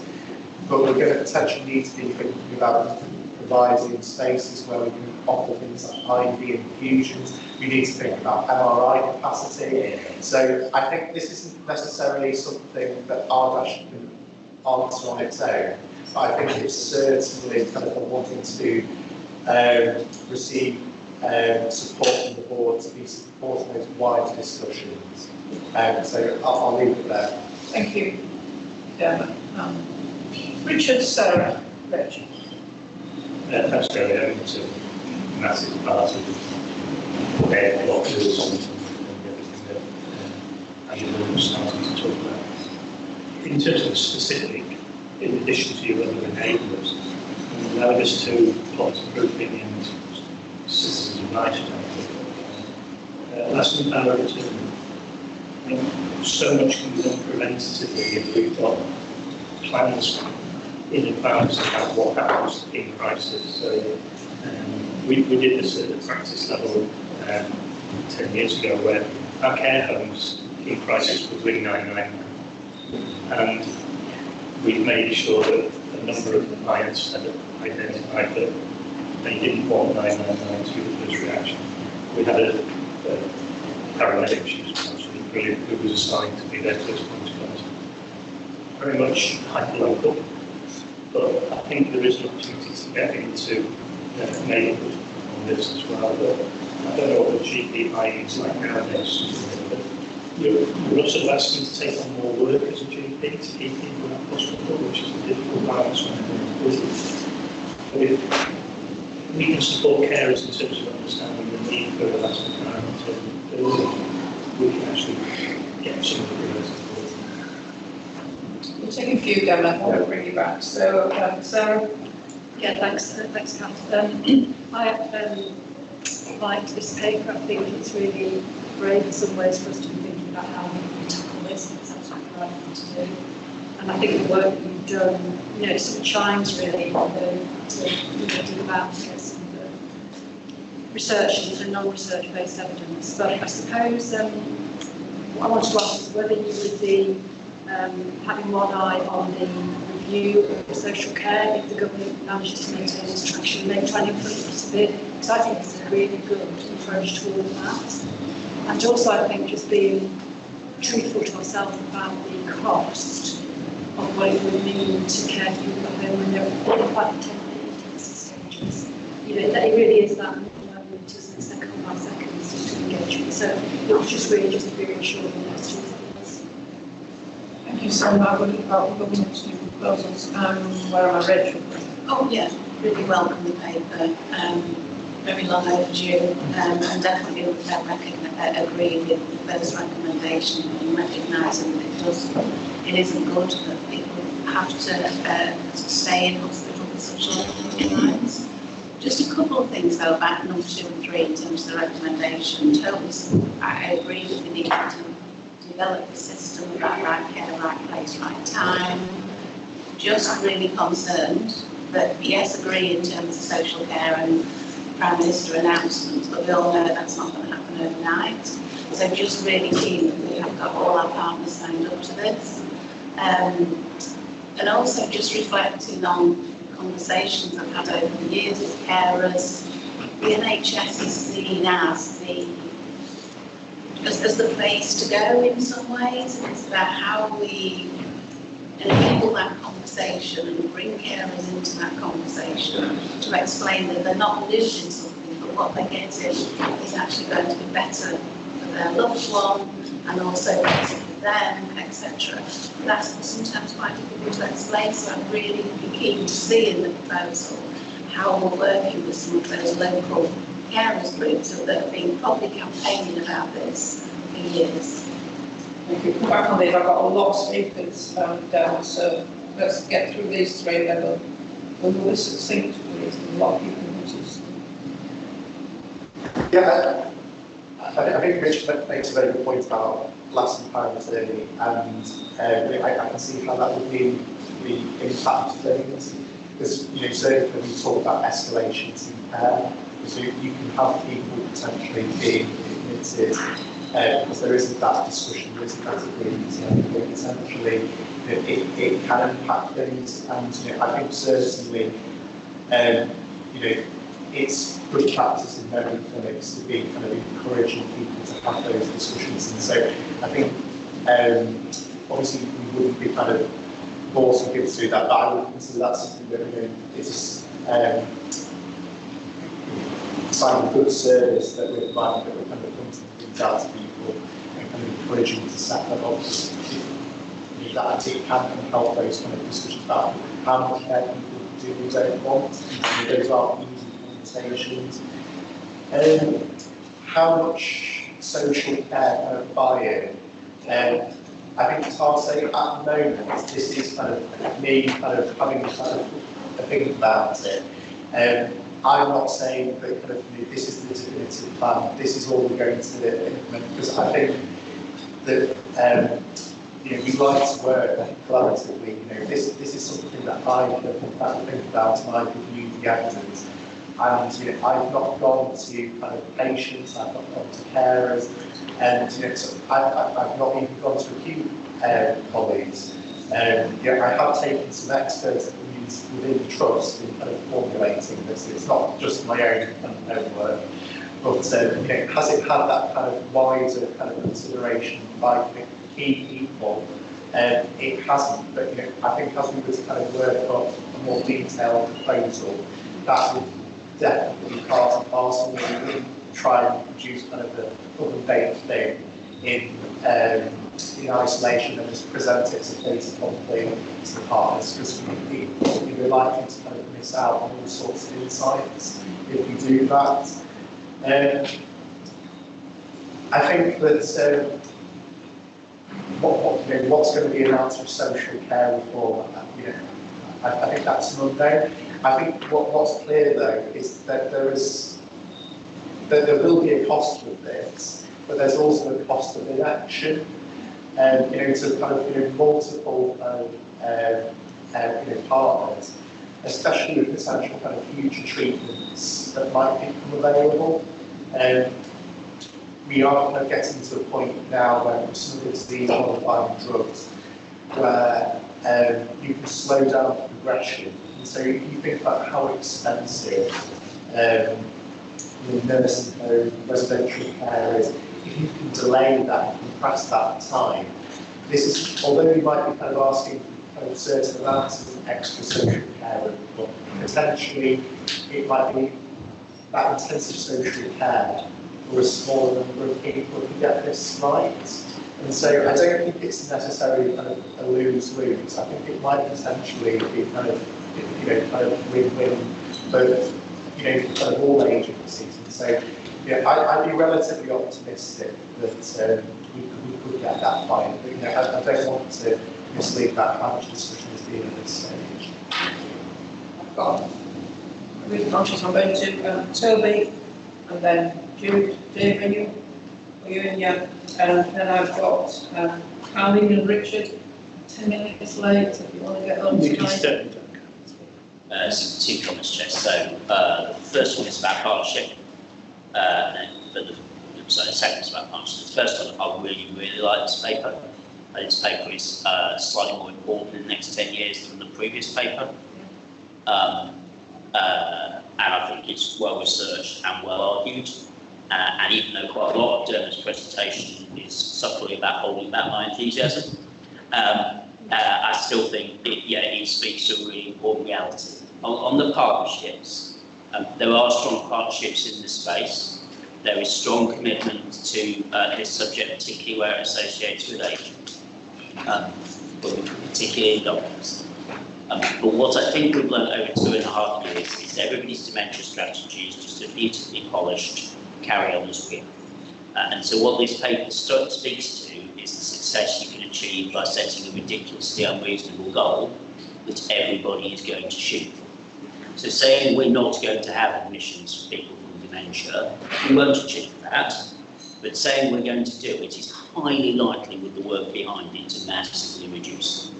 So we will measure our collective efforts by that metric, and any partner who wants to join where the flag has been planted, that's brilliant. Does that make sense? And I think it will mobilise and galvanise quite a lot of effort, whereas at the moment a lot of the borough dementia strategies, they're well intentioned, but they don't actually amount to significant change in the pattern of care. Yes, 3 points for me. On top of liking the paper and also having some experts in psychological field who would definitely go with this. So the 3 points are the more underrepresented dimensions, so particularly Lewy body, which causes the cost which we need to work on, such as use how it can be up the roadmap. And last time we were in this room, we had a patient story around some of the blindness and you was following up for a while, and that really caused a lot of issues. So I suppose it's thinking about the link through those as well as our neuroscience facilities. Secondly, I think we've got a really important job in the space around research in the local developed areas, because they're really clear to people in here. The research comes where the drugs work. Yes. The research doesn't come in the 3 areas that I've just said, because drugs don't work. It's different things, isn't it? So it was really good if we could look at that, but particularly the people that aren't included, because it's typically is research around why it's middle class people. And then the third thing, and I suppose I say this not to go against what you just said, Toby, at all, but to say that like with autism, just because we have a dementia doesn't mean we can't have a psychosis or we can't have anything. So we just with the caveat of heredity, because it could be by diagnosis and exclusion, if not by suspicion. I get that. So. Thank you. Dave? Echo all the points that have been raised. I guess, having just gone through that whole experience with Lewy body dementia, delirium, countless readmissions and deterioration, something very close to home. So it's just that plea for co-design, co-creation with carers who've gone through this process. It's hugely important. And the care home bits, because you referenced it and then it wasn't in the mind. Certainly care homes got a big role to play. I just want to say, I know you want to, I just wonder whether my focus, and maybe as well, on preventing admission is completely the wrong language. Admitting somebody to a bespoke space that suits their family is perfectly sensible. What we're really talking about is seeking to reduce admission to multi-person physical environments. So it's not really avoiding admission, it's avoiding that kind of admission to that space. So I think I've just got Carly left. And the great paper with personalised learning of parents and impact on families. Steve's talked us through previously the impact on carers, but just at 6.4, the left shift on digital, we focused on observations in the home environment. There's a lot of technology out there at a much lower level that supports individuals to stay in their family home that a number of individuals much prefer, and it's how do we explore that technology that's available to signpost, but also recognise the challenge then with more of the adolescent families who can support patterns, to the poverty improvement. So just drawing in a few more of our premises, Jude mentioned research, but it runs through everything we do, and how do we recognise that? Thank you, Carly. Wrap it up, Donna. Thanks, I'm very supportive. Obviously, just to recognise the mentor is kind of one of the Super 6 kind of focus areas of research, and so I think that kind of in terms of kind of rolling out new models and new pathways, we would very much be kind of looking to do that. And equally, that kind of underrepresentation. I think I was hoping that people aware that Post Emory, which looks into kind of supporting people who the majority of backgrounds get involved in research. And so I think that that there's work that we can do kind of within the trust, but also kind of regionally to support that. Completely take Carlene's point around the election, which I suppose I put that in as an example. There are countless other examples, and I think that the idea would be that we kind of exhaustively kind of explore kind of all of those ones. Not saying that's the only one. And I suppose I'm happy to leave it there, but obviously hopeful that people support kind of the future work on this. Very, very quick. Mr. Lascoff, I think this is such an important topic. We discussed it in a short space of time. It doesn't do justice. Both time out on this topic very, very useful if you're looking forward in terms of how we plan. Because there's all sorts of nuances to this, which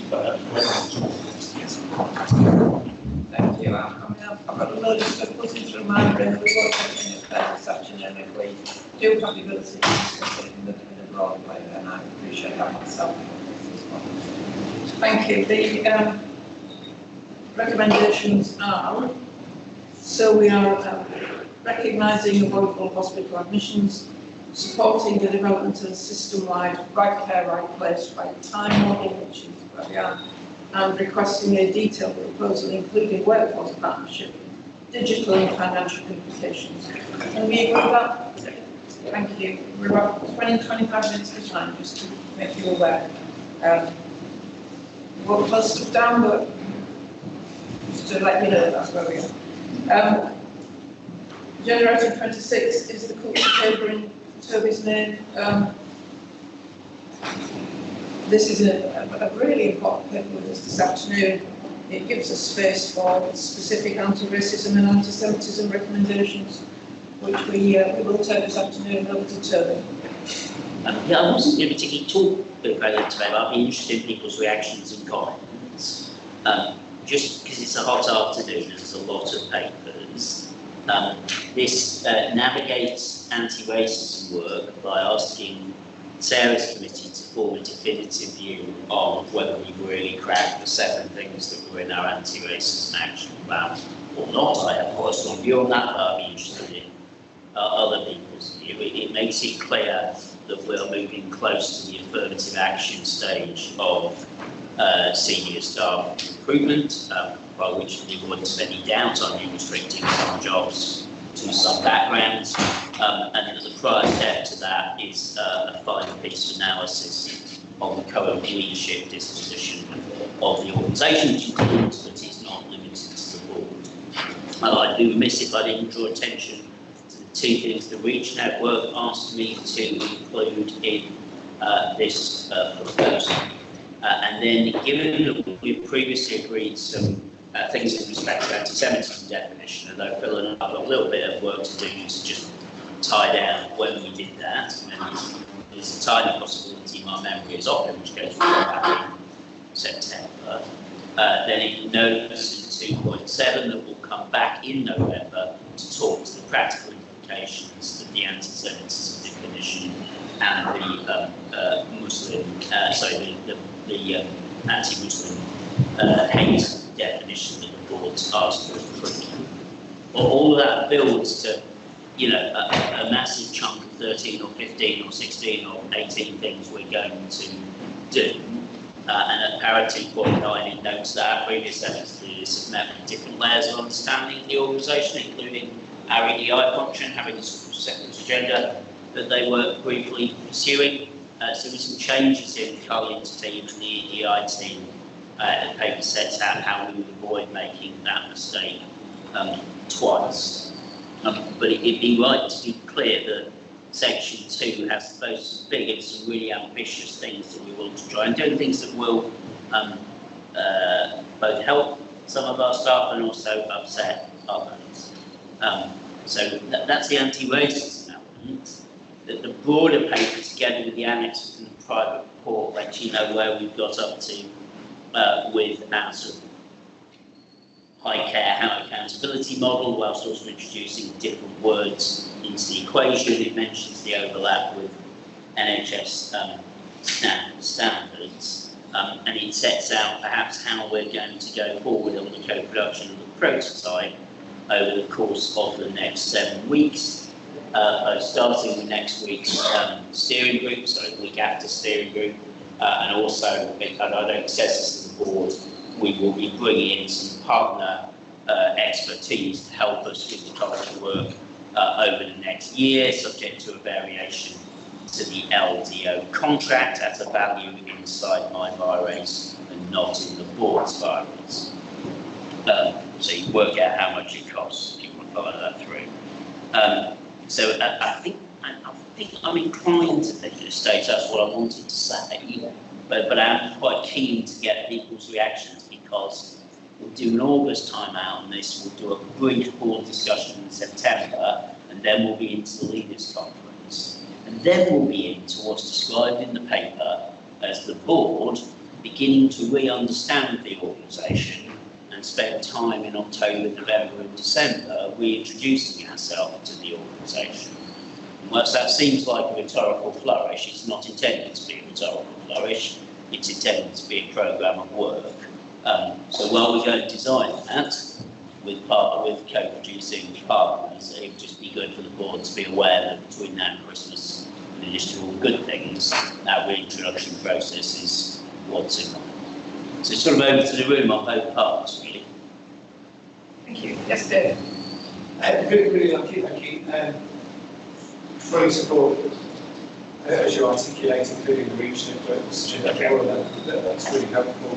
And the plan of action, I guess my one addition, it's entirely with you and the team, Chef, is when you introduce things like high challenge, high support, we didn't get a flavour, small feedback, and I thought, what was the cause in the people council about how that can be felt. And we've got an Annex 1 that we keep using, but that's only talks about high care and not high accountability, so I don't think we can continue to use Annex 1. And then I think it's saying, you as an exec have a disproportionate impact.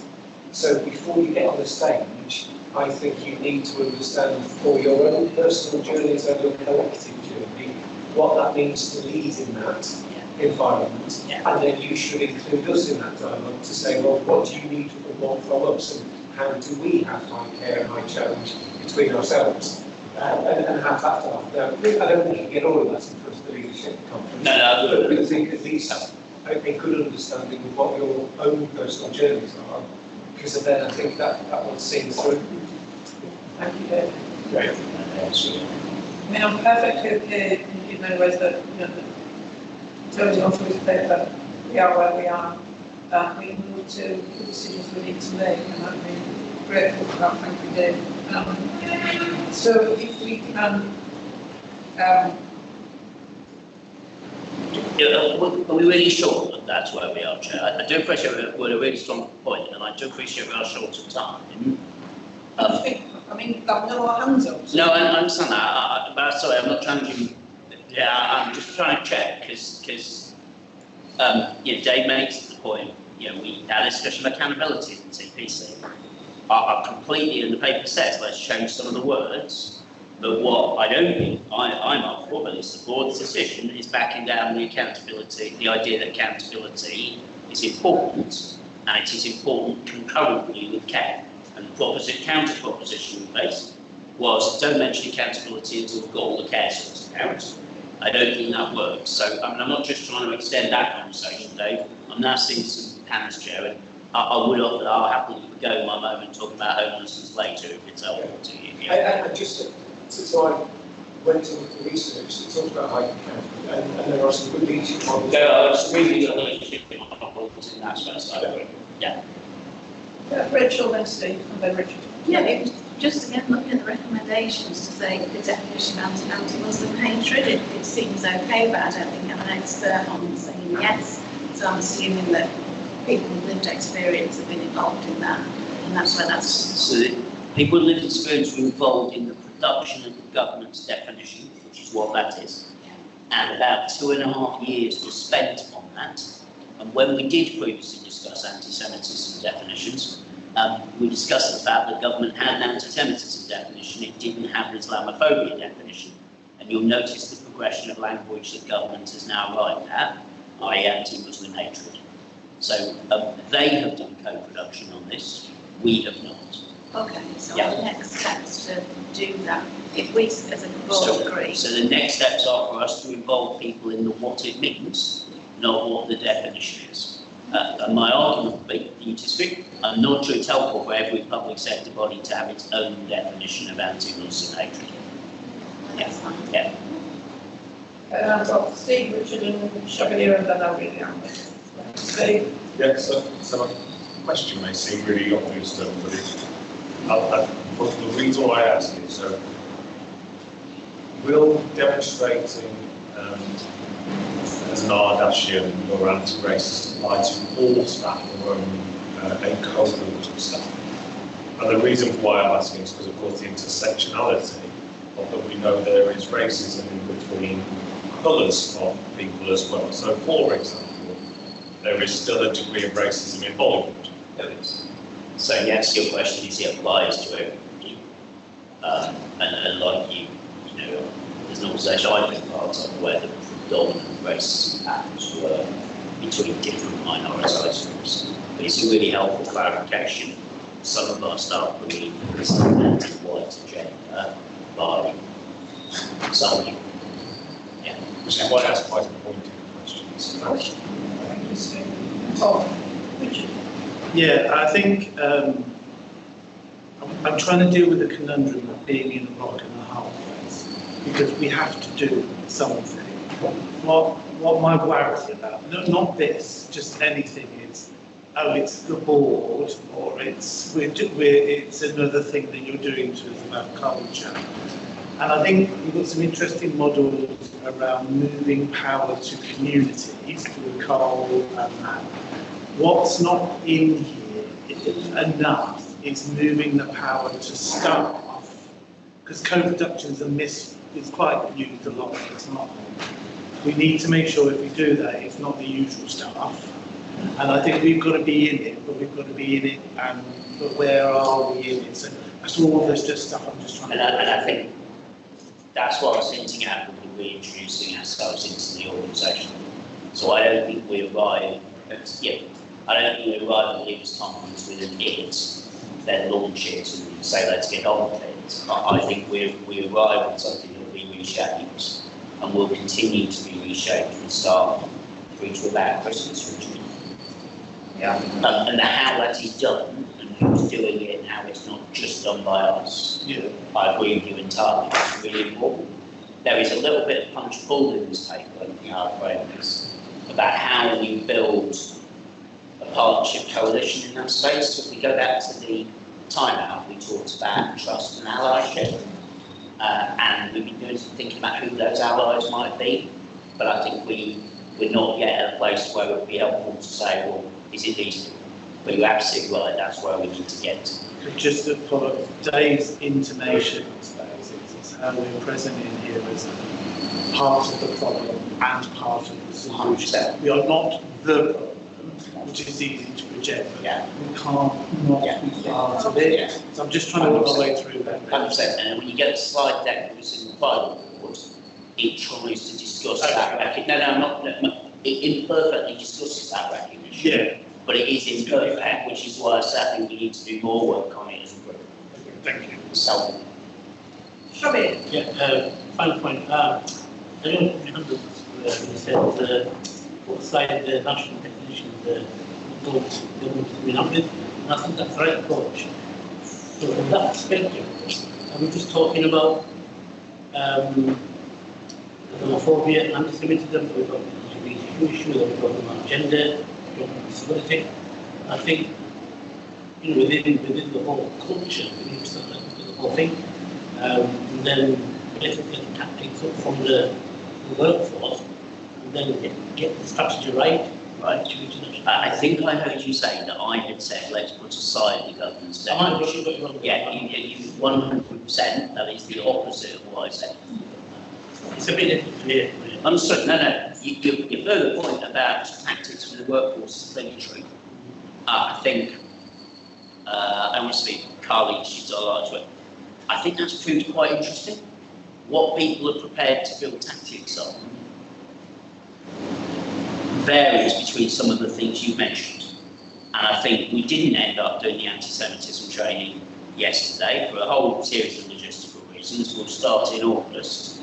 I think we found it much easier to build a coalition and conversation about antipathy to people from a South Asian origin than we have a conversation on anti-Semitism. And that speaks to where our staff are at. So I'm completely with you got to involve them, but we may have to go ahead of them as well. If that makes sense. Yeah, thank you. Thanks very much. This one's going to be with us for a long time. We will be, and we will be those that people talk about. So,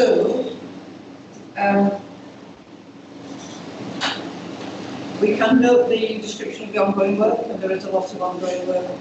We discussed the anti-racism theme. We have accepted and agreed the definition of anti-Muslim hatred contained within the paper, which is the government's definition. And we have commented on the intended production ahead of, in fact, the Leaders Conference, which will be in September. And we agreed to all of those. Thank you. The next item, 27, is another item of questions only. It's the Compromise 9, and when there's opportunities, and that's where I came in with the issue of volunteers. It is a question as to Carly. We are in a red-rated promise with this one. So, questions first, and then Carly will reply. This is a questions only. Yes. I sense it's in the paper. We just on one level, we're going to make our existing recruitment processes a bit more inclusive. On another level, we're going to ring-fence some things, bespoke some things, and take a really targeted approach that says these jobs for these people, for example. Could you just really draw some of that out, if that's okay, Carly? Thank you. I'm happy to take all of the questions to find what will help with time, and I can bring some of the responses together. So, Rachel Day. Rachel. It was very similar, it was just in terms of do we need to change any policies, that's something we're going to do. No, doubt. So it's a similar thing, that's I missed it. Do we need to change any policies? Sorry, I heard promises, so sorry. Yeah, no, very interesting, yeah. Sorry, it's just here in this room is very compromised. Yeah, it's just to clarify, because it might be slightly different where Toby was there. I think we're prioritising groups for support and assistance to help them to level the playing field, but not to favour in a recruitment process. No, that's not what I'm saying. Exactly. I know what you're saying, it's not what I'm saying. I'd like to understand that, and if it is the latter, how we feel we're going to manage that process through if we've got external scrutiny on it. Yeah. You're asking, is it law? The outside question is yes, it is. No, I'm talking about our own status. Yeah, okay, I get it. It's fine, different question, yeah. Okay, let's take those questions. So I'm on today's because I'm on those. So we've got 4 pillars and 1 pillar is missing in there. And David was really good feeling like I'm going to remove the numbers on the infographic because that looks through a different lens. So we've got 4 pillars rather than having the numbers just 4 pillars across the board. We are going to take our recruitment practices to make sure they are inclusive to our communities. So it's quite difficult to do an NHS application report. If anyone's doing one of those, it takes an inordinate amount of time. You've got to tick all of the relevant boxes, you can't move on, and then you miss something at the end. That then goes through a delay, and sat there waiting, do they want me, don't they want them, will I hear from them, won't I hear from them? That's all digital enabled. Not all of our applicants have the skill set or the needs to be able to apply those things. Traditionally, we used to do 1 plus range as a one-stop shop. So you come in, have a conversation, do an application form, sit down, have a bit of an interview discussion, and start putting in the checks. That streamlines the recruitment process, and that's what we're looking to do, to take our recruitment into the locality, into the communities to meet their needs. But what we are also looking to do is to ring fence and vacancy with certain groups. So if we look at the infographic on page 332 of the tab, which is labelled number 1, people with learning disabilities and or autism, we're going to ring fence some of our domestics as a medium game approach this autumn to test out how do we support individuals in that colour to apply for our vacancies. There's already been some work done in Doncaster with the development of at the site of Dexwell, where they built a simulation centre focusing on domestics and how do we expand upon that. We are then going to take the learnings, recognising we're in an education and learning meeting, to consider that for broader recruitment and broader areas. So that covers the first part of tables and the second point of Debbie's.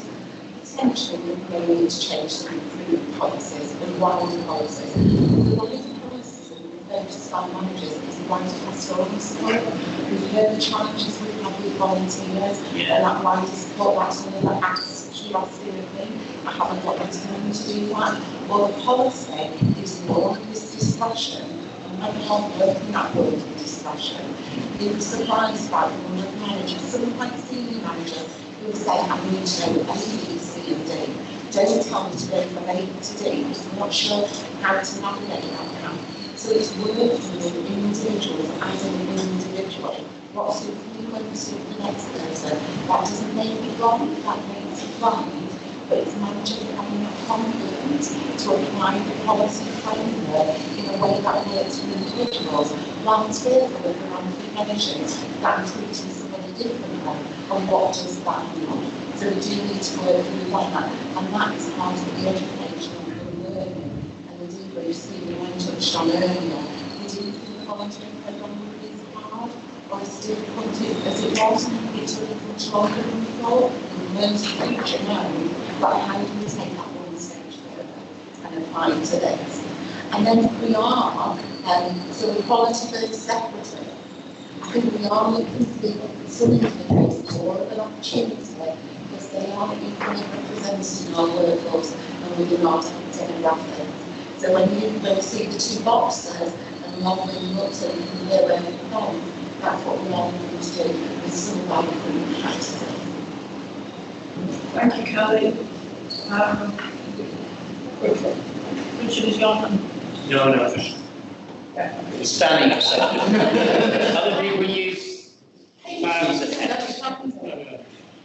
I just wanted really to ask more about is people with learning disabilities and or autism. You know that I do struggle with clumping people together like that. And I wondered whether there could be some kind of neurodiversity strategy, which is to involve people into the organisation at all levels, because people with certain kinds of neurodiversities can struggle with the application, can struggle with the form, can struggle with the time, can struggle with the interviews, can struggle with questions, and all that kind of thing. I was thinking earlier about the volunteers and how we could really deepen that. When we've got some issues, a lot of neurodivergent people who come into an organisation really succeed to volunteer, and that's almost an interview process for them, as opposed to coming in today and just answering a few questions and not doing very well in that. So I just wondered if it could be somehow linked, the strategy for all those people uniquely. Are there any more questions? No, I think that's it, Caroline. So they are linked. So when we go to the difference, so if you have a look at the paper, it describes various different entry routes in the different pillars. So we've had a number of volunteers like could have come in and we had an improvement pillars through that work stream and progressed from a volunteer into paid employment. We've also got a number of colleagues in the organisation that are very open with an autism diagnosis. Really helpful in how you're achieving the organisation. Jude's touched on the work we've done from our clinical settings, but also with our broader state to ensure that we meet the needs of our individuals. We've got a reasonable adjustment budget, which we've exceeded the budget for the past 2 years. So apologies if I'm labelled and grouped them together. But we're trying to focus on those individuals that struggle to open that front door. And how can we support those in the first instance to get a foot in the door and then thrive within the organisation or somewhere else and take it as a stepping stone of the journey. We touch on the apprenticeship level to support providing the learning and such like. So it's opening that door alongside the work we're already doing in some of the other areas. Okay, thank you. Thank you.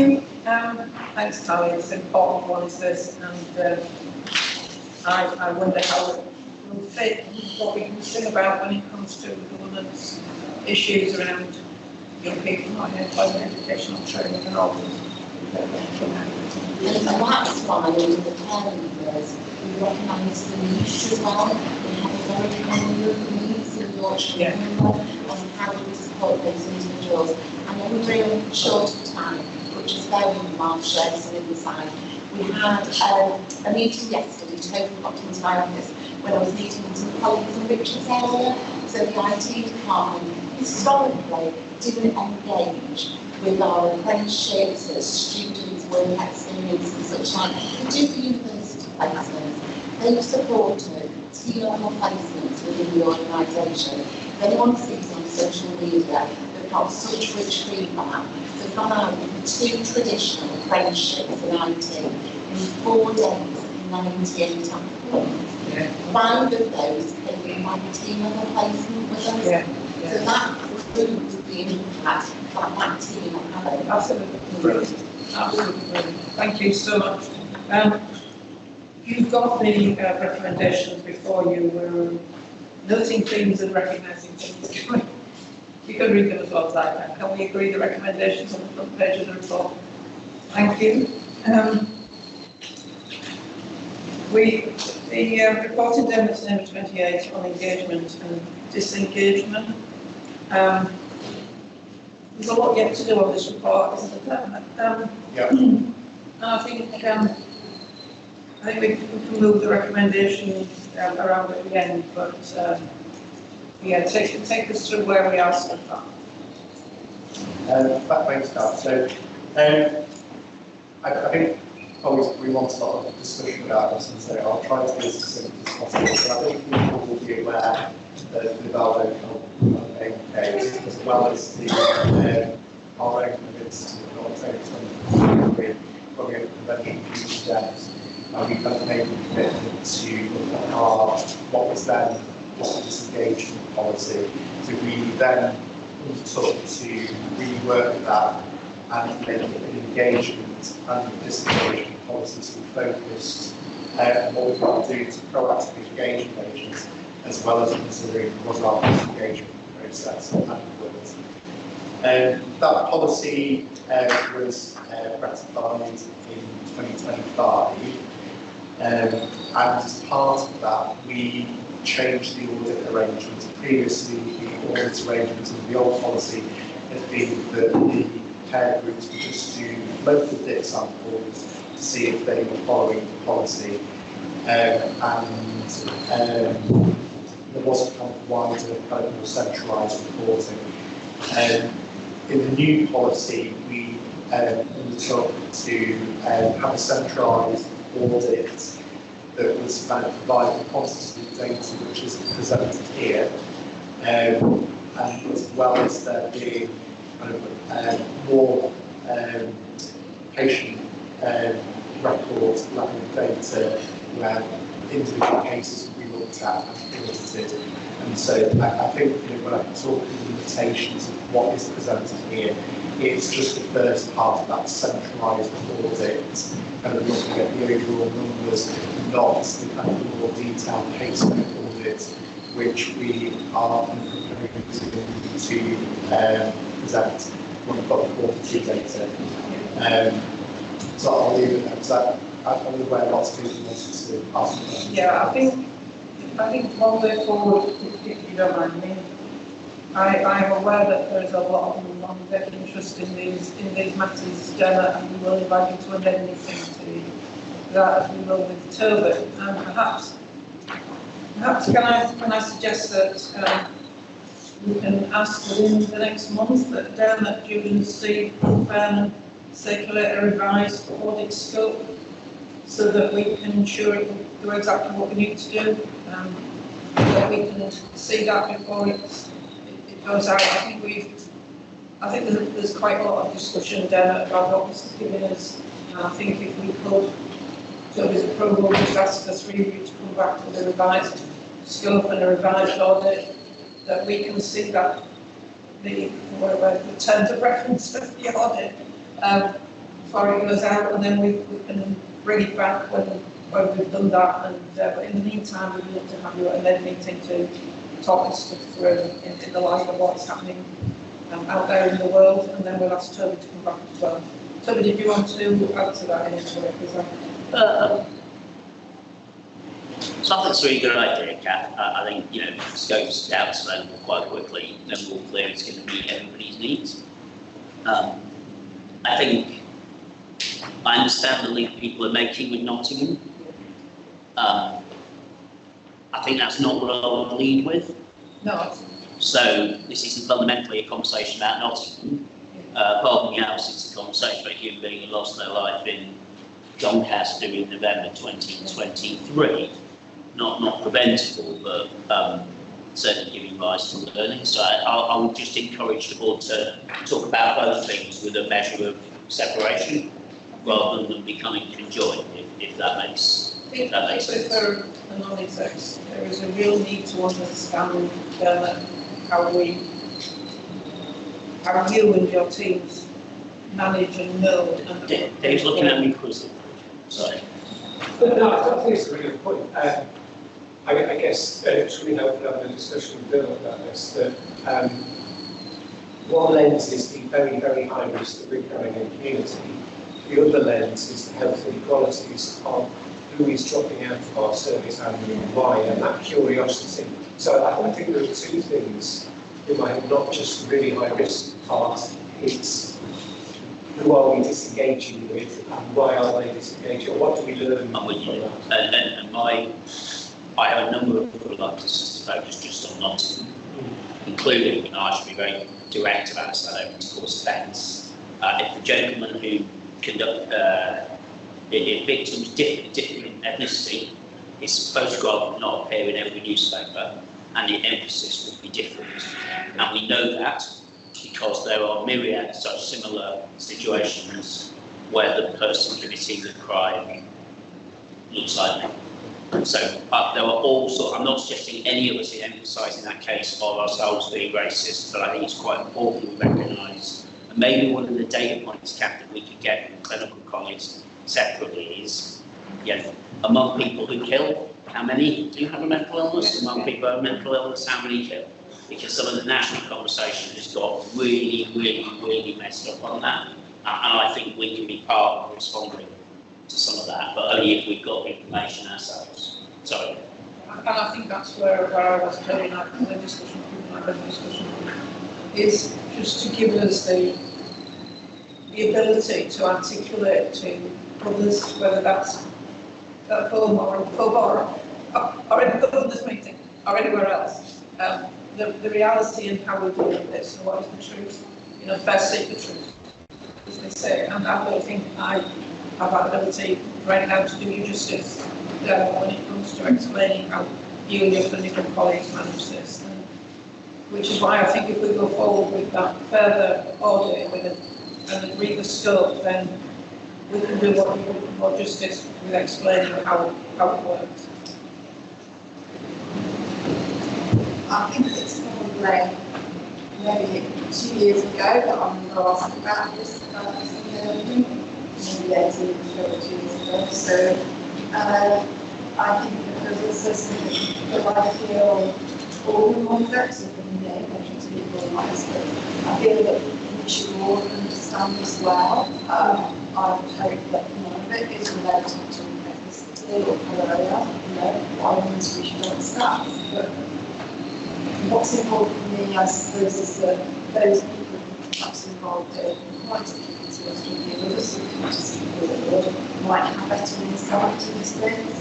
As opposed to where I sit in the community, on the scientists. So I don't think other people perhaps sometimes feel we should, or perhaps it's meetings that we will get to understand exactly about these statistics and the level of risk that our medical colleagues are comfortable with or managing, because if somebody doesn't tell them,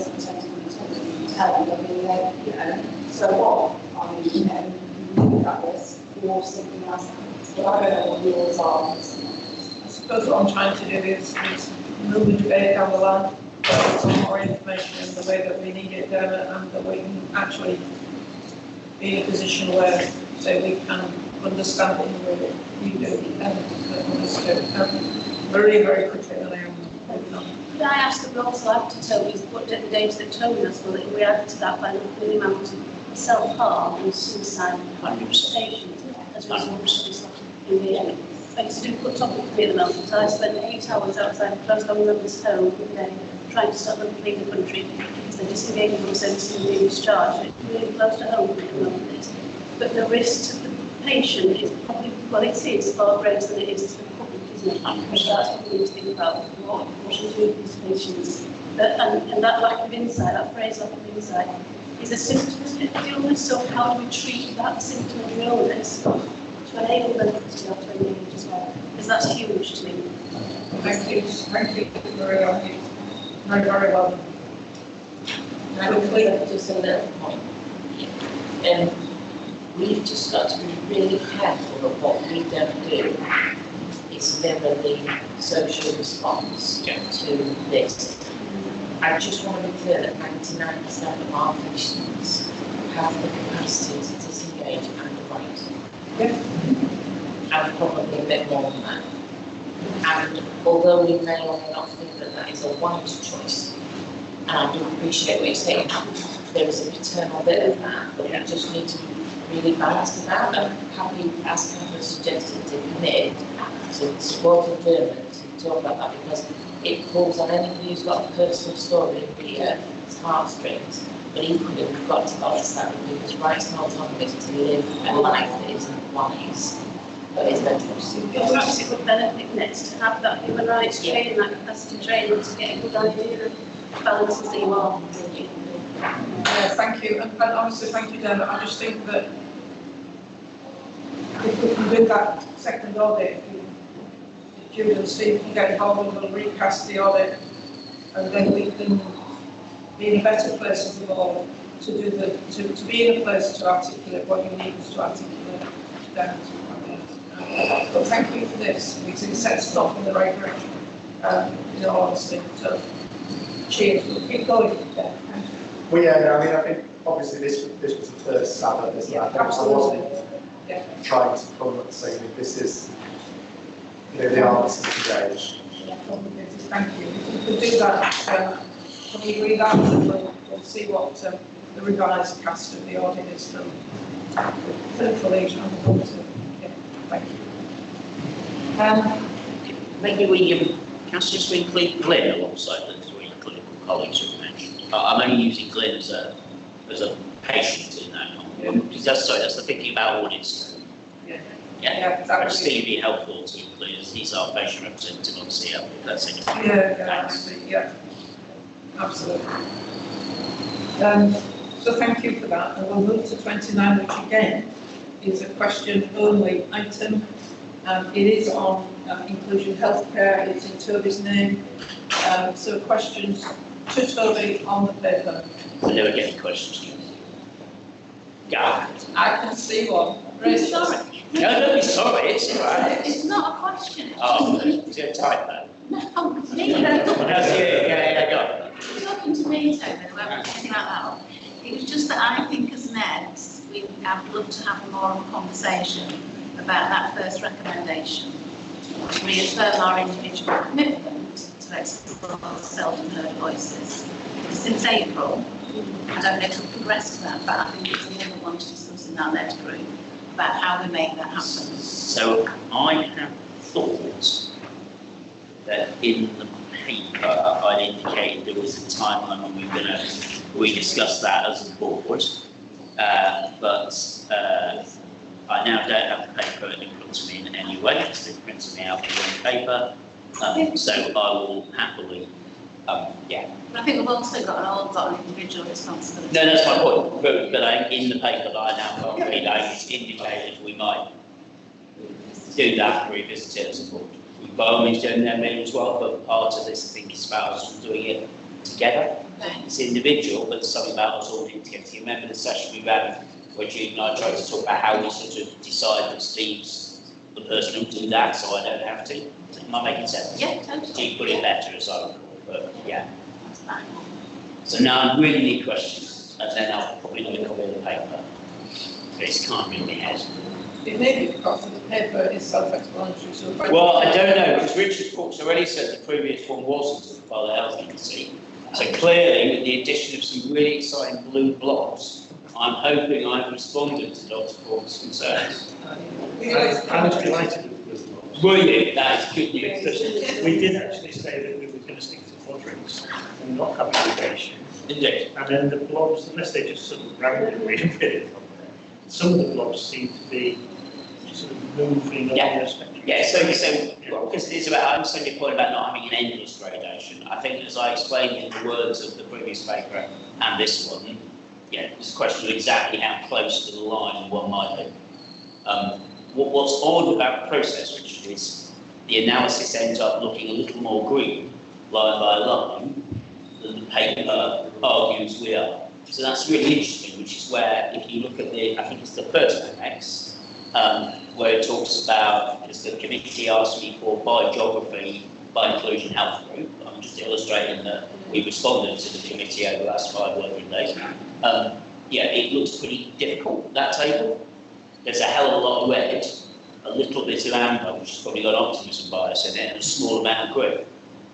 So, yeah, so it's interesting doing the thinking in 3 different lenses. You end up with very different perspectives. You end up with my overall view, but we're sort of top left.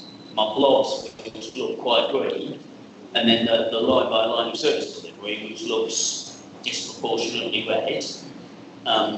So, you know, either way, I think it's led up to the conclusion of the paper, which is we've done a bunch of work.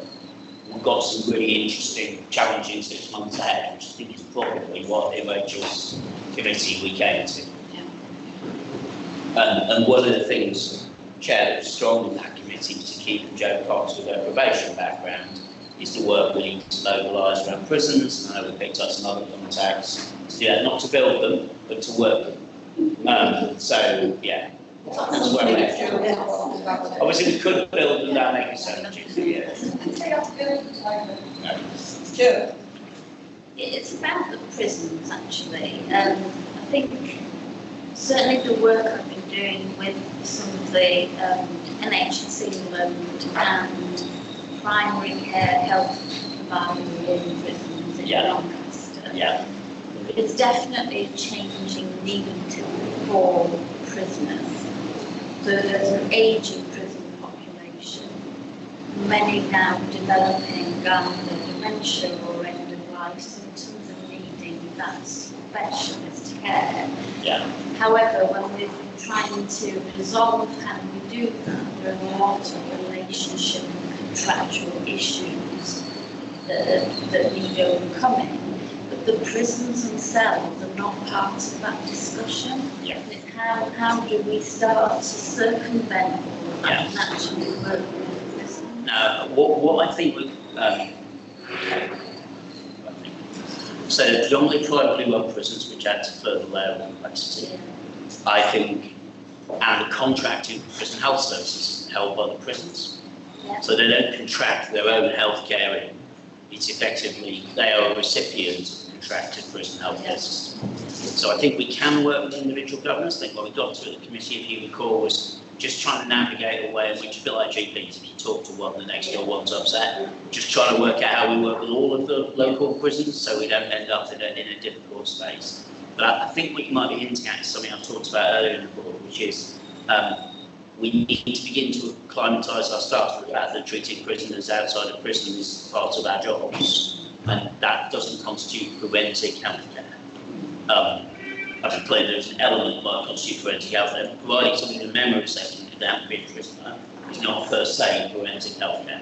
So what I think we settle on the end is possibly we would have a workshop or an interest group that we would do to get ourselves started to explore some of these issues. And I think what you're speaking to is need to include people in that process who are very, very non-expert and maybe even a bit resistant, because it's that group of folk that have got to get comfortable with some of this. That's separate to the very sizable opportunity we have, particularly the homeless team being creative about some stigmatised prisons. A huge percentage become non-domicile really, really quickly.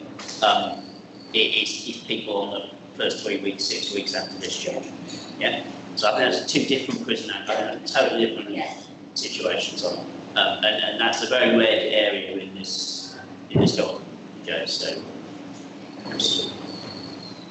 My friend John Conrad isn't in, the guy who just resigned from government who employs what Timson, yes. Timson, I'm reluctant to have, Carleen have a sixth pillar, but if there was a sixth pillar, it probably would be prison employment or post-prison employment, again, two different points, and it may be that talking to James Timson is a helpful part of that journey. Give him a bit of time to agree that might be a useful conversation. I think Steve was wanting to ask me a question. It was just to build on the point, Joe, and people in prison, to use prison board, people in prison, not prisoners. That was really helpful in terms of the language of describing people as well. We did a lot of work, probably about 5 to 10 years ago, in the Staffordshire prisons, where people wanted to be referred to as men in prison, people in prison, or women in prison. So I just think it does change the shape of the of course, prisons receive input from primary care services, primary and secondary mental health services. I think there is definitely a pathway for us to look at, because if somebody is receiving secondary mental health services in prison, it is ultimately a community mental health team that outreaches into a prison, and as such, the pathway should be the day that that person is released, is that they should continue that pathway. And I entirely accept that as the theory, that is not remotely practice. So we'll start with where the current practice is, and then we'll see where we think it's possible to get to. No, thanks, and it's really important. So if we could reaffirm our individual commitment as board members to explore self-employed voices, which we did discuss in that time, it was a very personal thing. You know, we are a unitary board, unitary board of individuals, is a personal commitment to this. So I hope we can explore and reaffirm that commitment that we will individuals. Just know the cooperative government, explore the committee and recognise the work that we need to do in page 2, second half of the year, page 2, to cover all groups and all places. So can we agree that? Thank you, everybody. To item 30, which is the report on dialogue with floods. This is due paper. We've been on Fairbanks today, aren't we? Already, it's hugely important. And it's been a bit of a problem, hasn't it, for quite a bit. So over to you. But where are we and what we're learning? Thank you. Yeah. So yeah, it's been a problem for years, unfortunately, about getting to 100% of people having something that we can recognise as a consistent care plan, and it was raised in our last big inspection as well. So I guess what I'd like people to think about is that when we're looking at this, we're not just looking at dialogue, we're looking at something that's a cultural issue that's been for very significant years. However, if it's all right, I'm just going to draw attention to 3 things in the paper and then take questions if we can follow. So the first thing is, I'm sorry that you've got 2 papers in one. However, the national publication that we've been waiting for 18 months came out literally as this paper was being produced. So hopefully the annex paper, which benchmarks where we are against that national, which doesn't only include dialogue, but dialogue is a core part of where personalisation is coming into that national picture. Gives some context to the fact that we are working and already are quite well on with doing things that are expected in that standard and we will expect in the future. So that's the first thing. The second thing is that we have improved significantly in terms of the amount of people that are in care plan and who are engaged in personalised care planning piece of work as well as using clinical outcome measures. That said, we're not there. So we see nice graphs that show us in an upward trajectory from business. However, we have set a target by the end of September that we must be up there. And it's been very clear the averages cover quite a lot of services at 100% and then quite a lot of services at below what the averages show. So within both the acute delivery review and also the other delivery reviews, we have a very specific focus on dialogue, and so whilst I would like that people see where I put things in the quadrant in terms of rating, to know that within the averages there are some variations, there are some pressure points, and just to be explicit about what those are. That is particularly our substance misuse services, our older adult services, and then there is some nuance in some of our services, such as children's eating disorders, and we're working through them. The majority of the issues in the services I've just listed are around capacity and demand, but we have senior leaders overseeing this and having weekly meetings to get this to where it needs to be. But there is a part of this is culture, so some people that are having a difficulty in moving to this new way of working, and whilst we're trying to bring people along with us, we are really clear that dialogue is the way forward. It needs to be a consistent approach that's evidence-based. And so whilst we absolutely appreciate any clinical concerns being raised upwards or through the radar process, what we're not shifting on is moving back to dialogue. So I'm sorry if that last point didn't end too nice, but I am. Thanks, Jim. Question on this? I'm glad we got quality on this, because I think this is a really important topic, and we did say this was this year's 4 weeks. I remember how much time we spent discussing 4 weeks, so it's got I've got kind of two comment questions kind of do. One was about you saying something about children's category. So I was trying to work out why you were sounding confident about September, and then I realised the paper is adult working action, and obviously we do delivery here, as you said, so yeah, that's kind of question one. Question two is, as far as the paper argues, we've got strong delivery conditions. I know you've expressed frustration as colleagues about the kind of data flows in the space, and I guess that's the delivery condition. I wondered whether we're really 8 weeks away from success on. Could you say something about that? Because you know, we need to have a shared understanding of how likely this is going to be. Any more requirements due to management progress is good. It is, but the view is quite unfair. You asked the question obviously about what we need to see in terms of quality rather than quantity. Be interested to see what your thoughts are on that rather than the entities. Take those now, if anything else to do. So, yes, this does with children's and substance misuse, children's very lax in terms of the training, and also in terms of we have to work through, because of the lack of national direction, which equally doesn't come with the communication, which is summarised, what the outcome measures were that have to be adjusted because of different age groups. Older teenagers will fit with some of the adult diagnostic and crime data, but younger ones won't. So we've had to work through some of that. I would be clear we're in a much more challenging position in children's and substance misuse than we are in adult health, which is where we put our focus. So I can bring in an next if it's helpful to the more. No, I suppose if children's isn't going to get there in September, you know, November might be tolerable.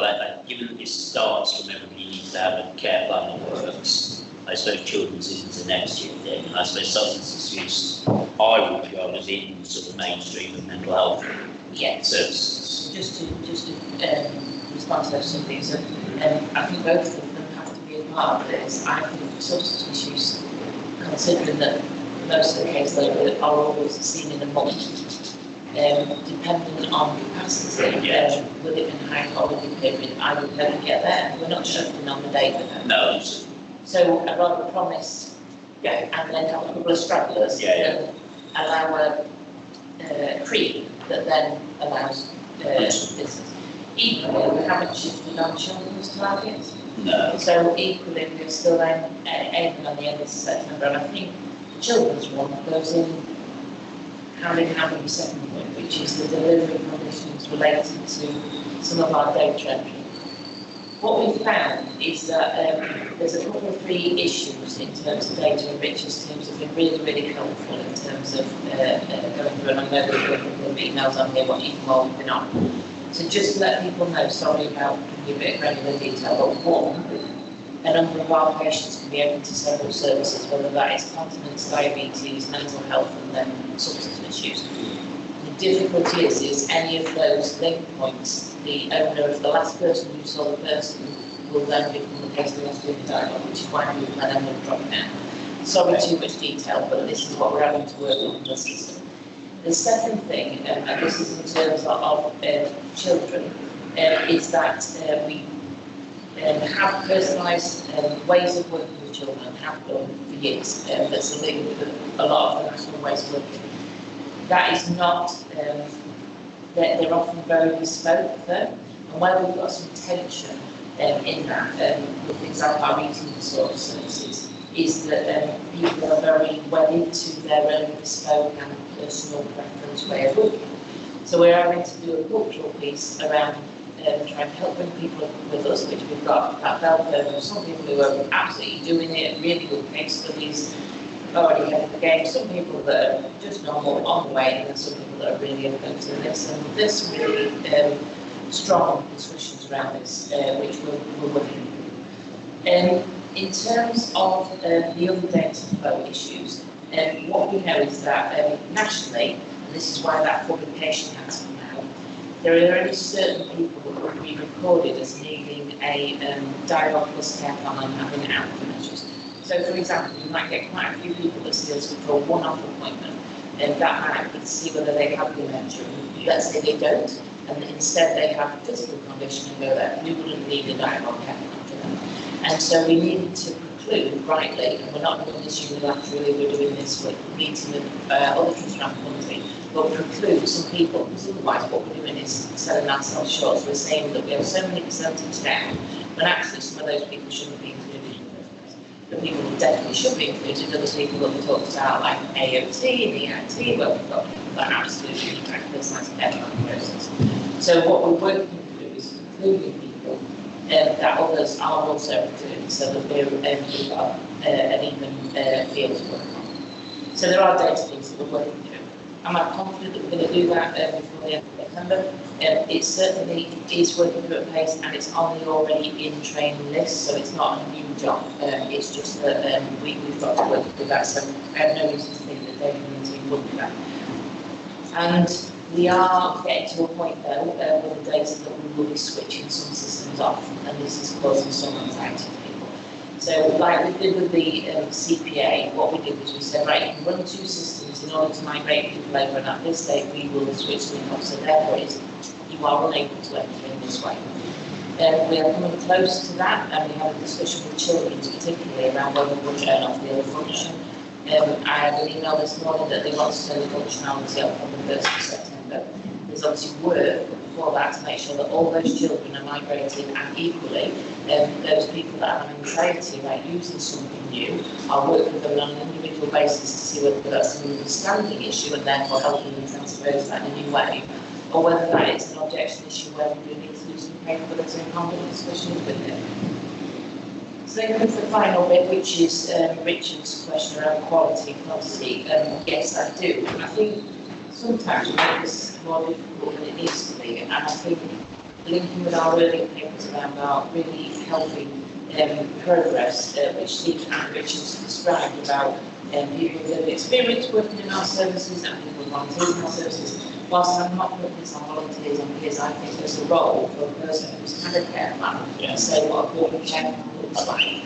And so I think, and when I've spoken to all these people with lived experience, they're all very keen to help us do these kinds of audits. So yes, there's the numerical stuff which the data is helping us with, but then there's that, what does it mean to me? And we can have a look at that, and I do believe it should be done in collaboration with staff, but equally I do think that when our peers forward to talk to our patients to say, does that mean what you want it to mean? That's going to be much more valid outcome.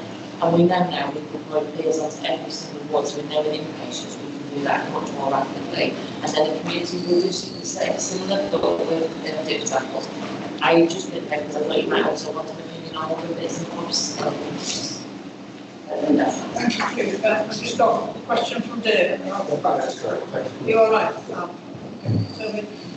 I suppose the other advantage of the publication of the personalised care framework is, given the anxiety you've described among our staff, not universal, but with a lot of it, it helps to protect us against CQC coming to visit our services with their own personal view of what's a care plan or to look like, and it's then ending up in a rather unhelpful going round in the circle.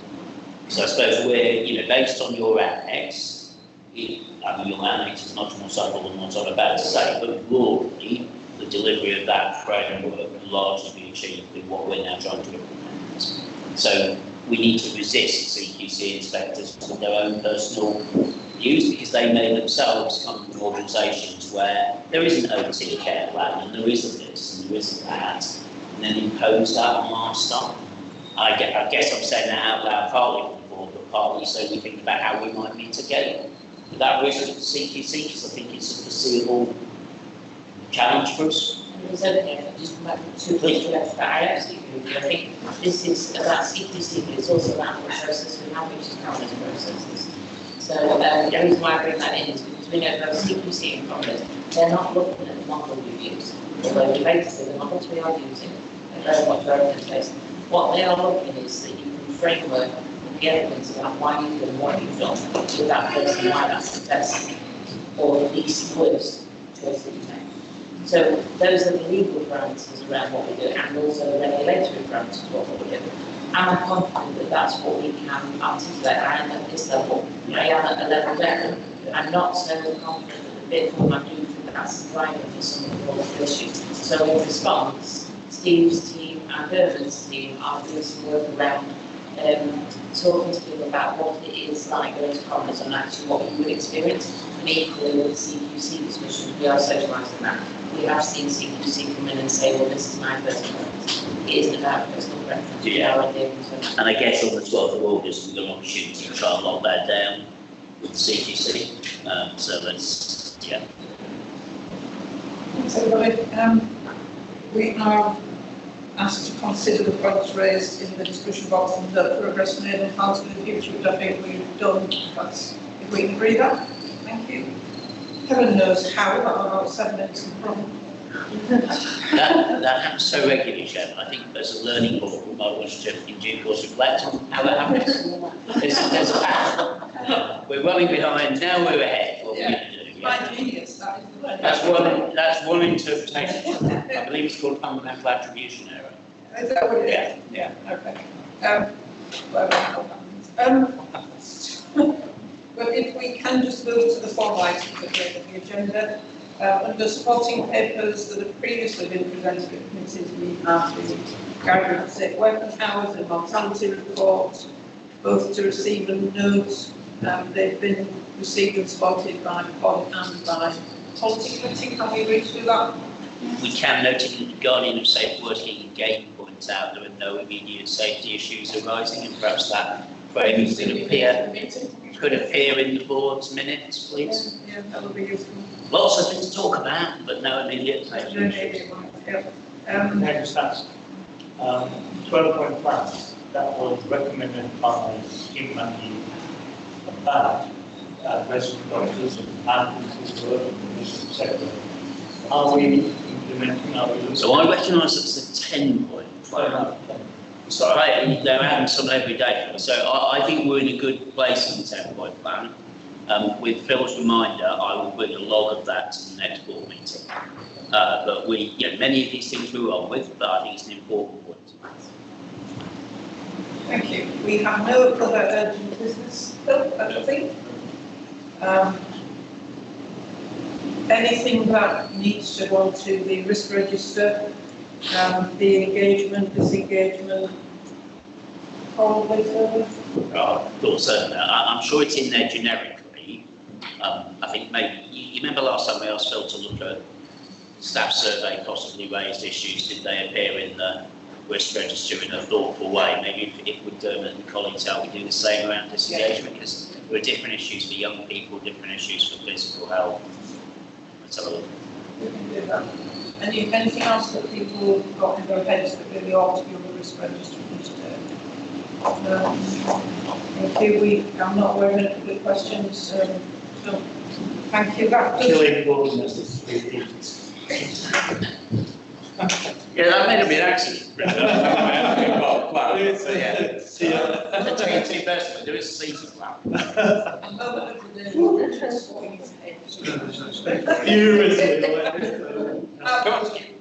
You've got problems, I wanted to clarify that the disengagement risk is RSK 044, so this is already on the risk register, and we monitor it through RMG. Okay. There's a disengagement risk. I think the point is, should we have more disengagement? That's what I've asked to be looked at. Should we channel that through RMG? Yeah, that's what this item is. Yeah. Thank you. Thanks, Steve. That does come to the end of this part of the agenda, and now it's resolved because publicity would be prejudicial to the public interest by reason of the confidential nature of the business to be transacted, that the public and press are excluded from the remainder of the meeting, which will conclude in private. Do you want to go? I mean, we haven't got any people to exclude. I don't think. Will we exclude like no? And there's what we are. Do you want to go straight through into public session, get through it?